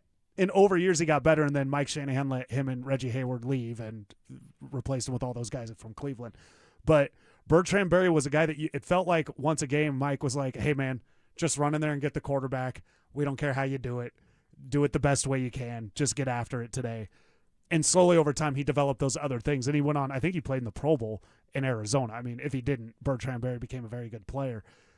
I actually was good on the air, too. I did a show with B-Train, Andy Lindahl, and it was on 760 The Zone. And, like, once a week when he played for the Broncos, B-Train would do – it's a weird time because, like, you could get an active player to come do an hour of radio with you. He would do an hour? I believe so, yeah. Hold on. You had just an hour with Bertrand Yeah, it was Berry? like a special in-studio guest. Yeah. That's amazing. But he was a high-energy guy that had a ton of skill, but they had to kind of hone it. Might I show you a piece of film from the Shrine Bowl? You know how I love the Shrine Bowl and the Senior Bowl. Oh, yeah. Wasn't able to go this year, unfortunately. 19 years in a row. Snapped because I have responsibilities elsewhere. But I'm going to show you a piece of the film from the Shrine Bowl of Onidum. Let's see here. Look at that get-off. Dude, he's huge. These are some of the best seniors in the nation. And I know the director of the Shrine Bowl, Eric Galco. I've known Eric Galco since he was 18 years old. The guy that picks the players for the Shrine Bowl, the guy that is going head-to-head with the Senior Bowl to get the best seniors in the nation, he picked this guy, Onidum, to go down there to Dallas to star in his All-Star game. And you can see the quickness. Look at that move. Well, what's happening, too, the lineman's moving first, so the lineman actually has a step on it. Right. And by the way, in the pit, him. in these one-on-one drills, it's the best drill ever. This is the greatest drill right here. I love the pit. The pit is set up for the defender to lose. Right, because the dude's standing up. He's got the step. Yeah. He's blowing. By the time Onidum, so what Cecil's showing me, by the time the offensive lineman's hands are up, Onidum's past him. Yeah. He snaps the ball. He goes to put his hands up, and Onidum's past him. And he's past That's him. what I talk about when I say quick off the line of scrimmage. So, in the fact that, and again, I say this, it's the sickest of sick brags, bro. I know the director of the Shrine Bowl. But I understand the search that you have to have. You're looking at the top prospects, and you've got the Senior Bowl, which is the marquee game. I'm a big Shrine Bowl guy, but we all know the Senior Bowl is the big game, and the Shrine Bowl is kind of the little brother, if you will. Galco has gone head-to-head. He's gotten Zay Flowers was at the Shrine game. Brock Purdy, I know, different story, but still, like. Was Phil? So Phil was at the Shrine game. Yes, that's correct. Trey Hendrickson was at the Shrine game. I was there. I said he's like Derek Wolfe. He turned out to be better than Derek Wolfe. Sean Payton pick. Exactly. So I look at Onidum and I go, all right, I know what Galco, I know what he's up against, trying to find talent, fighting with the Senior Bowl for this talent. An amazing find, and coming from one of the people that I trust the most in the pre-draft process because he's literally involved in these young men's lives in terms of getting them to the NFL level by having them shine at his All-Star game. So just knowing that, and I've reached out to Galco here as well to talk about Onidum, this is a favorite down there in Texas. It's a favorite coming out of Texas A&M and a favorite of Galco finding those players. Let me put it this way, and this is this is only for super nerds, so I'm kind of apologize, but not really, because whatever. When you are able to beat the Senior Bowl for a guy like this, that's a player that they go, oh, F. Oh, okay. That's a player. Yeah. Like when the Shrine Bowl, the biggest one they've got most recently was first-rounder Zay Flowers. When they were able to get that guy, I know the guys at the Senior Bowl, and they're not there anymore, so they won't mind me putting their business in the streets. They were pissed. Onidum is a similar type of player, not a first-rounder like Zay Flowers. But I know that struggle. I know that battle.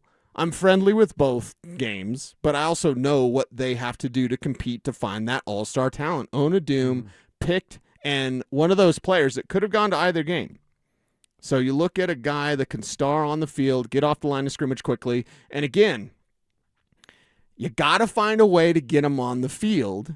How do you do that? Are you now moving on from Malcolm Roach or DJ Jones? I'm not suggesting that is like that's what they should do. I'm suggesting that because you see this kid. Do you want that on the field? Yeah, you do. And you're going to have to live with the mistakes. So a couple things. I don't think they're going to trade Malcolm Roach or DJ Jones considering they re-signed everybody else. And so, I mean, imagine being DJ Jones. You're like, hold on. You re-signed all those guys, but I got to go? Like that would bother him.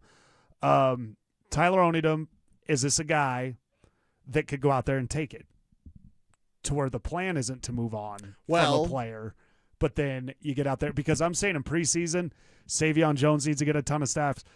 Tyler Onidum should be playing minimum 2 quarters plus every preseason. It should be rep city for this kid. The good thing about Onidum is merely this, the position versatility, because if you have Malcolm Roach a little banged up, right? A little bit of a thing, Malcolm Roach is going to miss a game. Onidum can play nose tackle. Okay. Oh, no, now we're dealing with some – Uwazurike is a little bit banged up. Onidum can play defensive end. Now, could he play edge? I don't think so. So I'm not saying edge, but when you can play defensive end or defensive tackle, that means you can get on the field in multiple ways, not by trading a guy away, but multiple ways by, hey, Roach is a little bit banged up. Put the kid in. You can go right? Reed. Right. Uwazurike's a little bit banged up. Hey, put the kid in. Well, Uwazurike in a year is probably gone because I think he's entering the last year. He was part of the gambling the Russell Wilson Hackett draft, and he had the gambling thing, so he missed a year. So you can justify kind of the versatility. So one of the positions that traditionally actually needs a few years to adjust to the NFL is defensive tackle. That's usually one. It seems like guys don't come in and tend to dominate immediately. I don't know why that is. That's how it's always felt to me. His skill set seems to be so much more, maybe, am I right, with instinct and like we said, with the quick twitch muscle, to where the athleticism and the skill set can kind of overcome those other difficulties that you run into as a defensive tackle early on in your career. It's one of those things where you've got a guy that never missed any time due to injury. So he's got, and they love guys with, Sean Payton is a Parcells guy. Parcells wants you to have played in 12,000 football games before you hit the NFL. He only played in 11,000. I don't like him. But so this is a guy with a ton of, they like that. They really look for that with this team. Over 30 starts and almost 40 games played in 5 collegiate seasons and never missing a game due to injury.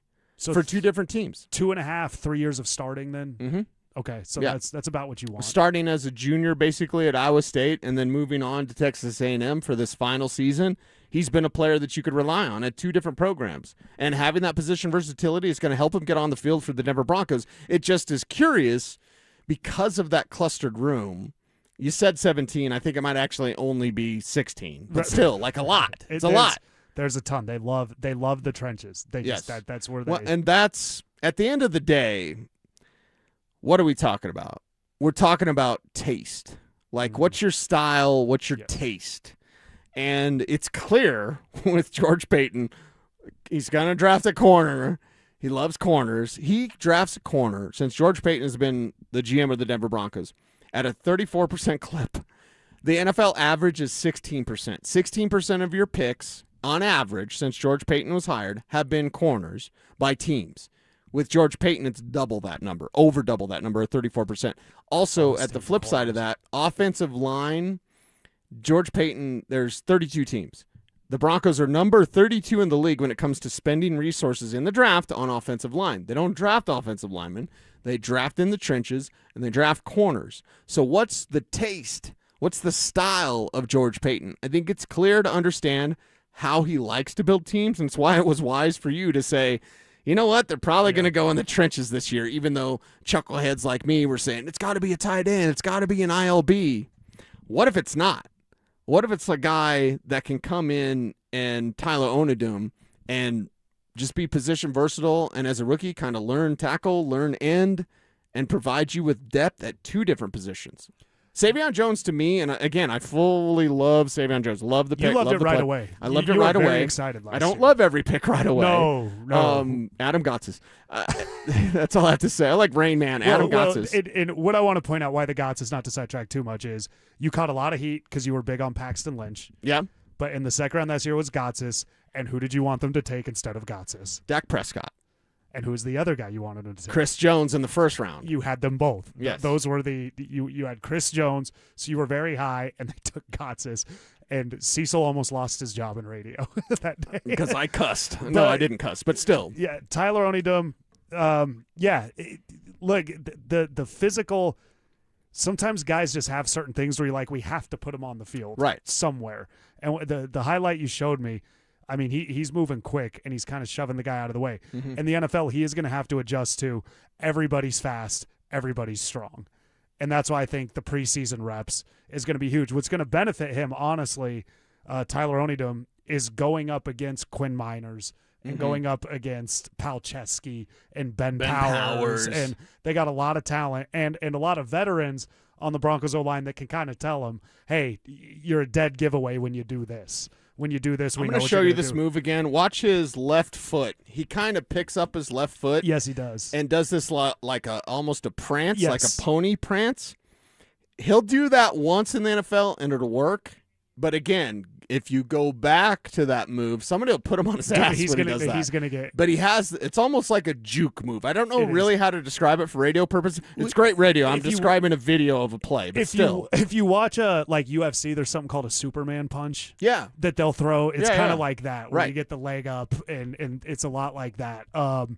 No, he's got it. You're right. It's one of those things that like, hey, look at this. You can do it once. And the next time it's almost like the fake spin from DeMarcus. Like, you can't do it all the time, but if you set it up, you set up that right way, that fake spin move will work every time. So I like the Superman punch. I'm going to call it that. He's got a Superman punch, everybody. Yeah, and I think you'd like that. And it'll work one time, and then that guard will get cussed out on the sidelines. And then they're going to watch film. You're going to be publicly shamed if you're that guard, and then it's never going to work again. It'll never happen again. The Broncos pick 66, make their first draft pick, their only draft pick so far of the day. Tyler Onidum, defensive tackle, Texas A&M. Who else has come off the board, and how is this all setting up for the Broncos? Cecil and I keep this going next. Avs playoffs. Nuggets playoffs. It's beautiful. It's brutal. The ups, the downs. We're here to help you through it because we get it. We're just like you. You're going to yell at your TV. You're going to text your group chat in all caps. You're going to have opinions. Well, guess what? So do we. Lots of them. We're here to tell you the truth. Real talk. We're saying what everyone's thinking out loud. Denver Sports 104.3 The Fan. Denver's playoff headquarters. Hey, Broncos country, I'm Terrell Davis, and I'm here with Donnie, owner of the Fitness Gallery. There is nothing more important than your health. That's why I made the smart move to invest in fitness equipment with Fitness Gallery. It's a game changer. Work out on your schedule from the privacy of your own home. I have a true treadmill at home. It's the smoothest and quietest I've ever been on. You're ready to make fitness fit your schedule. Don't wait. Secure pre-tariff pricing today. You never regret buying quality. Visit Colorado's largest fitness store, Fitness Gallery, and get started on your goals today.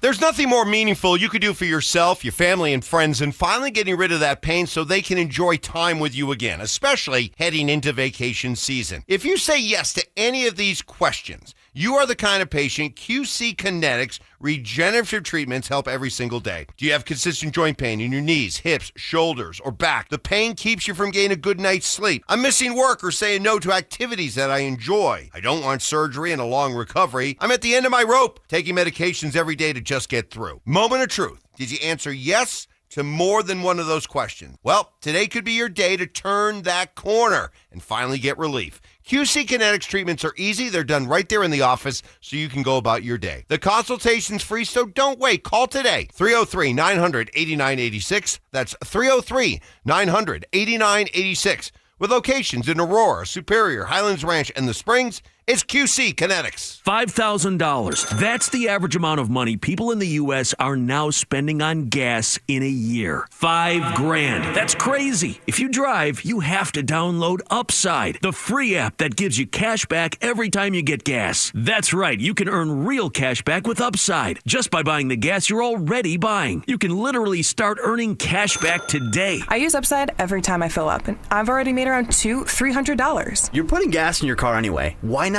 get real cash back? If you like free money, download Upside. I'm saving the cash I earn from using Upside to help pay for a vacation later this year. Download the free Upside app now to earn cash back every time you buy gas. Use promo code BACK5 to get up to a $5 bonus on your first tank. You can cash out anytime right to your bank, PayPal, or a gift card for Amazon and other brands. Just download the free Upside app and use promo code BACK5 to get up to a $5 bonus on your first tank. That's code BACK5 to get up to a $5 bonus on your first tank. 1-877 Cars for Kids. KARS Cars for Kids. 1-877 Cars for Kids. Donate your car today. Call 877-CARS for Kids to reach a friendly live agent. Donation is super easy, and your car can be picked up as soon as tomorrow. Call us now or go to carsforkids.org. Donate your car today. Did you know you can donate real estate too? At Belco Credit Union, we want to make your dream renovation a reality. Maybe that means a modern kitchen upgrade or a luxurious new bathroom. With Belco's Home Equity Choice line, you can get easy access to funds with the freedom and convenience of a home equity line of credit, plus the security and stability of a home equity loan. Plus, Belco is also offering low rates for qualified borrowers. Learn more at belco.org/choiceline. Belco is an equal opportunity housing lender. Belco, banking for everyone.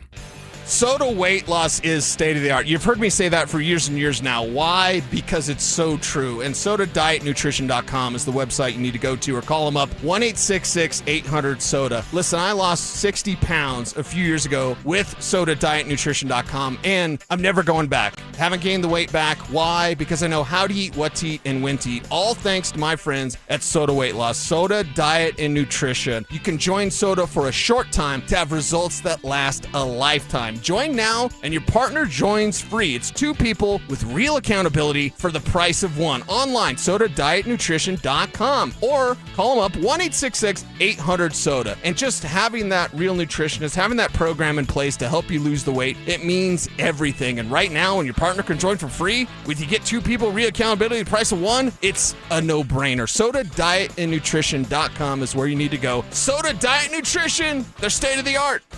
The biggest savings of the year from the oldest family-owned Toyota dealership in the Denver Metro. Groove Toyota. Limited time. During the over and above sales event. 53 pre-owned vehicles under $15,000. Visit GrooveToyota.com to see the selection. Don't wait. Find your groove with pre-owned vehicles under $15,000 at GrooveToyota.com. Start here. Go anywhere. Offer expires 5/4/26. Not all will qualify. Restrictions apply. With approved credit, call 720-961-4465 for complete details. You're listening to the Denver Sports Tonight NFL Draft Special, presented by Waterloo Turf. Here's John Davis and Cecil Lammey.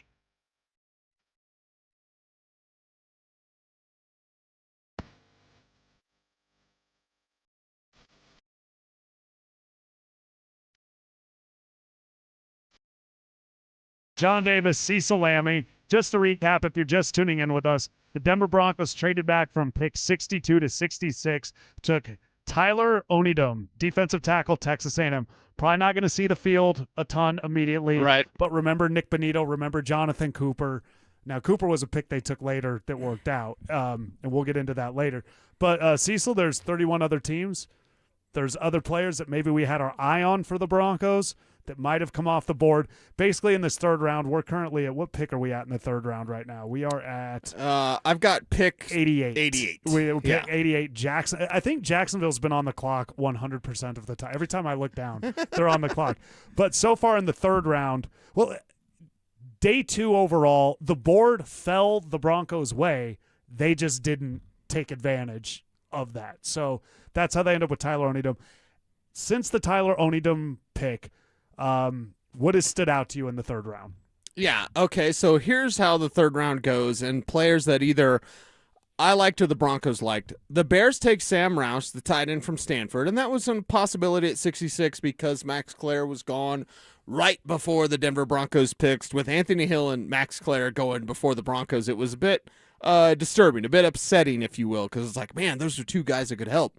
Sam Roush was maybe another fallback tight end, seen by some as the best blocking tight end in this class. Sam Roush now with the Bears goes there where they have a kind of a jam-packed room, of course, after drafting Colson Loveland last season. So Roush to the Bears, that was at pick 69. Very nice. Taco Davis. Let's talk about Tacario Davis because I'm a fan of freaks. Make that out for whatever you want. Tacario Davis is another long corner with speed and the ability to knock the ball away. And the Bengals pick him up at 72. He's a player that I thought the Broncos might even be able to get in the fourth round. Not the case. Doesn't happen. He goes off in the third here. Good pick. Lengthy corner is going to help out that Bengals defense because they need all the help that they can get. Do you want a disgusting pick? Disgusting in which way? The Pittsburgh Steelers, who are opening OTAs with Will Howard as their quarterback, now have drafted Drew Aller from Penn State. What happens when you have one terrible Big Ten quarterback? You go get another one. So Pittsburgh waiting on Aaron Rodgers to jerk him around again, and Mike McCarthy out there. You're going to make him stress eat. You don't want to make Mike McCarthy stress eat. He's going to explode. So, like, that is just it's a terrible pick. The way I got alerted to this as we're talking about it is one of my coworkers at Football Guys is Sigmund Bloom, and he is a dear friend and longtime co-host of The Audible with me for 21 years. We've been doing a podcast for 21 years, dude. A fantasy football podcast. Exactly. The first one? The longest running, Longest right? running. Yeah, we were among the first when it was more like digital radio. They weren't even called podcasts. So Sigmund texts, and he's like, what are they doing? Because he's a Steelers fan. He's from Western PA. And he's like, what are they doing? Drew Aller, are you kidding me? But, of course, Penn State, Pittsburgh, and we'll see what he can do. Probably not a lot. He's a big guy. He is. Which shows that he must be lacking. He's not a good quarterback. Right. Chris McClellan, defensive tackle from Mizzou, goes to the Green Bay Packers. That's also another player I thought perhaps the Broncos would show some interest in, and I thought McClellan would be more in the third, fourth round range. If they would have got him at 62, I wouldn't have thought that would have been too much of a stretch with the third round grade on him, and he goes in the third round, so that's interesting there as well. And real quick, not to put you on the spot. Yeah.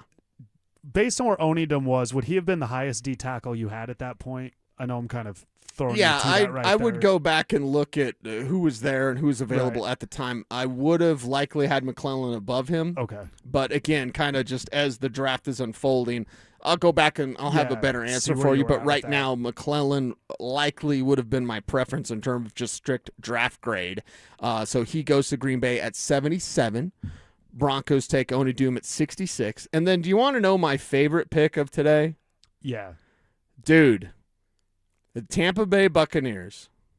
Oh, okay. I see it. They get Ted Hurst, the kid from Georgia State. Yep. And when you talk about a player that can dominate in the FCS and then go to the Senior Bowl, and I've seen this a few times, and in fact, let's bring up the name that Sean Payton loves because this was actually at the Shrine Game, and it was 2006. His name was Marcus Colston. He came out of Hofstra, and he went to the Shrine Game in San Antonio that year. It's been in San Antonio in the years that I've been. San Antonio, Houston, Orlando, Tampa, and then Dallas is its home now.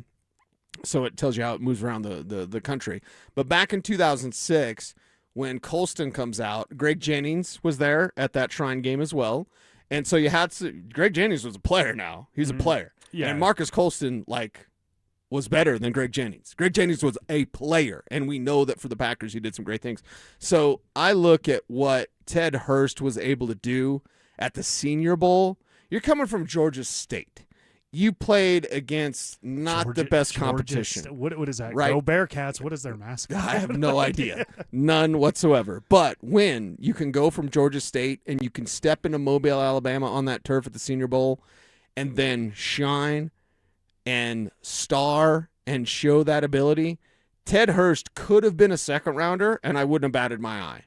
That's a Georgia State kid that can play. And the fact that Tampa gets him, and Tampa, it's like, wow, that is a perfect spot for him. Well, who's the guy they took last year? Tampa Bay. Maybe should have won Rookie of the Year. Oh, Emeka Egbuka. They got Tez, Bo Nix's brother. Yes, Tez Johnson. They still got Godwin. Yep. But they lost Mike Evans. That stinks. They lost our guy Mike. That stinks. Mike Evans stinks. Mike Evans stinks. I don't know if you did that on purpose. No, I didn't. But Ted Hurst. I mean, we talk about identities. The Broncos, they're going to go to that D-line. They're going to go to the cornerbacks. The Buccaneers are always going to go to the receivers. Yeah. And that's what they like to do. So. They're going to go to those receivers, and I think that's a great move for that team, and so far has been my favorite pick, although... What about pick 24? Let me see. Who's at 24? Oh, there you go. There's the guard from Oregon going off the board at Jacksonville, Emmanuel Pregnon. The Jaguars and the Broncos have some similar scouting. Oh, is that right? Yeah, they have some similar styles. They wanted R.J. Harvey. They didn't get him. Mm-hmm. You think they trade for him? No. How much do they want him now? So James Gladstone is their GM. He is, I don't know, he looks like he's 16 years old. Okay. He is an analytics kid. He's a super nerd, and I say this like lovingly, and I love Xavier Thomas, by the way, favorite LSU receiver here. Just went to Chicago. Yeah, just went to Chicago, and that's also a return man option. Mason and I did an Orange and Blue today where we're talking about return men / wide receivers.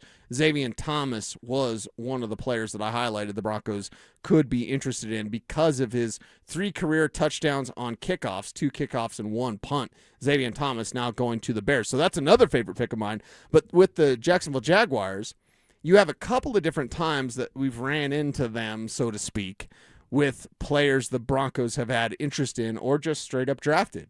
And R.J. Harvey, probably the largest one. But you also see how Pregnon was on the Broncos watch list. Not in the second round, and then obviously not in the third round, but still he goes at 88, so that's a guard that can make plays for Jacksonville. That's a strong team getting stronger inside. And Gladstone, I'll finish my story about the youngster. He is a young cat.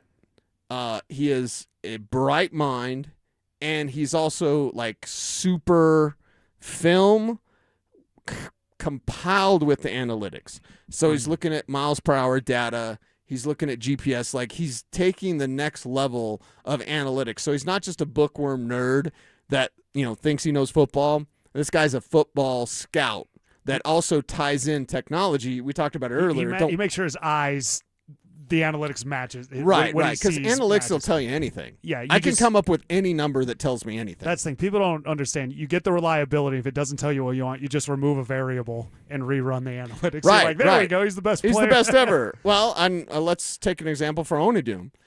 He never missed a game to an injury. You could say that about some guys, but how did they look when they did play? Right. With Onidum, he looked good. Or did they play? Exactly. Hey, man, I was on 4 years of college football. I mean, I didn't suit up, but I never got hurt. Check the injury report. You won't find me. Exactly. It's like Rudy. Stats. It's like Rudy. He got beat up at practice all day. And then the guys, the fact that Rudy was mostly made up. Yes, just totally fabricated. The fact that Rudy, it's a great movie. I love little Samwise, right? What's his name? What is this actor's name? Sean Astin. Right. Did you call him Good Sam pull.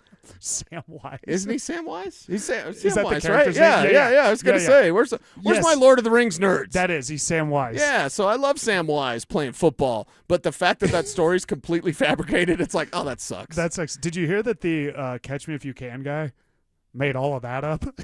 What? Yeah, there's a podcast. Wait, that's a great movie. I thought it was real. The guy was a scam artist, but not to the level. He was like in jail for a lot of the timeline. Like somebody did a podcast. Isn't he though? But still, like because after all the scam I think stuff, he still worked with. He still works with companies to show you how not to. I believe so. Scammed, that right? might have been. I think that's true. Yeah, I think that part's true. But yeah, for the most part, he lied. I hate this post-truth world because it's like, what is actually real? I'll see a clip on Twitter or something. I was like, wow, that's really cool. And then it's like totally AI. I'm like, That never happened. Dude, my buddy, he'll hate me that I bring this up, but my buddy Sergio, he'll see NFL things and he'll send it to me, and I'll have to write AI. Because he'll be like, Broncos looking to trade for Justin AI. Yeah, But- go over to Facebook sometimes, and then you'll see Alex Singleton said that about my favorite insert here. Yeah. That's not real. It didn't happen. What is real? The Denver Broncos drafted Tyler Onidum, defensive tackle out of Texas A&M. We start to maybe look at what's ahead for the Broncos tomorrow. Cecil and I do that next. Game 3 was supposed to be a response. Instead, it was a humiliation. The Nuggets didn't just lose, they got run off the floor by Minnesota. At the center of it all, Nikola Jokic. Outworked, outmuscled, frustrated. The Wolves swarmed him, exposed him, and turned the MVP into a liability. This wasn't championship basketball. This was the Nuggets getting embarrassed on the biggest stage when it mattered most. Denver Sports 104.3 The Fan.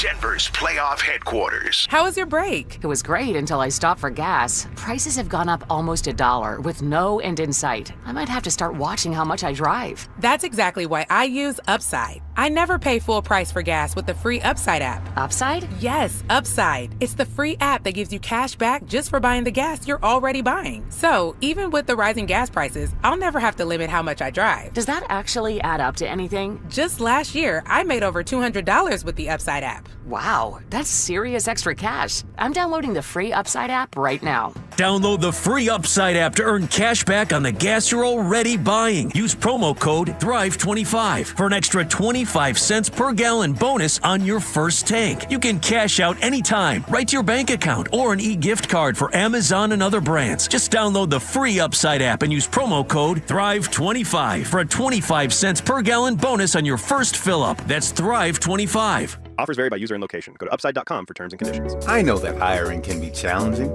You need someone to match your role perfectly. Well, now you can meet them fast on ZipRecruiter. Build your team, build it sooner. Meet your match on ZipRecruiter. Just head to ZipRecruiter.com/free right now to try it for free. That's ZipRecruiter.com/free. Meet your match on ZipRecruiter. Try it free.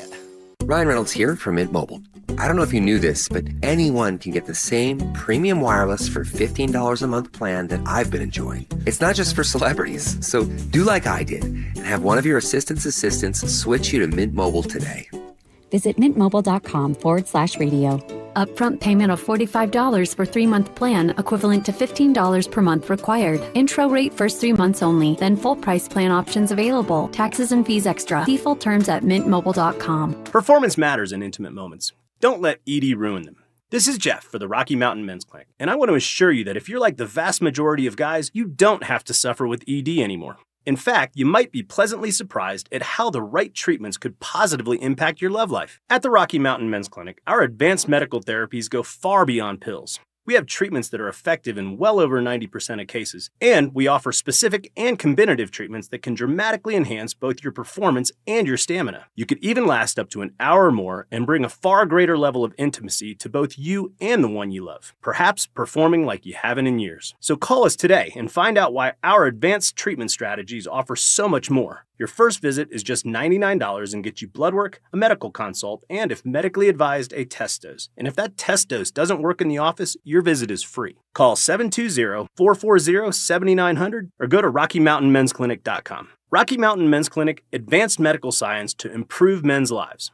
Imagine finding your dream home and moving in right away. No waiting to sell your old place first. Sounds perfect, right? That's exactly what Orchard's Move First, Sell Later program lets you do. Buy your new home now and sell the old one later. Here's how it works. Orchard gives you cash so you can buy and move into your new home first, on your timeline. No waiting, no showings, no double moves. Then the Orchard experts take it from there. They handle repairs on your old home for you so you attract the right buyers. Once they're done, a local Orchard agent lists and sells your home for top dollar. Orchard's Move First program gives you the freedom to buy and move into your new home first and sell your old home later. Buy before you sell and get top dollar for your home with Orchard. Ready to find out how much your home is worth? Visit Orchard.com to get your free home valuation.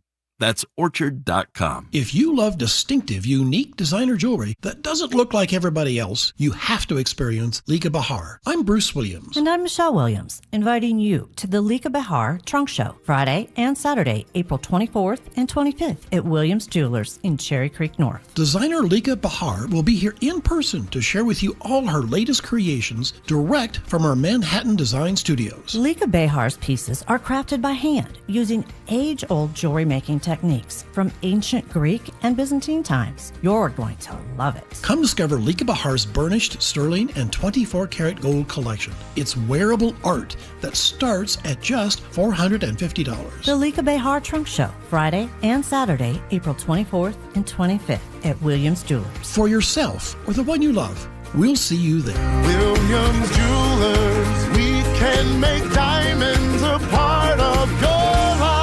The official jeweler of the Colorado Avalanche. Start the clock. The Denver Broncos traded their first-round pick.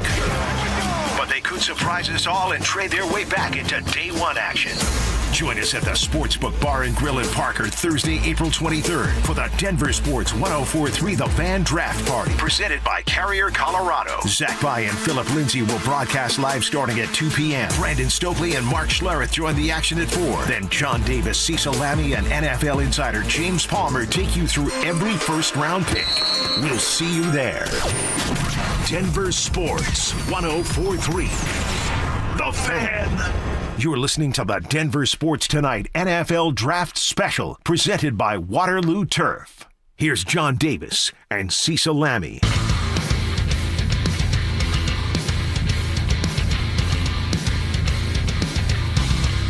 Cecil, I am still rocking and rolling, man. We've been going at this. We've done a lot of draft coverage. You've done radio straight through, I think. It'll be close to 8 hours of radio. But this is so fun. I love the draft. The Broncos took their pick. They made one pick tonight. It's a pick they traded up for. Second pick in the third round. Tyler Onidum out of Texas A&M. But now we look towards tomorrow. Famously, 2 years ago, the fourth round, George Payton was woken up by Sean Payton. It was like right out of a movie. 6:30 a.m. George, He's still there. We've got to draft He's right Troy there. Franklin. And they drafted Troy Franklin, a guy you didn't love in the third round, but you loved enough to wake up another human being on Saturday morning to draft in the fourth round. Right. But the running back Washington. Mike Washington. Arkansas. Good size, good speed, can't hang on to the ball. Is this a guy, because the Broncos pick early in the fourth round. They have 2 fourth-round picks, so they're going to have 2 picks tomorrow morning. Is this maybe who we're looking at? Is it running back? Is there a tight end left? George is going to take a corner at some point. Kind of what are you looking at? Where do you think the Broncos' direction go? Yeah, with the Denver Broncos, tomorrow is about tight end. Still some available. We'll get to them. And then it's about running back. So you brought up Mike Washington. Let's go there. And I do believe he's still on the board. Again, that's a moving target here. So I believe he's still on the board. So if you go with Mike Washington, a player, and I've seen a lot of Broncos fans say, hey, I want Mike Washington. Why don't you just get Mike Washington? And I said, okay, 6'1", 225, 4'2", 40. All right, fast, physical, big. Very swift, hard charging, if you will. There's a lot to like about Mike Washington until you get to 2 things. It's his fumbling rate, which is the highest in this class. It's terrible. Fumbles the ball all the time. And then his drop rate, which is also terrible, among the worst in the class. So if you combine those 2 factors, he's undraftable to me. I agree with that. You know what's funny is the drop rate almost bothers me more than the fumbles, to be honest. Because for one, it's you leave a lot on the field. It's maybe not bothers me as much, but it's as big of a problem, I think, as fumbling the football.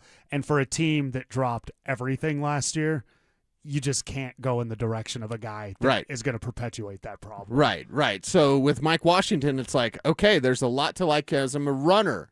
As a runner, outstanding.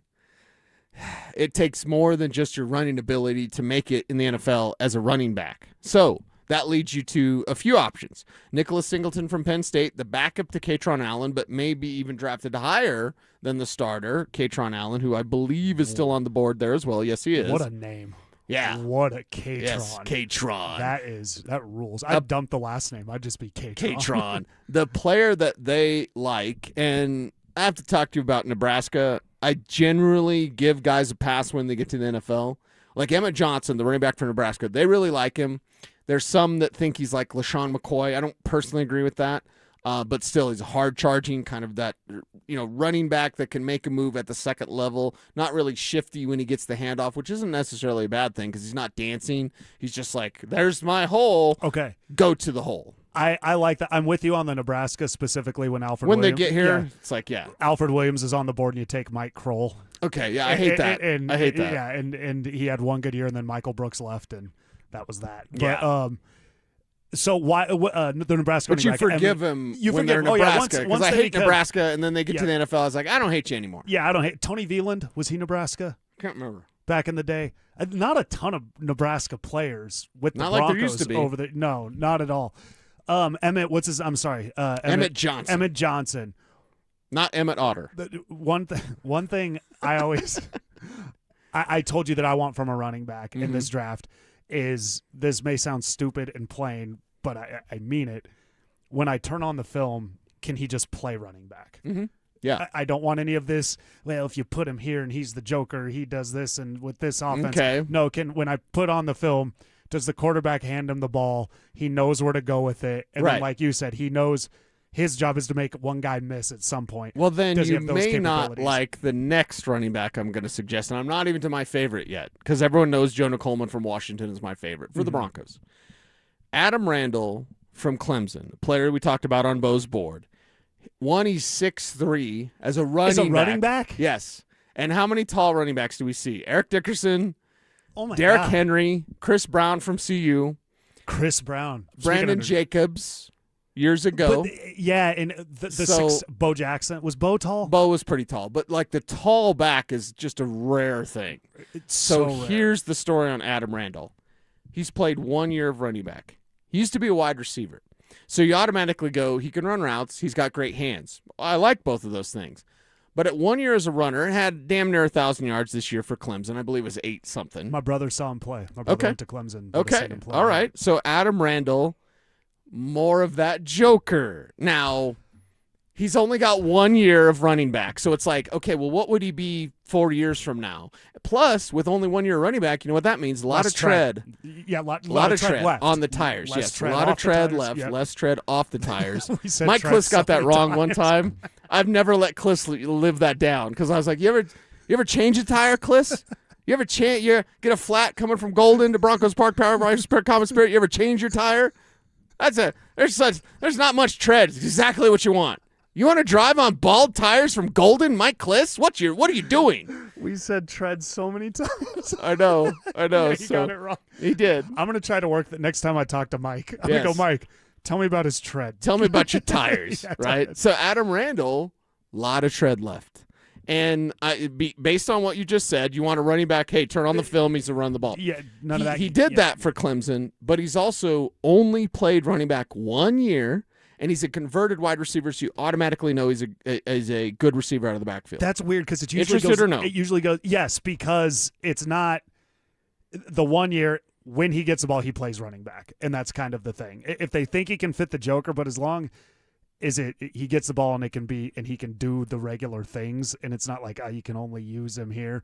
I'm totally with that. It's fascinating because it's usually the other way. You're running back and you convert, like Eric Metcalf back in the day was usually a running back. Then he went to Josh receiver. Reed, right.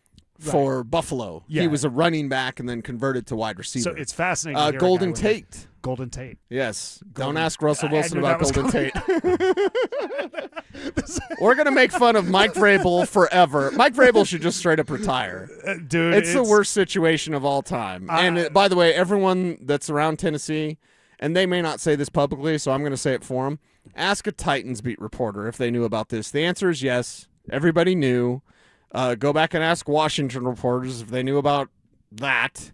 Everybody knew. None of this is new. I personally believe there might have been collusion that the NFL should look into. And they're just not going to for hashtag reasons because it's the most embarrassing thing. It's the draft, and the Rossini thing is the most interesting thing about the NFL right now. Roger Goodell hates this, and because he hates it, I kind of love it. Because I'm like, wait, you want to push this under the rug?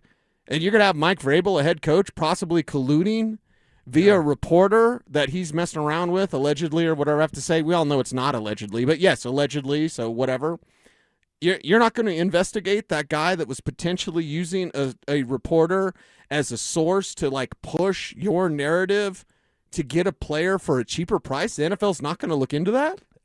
All they got to do is come out and say, yeah, we're looking into it. Uh-huh. And then everybody go, okay. They investigate it. They slap the Patriots by a draft pick or a $100,000 fine or whatever. Yeah. Vrabel gets a 1-game suspension or something like that to let the public know we at least did something. They're not going to do anything. They're embarrassed by the situation. They don't want anybody to talk about it. Look how long ESPN went on and on about that Coldplay thing and then how they avoided the Mike Vrabel, Diana Rossini thing. It was bad business going on from the jump. Everybody knows this. This has been going on for years, at least 5 years, if not longer.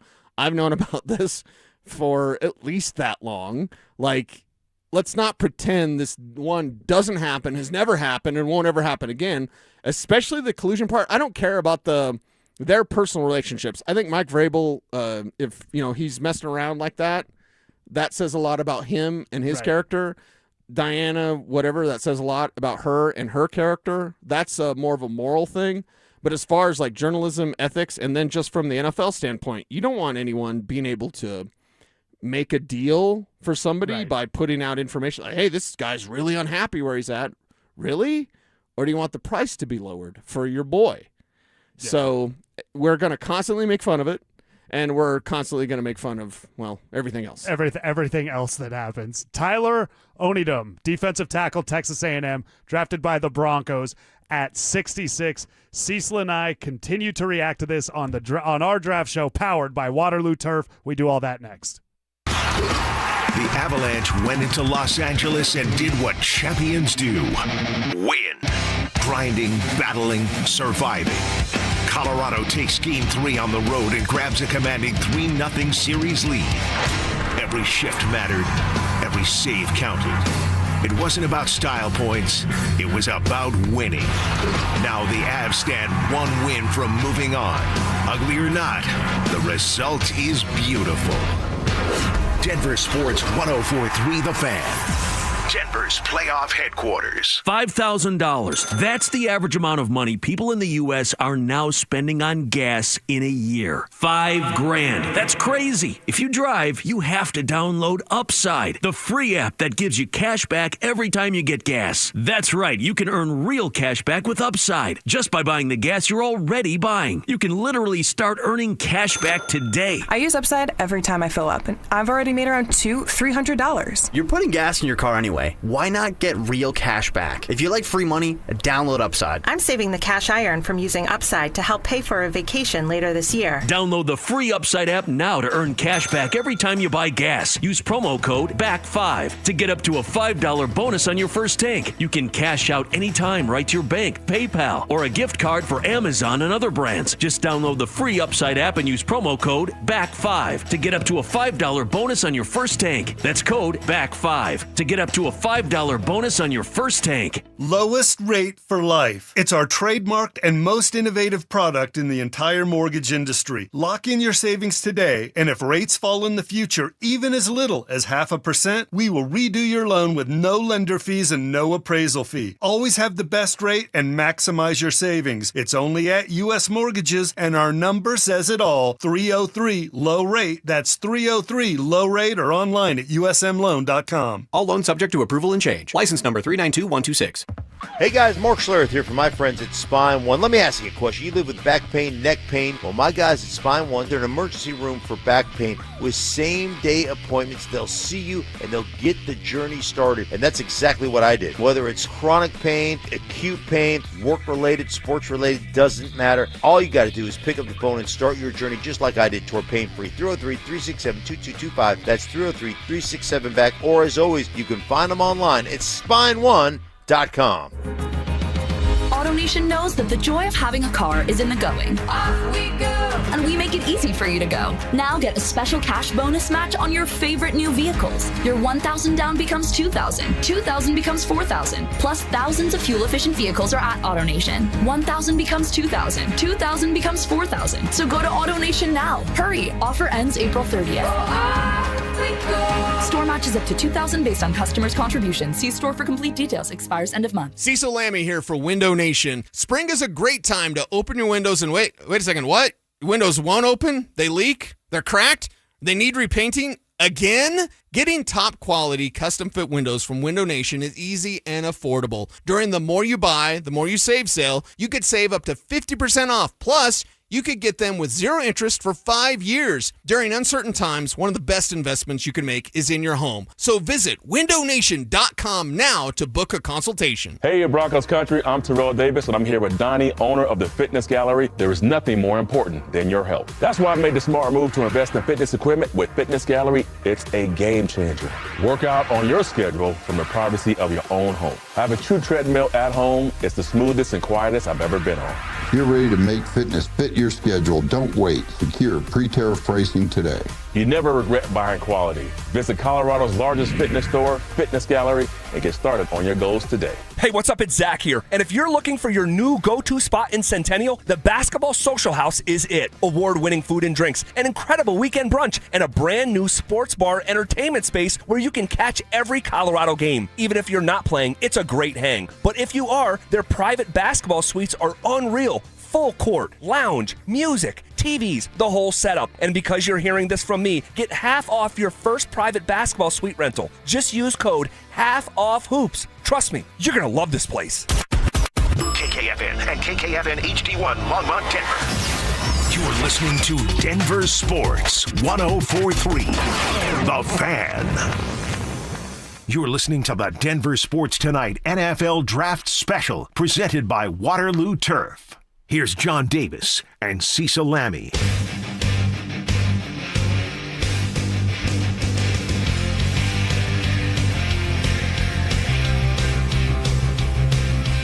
It's draft weekend. God, it's such a fun weekend every year, Cecil, because all these players get drafted and we're like, man, that guy's going to be so good. And so many of them, it just doesn't work out for them. What's the dirty secret of the NFL, Cecil Lammey? The dirty secret is all about fit. And that's kind of what happens with a lot of these players. Bo Nix is not Bo Nix right now. Now, he could have played in the NFL. He landed in a really good spot in Denver. Yeah, for sure. That kind of works out. And he needed to land with Sean Payton or Sean McVay. The funny thing is, maybe not funny, both of them liked him. The Rams were going to take Bo Nix in the first round had the Broncos not. And that's well documented. Chad Ryder at NFL Network was one of the first to report that. So, because I've seen people, nobody would have taken Bo Nix. That is categorically incorrect. We had it that night with James Palmer. Exactly. The Rams were ready to pounce. They're ready to go. But Bo was specific in where he needed to go, and he landed in a great spot. I think Tyler Onidum, Denver Broncos defensive tackle, Texas A&M, as of right now, he landed in a great spot. There's a guy on this Broncos team named Zach Allen who's pretty good. If Zach Allen's last name was Watt, how many Defensive Player of the Year votes do you think he gets? 1 million. 1 million. It's. How many times would he talk about how great he was? Yeah, 1 million. That's J.J. Watt. Yeah, it's. J.J. Watt is like, remember when, and I'm old, so I'll remember this. Remember when Magic Johnson had a talk show? And all it was like, so bad. It was like 3 weeks long, And it was just like, I was the greatest, man. Showtime Lakers. It's 1993. Nobody cares. Yeah, they got Sedell 3 right now. That's a great pull. That was a really good pull by me. That's J.J. Watt now. Remember me, guys? I'm J.J. Watt. Yeah. Hi, everybody. I'm J.J. Watt. Don't forget about J.J. Watt. He does do that a lot, doesn't he? Yeah. But Zach Allen, one reason Zach Allen came to Denver was because he was in Arizona with VJ.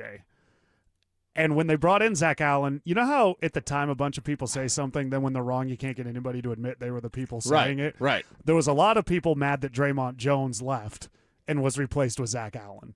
You can't find anybody now that'll be willing to do that. And no disrespect to Draymond, I interviewed him twice. He's super cool dude. Super I nice really guy. like Draymond Draymond Jones. was a really cool dude. Yeah. Zach Allen's a better player. Zach Allen's one of the best in the league. Yeah, one of the best, and not just at his position, just straight up one of the best in the league. Yeah. Tyler Onidum, between VJ, seeing a pro like Zach Allen, I think it's a pretty solid fit for this kid to come in and learn and develop here in Denver. No doubt. No question. And it's one of those things when you look at the Denver Broncos and their defensive line, and that's the thing. When I look at Onidum, it's not defensive tackle and it's not defensive end. It's just defensive line. Because various services will say he's a tackle or he's an end. He's both. And this is a position that you can. This is different than edge, middle linebacker. And this is actually. By the way, there are some that say like he's not going to play edge. He's not going to play edge. Okay, that's not in his game for two reasons. They don't need him to, and two, he's not going to play. He's not. He's not an edge in the NFL. Yeah, right. Let's get that out of the way. He's a defensive tackle or a defensive end, and the fortunate thing is he can do both. Now, I don't want him at zero technique. Zero techniques are Joel Steed, Casey Hampton, where it's just like, hey, you're 6 feet tall, 330 pounds. You're like a bowling ball, and we could just put you in the middle, and nobody can move you. That's a zero tech. Okay, he's way too athletic. I definitely don't want him playing zero tech. No. He can play 3 tech, just a shade outside, and then even 5 tech, just a shade outside of that. So that's where he's going to be. He's going to be a defensive tackle / defensive end, and that position versatility is one of the reasons he could get on the field as a rookie. Savion Jones, to me, in my eyes, is a defensive end. He's not a defensive tackle. I actually don't like Savion Jones at defensive tackle, and I flippin' love Savion Jones at defensive end. And I thought it was a great pick by the Broncos. Really looking forward to what he can do in year 2. He learned from JFM. I talked to John Franklin Myers in the locker room, which was always a thrill, by the way.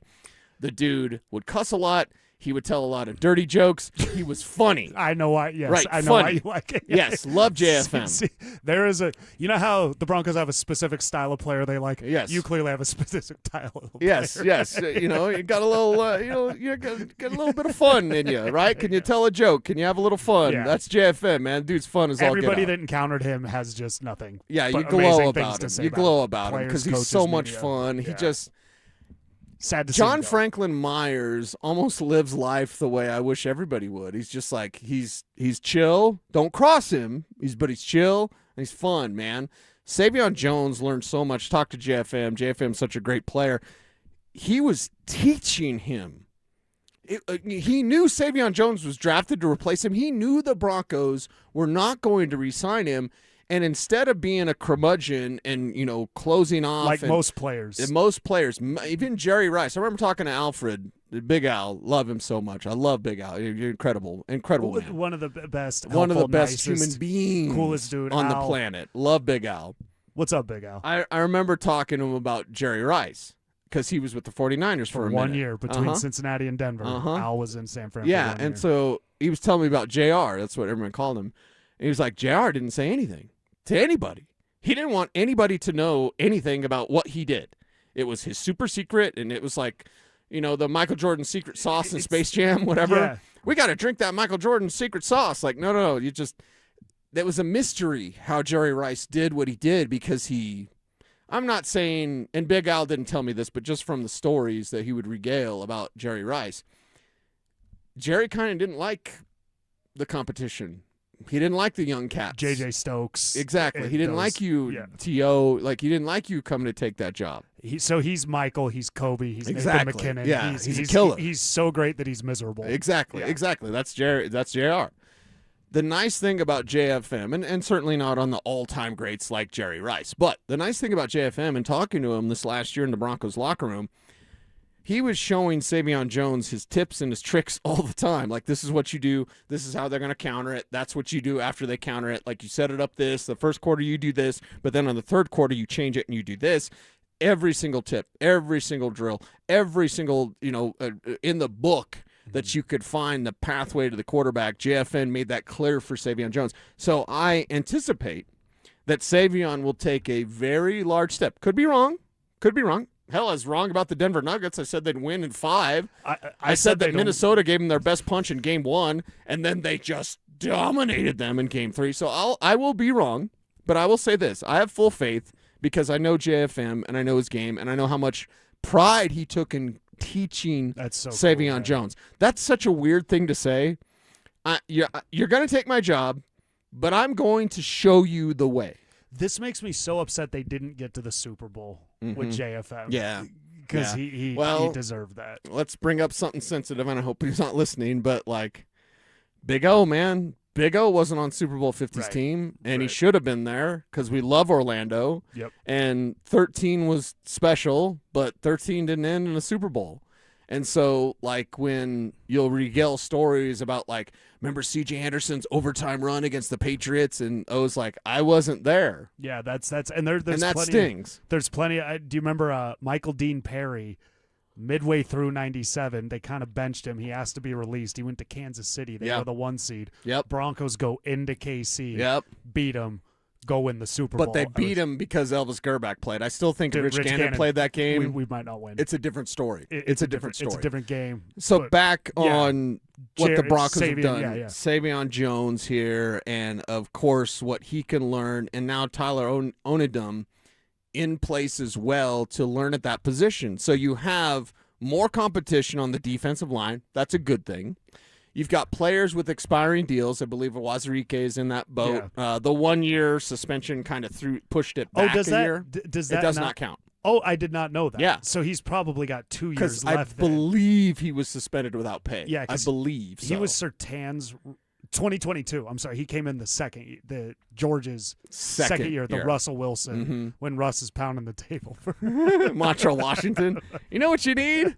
This is what you need. But okay, so they Samford. I think I said Furman earlier. It was Samford. The Broncos D-line, though, you have veterans, you have big contracts, you have small contracts, expiring contracts, you have young guys. So you're the offensive line is very established for the Denver Broncos. It's veterans across the board with a couple younger guys. The D-line's a little more versatile. It's a little more flexible as far as experience, money, all of those things.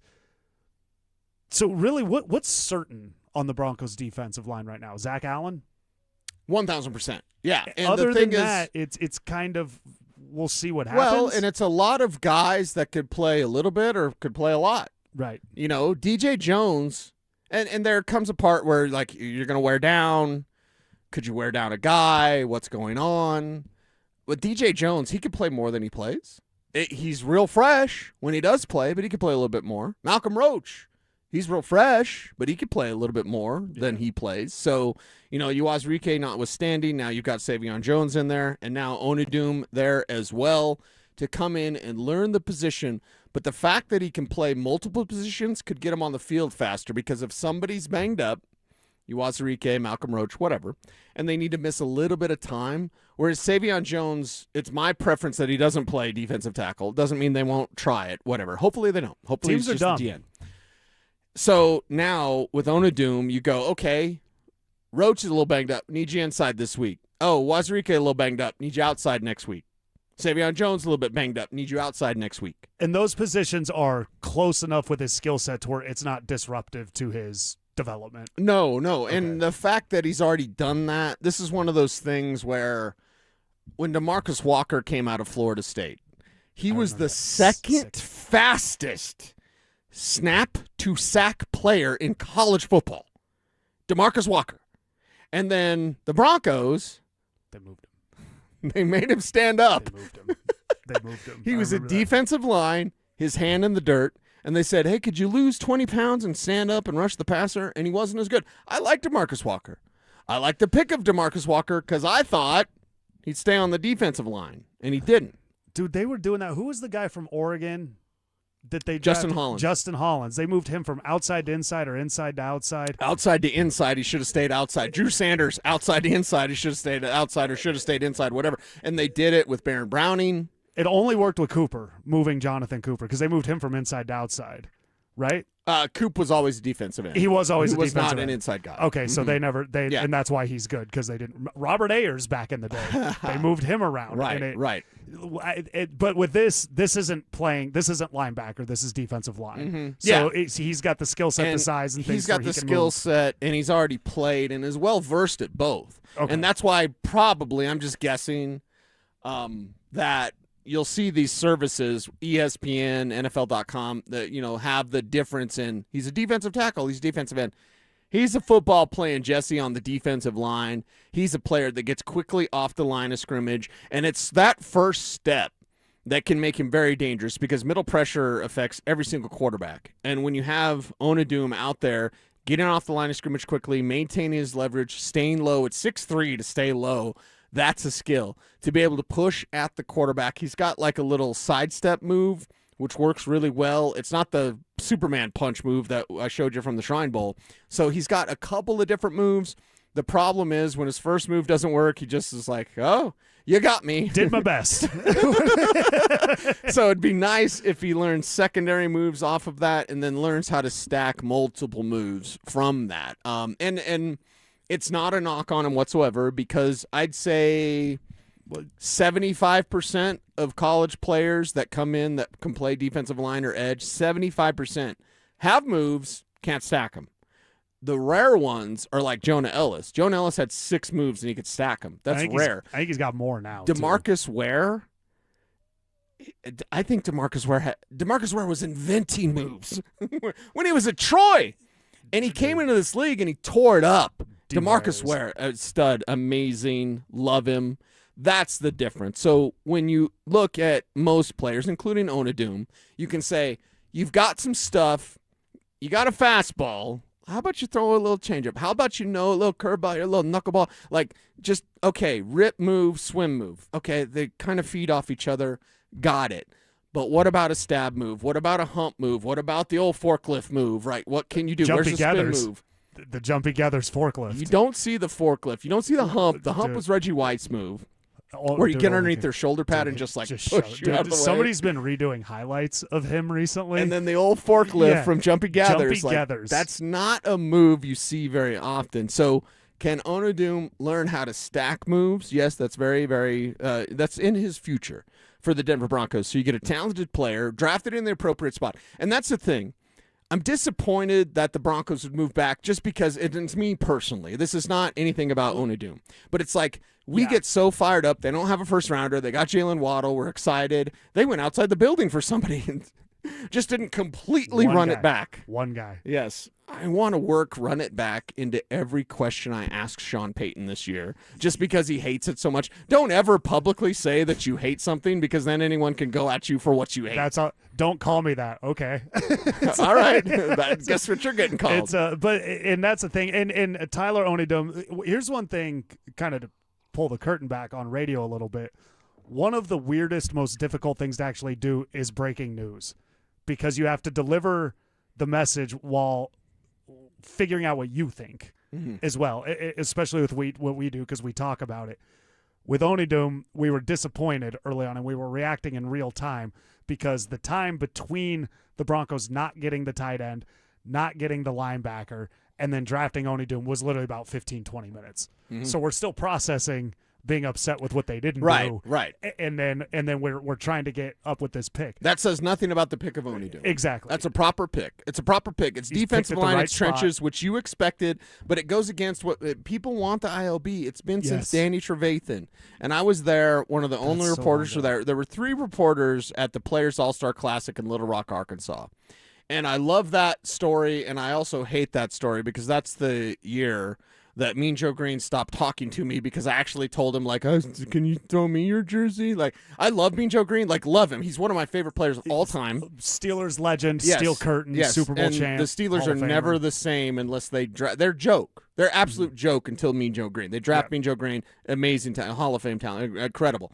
So I had always been friendly, like with Ted Thompson, God rest his soul, with Ozzie Newsome, and you just kind of get cool by association because you're not a jerk. You're not asking for autographs. You're not like, I know more than you. You're just some radio chucklehead that loves football. And I just want, man, can I hear you just talk about football? So for years, I'd talk to Mean Joe Green on the sidelines, Shrine Bowl, Senior Bowl, whatever. And so we're standing in the airport line. I'll finish the story. But like we're standing at Little Rock, flying back, and I'm next to Mean Joe, and I couldn't help myself. And I finally broke down. I said, Mean Joe, I mean, love talking to you. I just got to tell you, dude, ever since I was little, I wanted you to throw me that jersey, but I'd throw me that Coca-Cola, and it was like one of those Wayne's World, like, thank you. Yeah, like that type of thing. I not as much as when I freaked out Marshall Faulk over his hat that he wore when he declared to go pro. That story, it's one of those like, as you're saying it, I want to go back in time and be like, stop. Don't tell him. Don't tell him. You're too much of a weirdo. Don't tell him you wanted his hat. Anyway, the reason I bring up the Players All-Star Classic is merely this.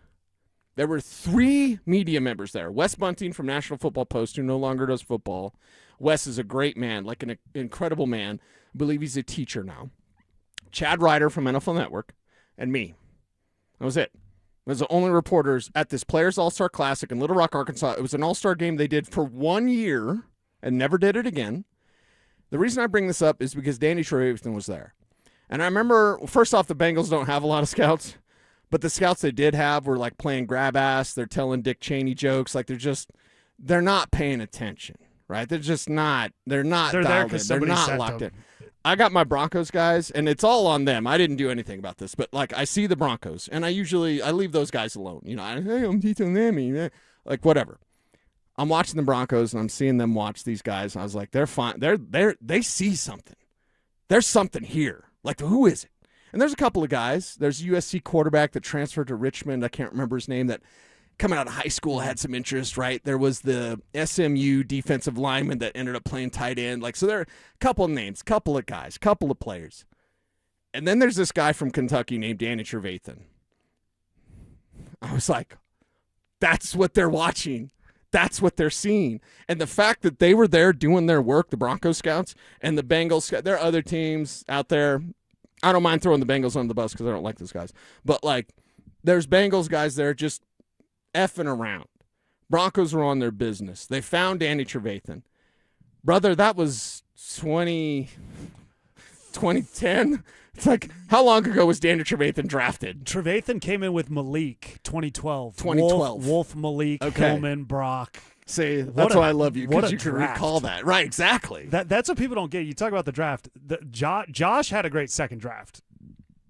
Zane Beatles, J.D. Walton, Josh chose Thomas. Demarius instead of Dez Bryant, and I hate Josh McDaniels, but I give him full credit for choosing Demarius over Dez Bryant. It was 100%. There was that draft. The second draft led to Super Bowl 50. Because you had the Vaughn draft. You got Orlando, you got Raheem, and I know Raheem wasn't there for 2015, and he played all right, but you got Virgil, Julius Thomas, Chris Harris Jr. Right. You got so many guys through there. So it matters. And Danny Trevathan, Malik Jackson, Derek Wolfe. And what year was that, 2012? 2012. I mean, so we're talking 14 years they've ignored inside linebacker. I understand why people – and listen, in the moment, we're upset because Anthony Hill goes off the board right in front of you. I think clearly Anthony Hill was one of their 6. Clearly, there's zero question, zero doubt. Max Clare, zero question. They may say something different. They probably will, right? You don't want to introduce your press conference and be like, yeah, we had to trade back, whatever. Yeah. We didn't get Anthony Hill, so we took a what's But his there name? is so much to like, and nay, strike it from the record. There's so much to love about Onidum. Quality pick, drafted at their appropriate spot. It's just a little odd because you're so jammed at that position unless you trade somebody away. Well, and the hard part is to think that they probably, if they played it right, could have got Max Clare or Anthony Hill and Tyler Onidum if they would have tried to get back in the third round. But we do like the pick. This is you read about the kid. And I'm also willing to bet when we hear from Tyler Onidum and we hear what kind of guy he is, he's probably a pretty cool guy because they take that character pretty seriously with the Broncos. So Tyler Onidum, they only pick the Broncos take. Defensive tackle, Texas A&M. Cecil and I think the thing that you've said best, and this may not be the most exciting statement, appropriately drafted. This is where he should be. They didn't do some weird reach. They got to a point. This guy's right there. This isn't a steal, and Right. it's also not a reach. Yeah, it's what you should have done. It was the prudent thing to do. George Payton. It was one thing he is. It's prudent. He's the most prudent GM. All right, it's the he has to deal with Sean Payton. I give George Payton so much credit because dealing with Sean Payton is a pain in the ass, and George Payton has to do it on a daily basis, and he does it with a smile on his face. So thank you, George. Thank you, Sean, for turning around the Broncos. I absolutely love Sean Payton for that. I'm just a little frustrated by some of the things Sean Payton does, and I'm not the only one. Yeah, no, you're definitely not the only one.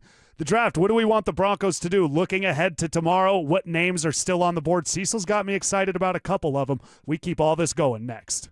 Avs playoffs. Nuggets playoffs. It's beautiful. It's brutal.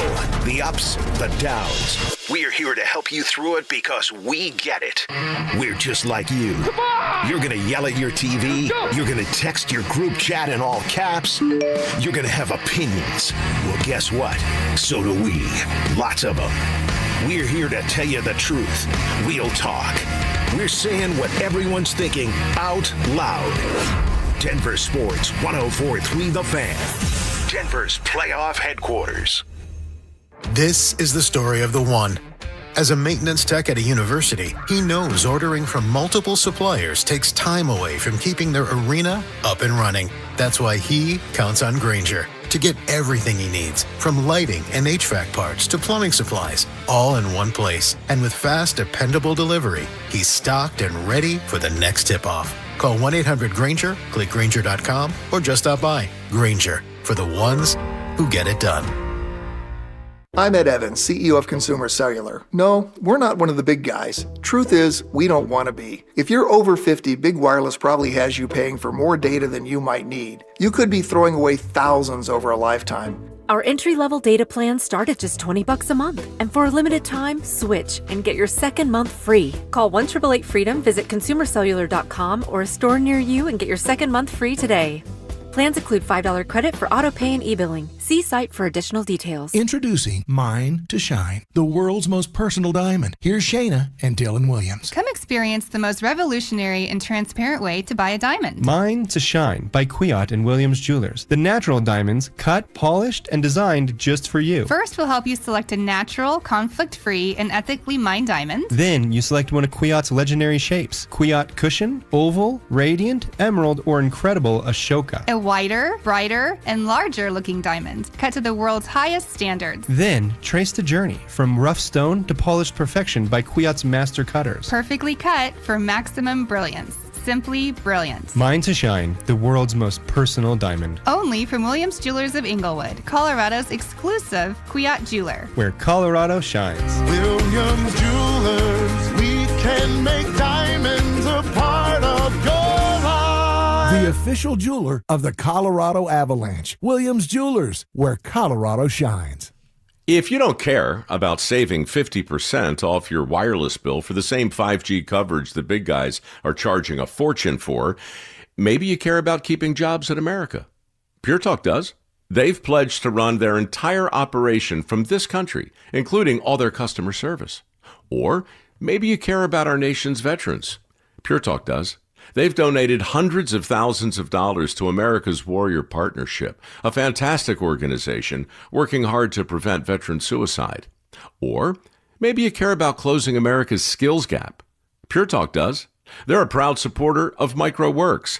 They're helping my foundation train the next generation of skilled workers. Don't get me wrong. Saving money's great, and you'll save plenty with Pure Talk. But if you want to be in business with people who share your values, dial pound 250. Say micro, and switch to an American wireless company that actually stands for something. Pure Talk. At Belco Credit Union, we want to make your dream renovation a reality. Maybe that means a modern kitchen upgrade or a luxurious new bathroom. With Belco's Home Equity Choice line, you can get easy access to funds with the freedom and convenience of a home equity line of credit, plus the security and stability of a home equity loan. Plus, Belco is also offering low rates for qualified borrowers. Learn more at belco.org/choiceline. Belco is an equal opportunity housing lender. Belco, banking for everyone. 1-877 Cards for Kids. KARS Cards for Kids. Ready to get rid of that old car? Donate it to Cars for Kids. Call 877 Cars for Kids to reach a friendly live agent. Donation is super easy, and your car can be picked up as soon as tomorrow. Call us now or go to carsforkids.org. 1-877 Cars for Kids. Donate your car today. Did you know you can donate real estate too?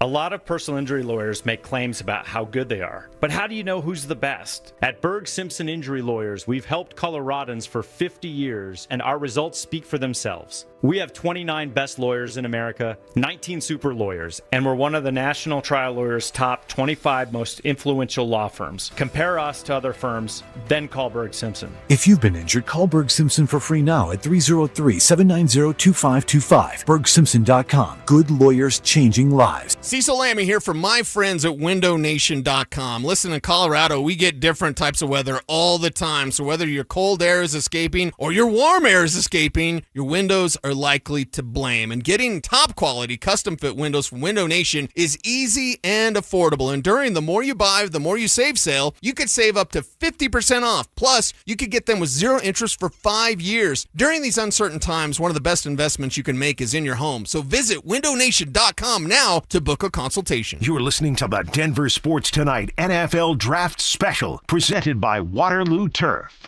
Here's John Davis and Cecil Lammey.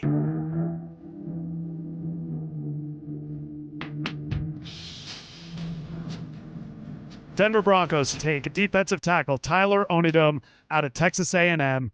I said from the beginning, Cecil, they were going to go defensive line trenches. Whether it was 30th overall, whether it was second round, it's just the feeling I had. It is the identity of the Denver Broncos. Real quick, we're going to get into some other names. We've been talking about the versatility along the defensive line of Tyler Onidum. I just want to say this. Karl Mecklenburg could play every position. 7 on positions. The front 7. Yeah, it's craziness. We've never seen anything like that. He could play. He's a Hall of Fame guy that's not drafted out of the 12th round from Minnesota. And shout out to a teacher I had at Chatfield, LaRue Nelson. LaRue, Mr. Nelson as we knew him, coached Karl at Minnesota. Whoa. And in Mecklenburg's book, he talked about him. And so he couldn't wait to show us that you like the Broncos. Look at Karl Mecklenburg's book. Here I am. Nice. But it was very cool. Mac, 12th round. Shannon Sharp, 7th round. Was Tyrone Mr. Braxton. Nelson at Chatfield like when my kids went there? No, because he was there when my brother's your age, and he was there with my brother. Okay. And then I didn't think Chatfield had been open that long. Yeah, my uncle actually graduated, but we started Chatfield. No, my uncle was first class, was like 88. Okay. My brother graduated 93. Okay. So what year did you graduate? 90. Okay, so you and my brother right in that same age. Yeah, your brother's right? 50, basically. Yeah, so they, but he coached Karl. But Mecklenburg, I mean, we've kind of got away from being able to complain about Broncos not in the Hall of Fame because they've made up for a lot of it. But that's that name when they do the list of the older players. He's got to pop up there one time because he played 7. He could play 7 positions. Yeah, but amazing. It was incredible. Cecil, the third round is wrapped up. Basically at the end of the third round. Okay, I know why you were telling me to look at Jennings Dunker and his hair. Did you see it? Oh my God, it's glorious, this guy, isn't it? Put that picture on a shirt. Pittsburgh Steelers. And he's in Pittsburgh. Yeah. Oh my God. Yeah. He looks like when he was born, the doctor's like, he's got to play for the Pittsburgh. He's going to play for the Steelers. Yeah. This is a guy. Jacoby Thomas, safety. There was a huge run on running back or Chris Bell, Miami Dolphins take Chris Bell, wide receiver. Okay, LSU. there you go. So they get some ACL. speed from the Louisville receiver. Going to have to wait a year for him. But what a smart pick by them. Yeah. Yeah. So some interesting, since the last time we updated you an hour ago about the third round, that was when Ted Hurst was taken at 84 by the Tampa Bay Buccaneers, wide receiver Georgia State. Love that pick. So since then, who has been taken? Xavier Thomas from LSU at 89 by the Chicago Bears. He is one of my favorite players in this draft class when it comes to receivers and returners. Now, I had Xavier Thomas as a 4th-round pick, so they take him mid-3rd, whatever, not much of a reach. They can afford to do that. Chicago, They've got wide receivers. with their roster, they can afford to kind of reach. Luther Burden, Roma Dunze, Xavier Thomas with speed, big playability, and quickness, and as a returner as well with 3 return touchdowns. Chris Bell, Louisville. I feel like if you brought up Carl Mecklenburg, I got to bring up Tommy Jackson. Because remember NFL primetime? Oh, yeah. It's Berman and TJ. Okay, so I'm going to say this, and hopefully you come through for me, John Davis. Chris Bell from Louisville. Oh yeah, because that's where TJ Because remember, played. that's where TJ played. So Tommy Jackson would always from Louisville. Louisville. It's my brother. I love Tom Jackson. Oh, dude. He's my dad always Second told favorite me, player of all time. That's my dad. My dad said he was, and my brother, because my brother's your age, he was John Elway before they had John Elway, to the Broncos fans. And my brother's got a TJ jersey, and last year in front of a game, Tom was out there. My brother ran up, got a picture with the jersey, but the selfie's so bad, and the sky's in the background, it looks like they're on a cruise together. It looks like they're doing the Titanic thing. Yeah. They're holding him and he's got his arms out. It's the funniest picture, but he was and famously ran over to John Madden. Yes. And It's all over, fat man. It's all over, fat man. Yes. And turning points in the organization where the Raiders no longer dominated. Mhm. I mean, Tom Jackson. So I had, and I don't know, the 80s were weird, okay? Just absolutely weird. I had a Tom Jackson. First off, my very first jersey was Otis Armstrong. There you go. I still have it. My son wore it when he was in kindergarten, so I still have it because I had it when I was 5 years old. That's an awesome one. He ran for number 178 24. in a game. He for a long time had the most yards until TD came through. Yeah, and a great runner for the Denver Broncos for a few years. Yeah. So when I was in grade school in the 80s, I had a Tom Jackson T-shirt. And again, it probably wasn't like bootleg because I'm not really sure that even existed. I don't think you could. It was probably like a Kmart thing or whatever. I don't even where there's a Walmart. But it had 57 on the back. It was orange. It was a ringer shirt because it was the 80s. Yes, they used to make these. Yeah. And then on the front was like one of those, kind of iron-on. But it was a portrait of Tom Jackson. He was in his uniform and he was doing this. For our radio listeners, I'm doing like the jazz hands thing. Like he's like getting ready in a linebacker position, but he's got his jazz hands. You don't have this shirt anymore? I wish I did, dude. I wish I did. I wish I could find it on eBay. I'd buy it today. I'd probably wear it. Belly button sticking out, everything. I will pay, if somebody has that, I'll pay $5,000. It's the greatest thing ever because it's TJ, and this is like 1982 or whatever, right? And it's TJ, and he's like, ta-da! Gotcha. I bet you he rounded up all those shirts. And he burned them. What's that fire? No, never mind. Tom Jackson. It's not t-shirt. shirts of me doing jazz hands, I'll tell you that. Exactly. So it was the Tom Jackson jazz hand shirt. I wish I had it to this day. It's so awesome. And the reason I bring that up is because Louisville, because you said Chris Bell from Louisville. Louisville. And I'm like, hey, let's talk about Tommy Jackson and bring up Carl Mecklenburg. Yeah. Yeah.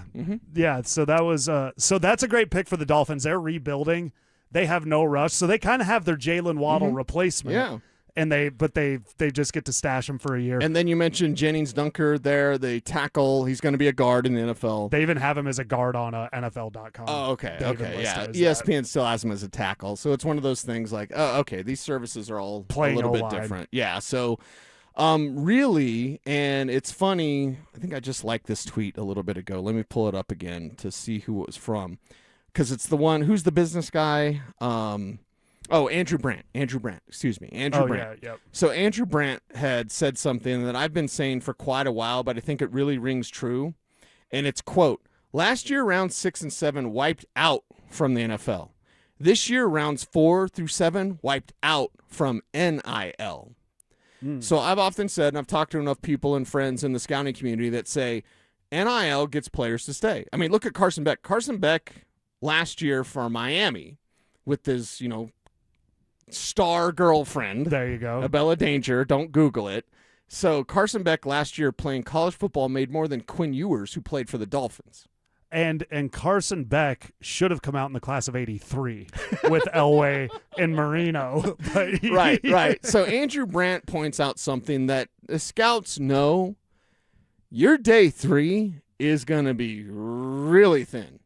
Really thin. Because I see. Because players are staying. Right. And so all of a sudden, And I wish I had the exact number. So I'm going to fudge the numbers a little bit, but they're close enough in my memory, and forgive me.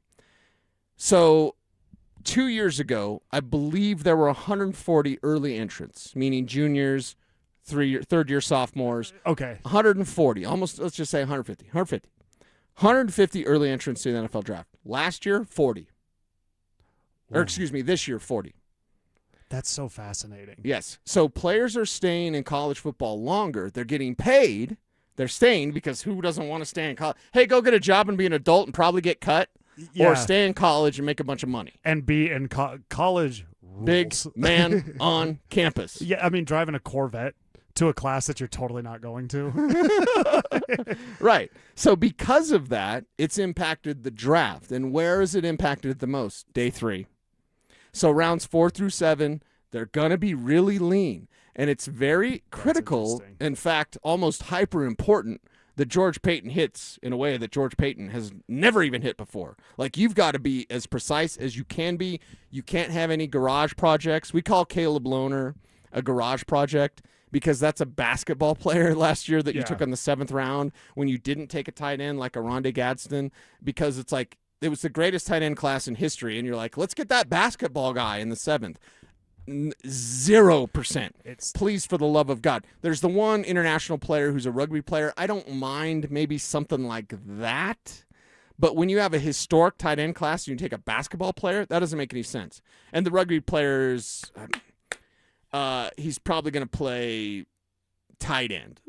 Just a guess. You never know with rugby players. They rarely work out. There was the one with San Francisco, and then we got trouble with the law. But so, I remember that dude. Yeah, that guy's he's later. gone. But anyway, so he actually practiced against the Broncos in the joint practices. So anyway, tomorrow in day 3, and we're going to tell you more here in a little bit. But I think you need to be incredibly precise. The good thing is I've got the names. What names does Cecil have? Cecil, you've actually sold me on 2 names that I'm really looking at for the Broncos. Who are they? We get into that next. Game 3 was supposed to be a response. Instead, it was a humiliation. The Nuggets didn't just lose, they got run off the floor by Minnesota. At the center of it all, Nikola Jokic. Outworked, outmuscled, frustrated. The Wolves swarmed him, exposed him, and turned the MVP into a liability. This wasn't championship basketball. This was the Nuggets getting embarrassed on the biggest stage when it mattered most. Denver Sports 104.3 The Fan. Denver's playoff headquarters. Snapshot from Progressive wasn't created for just anybody. Oh no, we made it for you. Smooth accelerators. When that light turns green, you're off. Like a warm knife through firm butter. Going from 0 to the speed limit in an appropriate amount of time. Sure, your car has horsepower, but your horses prance around as silky smooth as your right foot. Fancy Prancerton. With Snapshot, safe drivers like you get personalized rates based on your driving habits. Sign up today at Progressive.com. Progressive Casualty Insurance Company and Affiliates. Snapshot not available in California or from all agents. This is the story of the one. As a maintenance tech at a university, he knows ordering from multiple suppliers takes time away from keeping their arena up and running. That's why he counts on Grainger to get everything he needs, from lighting and HVAC parts to plumbing supplies, all in one place. And with fast, dependable delivery, he's stocked and ready for the next tip-off. Call 1-800-GRAINGER, click Grainger.com, or just stop by. Grainger, for the ones who get it done. Hey, what's up? It's Zach here. And if you're looking for your new go-to spot in Centennial, the Basketball Social House is it. Award-winning food and drinks, an incredible weekend brunch, and a brand new sports bar entertainment space where you can catch every Colorado game. Even if you're not playing, it's a great hang. But if you are, their private basketball suites are unreal. Full court, lounge, music, TVs, the whole setup. And because you're hearing this from me, get half off your first private basketball suite rental. Just use code HALFOFFHOOPS. Trust me, you're going to love this place. Hey, Broncos country, I'm Terrell Davis, and I'm here with Donnie, owner of the Fitness Gallery. There is nothing more important than your health. That's why I made the smart move to invest in fitness equipment with Fitness Gallery. It's a game changer. Work out on your schedule from the privacy of your own home. I have a true treadmill at home. It's the smoothest and quietest I've ever been on. You're ready to make fitness fit your schedule. Don't wait. Secure pre-tariff pricing today. You never regret buying quality. Visit Colorado's largest fitness store, Fitness Gallery, and get started on your goals today. Soda weight loss is state of the art. You've heard me say that for years and years now. Why? Because it's so true. And SodaDietNutrition.com is the website you need to go to, or call them up 1-866-800-SODA. Listen, I lost 60 pounds a few years ago with SodaDietNutrition.com, and I'm never going back. Haven't gained the weight back. Why? Because I know how to eat, what to eat, and when to eat. All thanks to my friends at Soda Weight Loss. Soda Diet and Nutrition. You can join Soda for a short time to have results that last a lifetime. Join now, and your partner joins free. It's 2 people with real accountability for the price of 1. Online, SodaDietNutrition.com, or call them up 1-866-800-SODA. And just having that real nutritionist, having that program in place to help you lose the weight, it means everything. And right now, when your partner can join for free, with you get 2 people, real accountability, the price of 1, it's a no-brainer. SodaDietandNutrition.com is where you need to go. Soda Diet Nutrition, they're state of the art. $5,000. That's the average amount of money people in the U.S. are now spending on gas in a year. $5,000. That's crazy. If you drive, you have to download Upside, the free app that gives you cash back every time you get gas. That's right. You can earn real cash back with Upside just by buying the gas you're already buying. You can literally start earning cash back today. I use Upside every time I fill up, and I've already made around $300. You're putting gas in your car anyway. Why not get real cash back? If you like free money, download Upside. I'm saving the cash I earn from using Upside to help pay for a vacation later this year. Download the free Upside app now to earn cash back every time you buy gas. Use promo code BACK5 to get up to a $5 bonus on your first tank. You can cash out anytime right to your bank, PayPal, or a gift card for Amazon and other brands. Just download the free Upside app and use promo code BACK5 to get up to a $5 bonus on your first tank. That's code BACK5 to get up to a $5 bonus on your first tank. This wasn't how Patrick pictured himself in retirement. Instead of playing golf every day, he could barely walk because of his severe knee pain. It hampered everything because it hurt to walk around the golf course. It hurt to swing, just pretty much hurt doing anything. But the groundbreaking regenerative treatments at QC Kinetics changed everything for Patrick. QC Kinetics uses your body's own healing properties to help repair and restore damaged tissue in your knees, hips, back, and shoulders. No surgery, no drugs, no downtime. The turnaround's been amazing from where I was to where I am now. I'm gone from a 15 handicap down to a 7 handicap. That's because my knees allow me to play golf like I haven't been able to play probably in 15 years. Don't let joint pain keep you from doing what you love. Call QC Kinetics today for your complimentary consultation. Call QC Kinetics, 303-900-8986. That's 303-900-8986. 303-900-8986. Stream Stokely and Evans with Mark Schlereth, Dover and Cecil, The Drive, and all your favorite shows on the Denver Sports 104.3 The Fan app. Powered by Advanced Tax Solutions. Denver Sports 104.3 The Fan. You're listening to the Denver Sports Tonight NFL Draft Special, presented by Waterloo Turf. Here's John Davis and Cecil Lammey.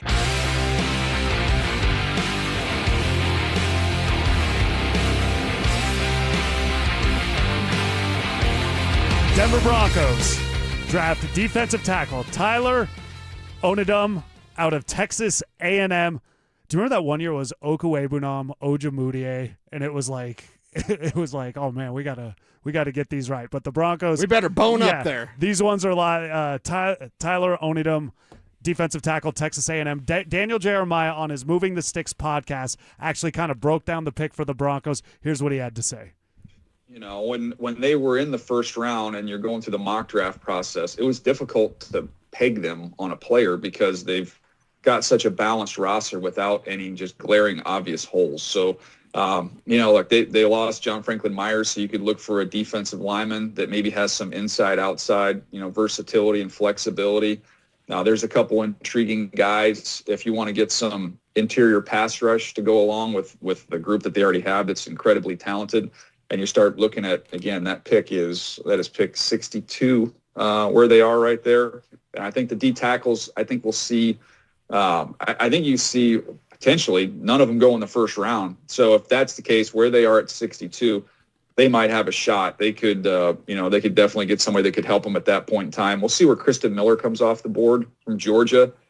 Some people have him kind of in the 40s. Other people, talk about him more towards 60, so maybe there's a chance he could drift down there. Chris McClellan from Missouri is a really good player who's off in that kind of range. Tyler Onidum from Texas A&M would be another one. So if they wanted to find a defensive tackle, those would be a couple ones I think that'll factor in around that range. Onidum. So are we saying it wrong? Yeah. If DJ's saying Onidum, we'll say Onidum. Okay, Onidum, if that's – and I'll talk to Mace. We're going to do another Orange and Blue today, so stay tuned on YouTube. We got plenty of people watching us on YouTube right now. We apologize to Tyler. Getting names right is important. Exactly. But it is important. So Onidum is the name, and getting after the quarterback can be part of his game when he learns more pass rushing moves, mainly as that run stuffer, strength at the point of attack, quick off the line of scrimmage. If you look at his relative athletic score, you see his explosive traits. You don't see change of direction traits. So point him in that direction. Tell him to go get the ball. He's going to find the ball, and he's going to get there with bad intentions. Yeah, overall it's a good pick where they took him. Very maybe appropriate they missed out. pick. So, yes. Very prudent. The prudent pick from George Payton. I almost called him George Pickens. Broncos GM. I thought you were going to say George Bush because it wouldn't be prudent at this juncture. Oh, I don't know. We're 4 hours in. I don't know what I'm saying anymore.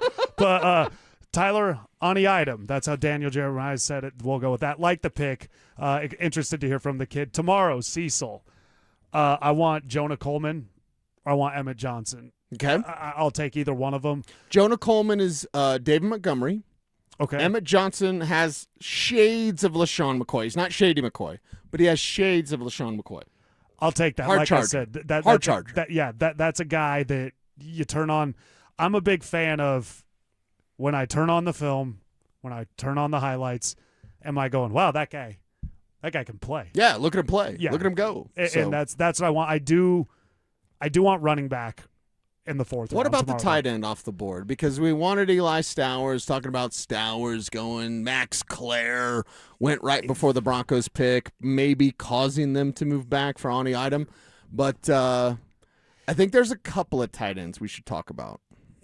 Who's there? Because my thing is, if they wouldn't take a tight end in the deepest tight end class ever, are they ever going to do it? Exactly. So who do we got? Especially when you had freaks like Aronde Gadsden on the third day of the draft last year. And so that's a concern. But who is there? Let's say they decide to realize. There's two. Okay, who are there? There's two, and might be only two.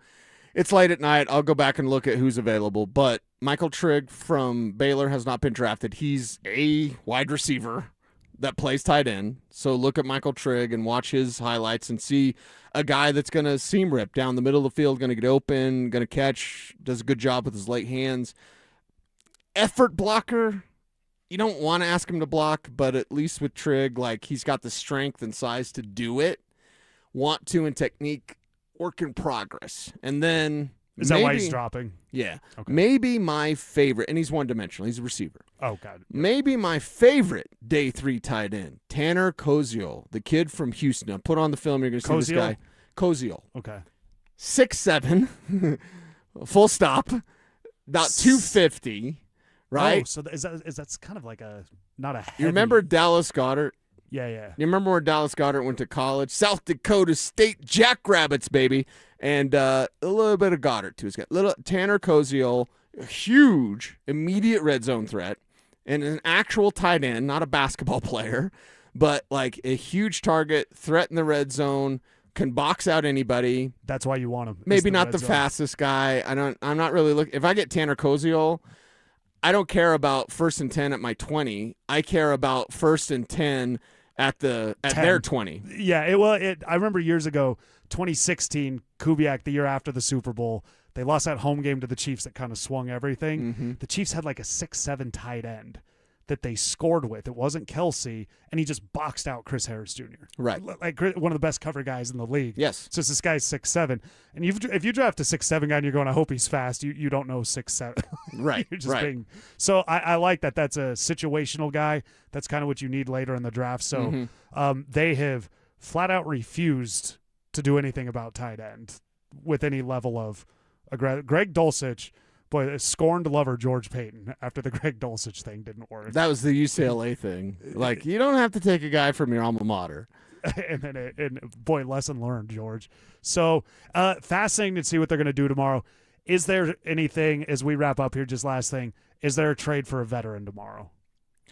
You'll watch to see what running back they get, because if they don't get a running back they like, there's two options.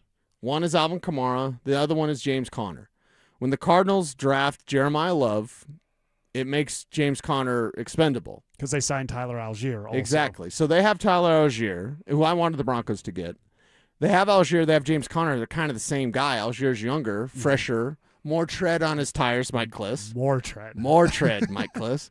So, like, is a trade for James Conner, cancer survivor. Of course, remember coming out of Pitt, and the Steelers draft him, so you love that. See if there's a trade for a veteran tomorrow, depending on what running back they get. Cecil, you'll be on all day tomorrow. I'll be on our 2 to draft 6. coverage starts at 11 a.m. And we'll be at it all day. So tune in 11 a.m. John behind the glass. Thank you so John. much. Check us out tomorrow as we continue our draft coverage.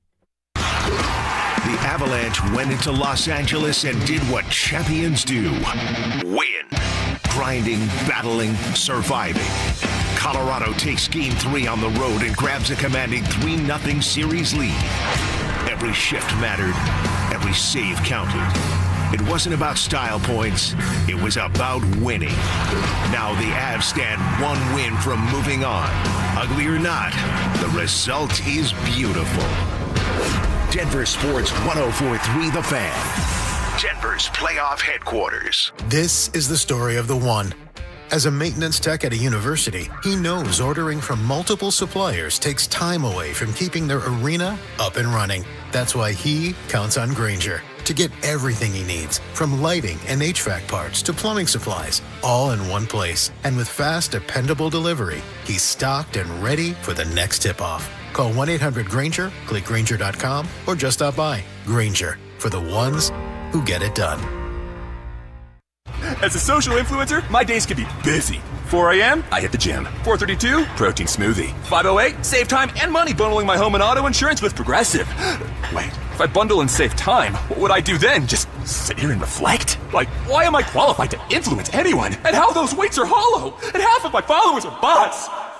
You could save time and money bundling your home and auto when you switch to Progressive. It's one less thing to worry about during your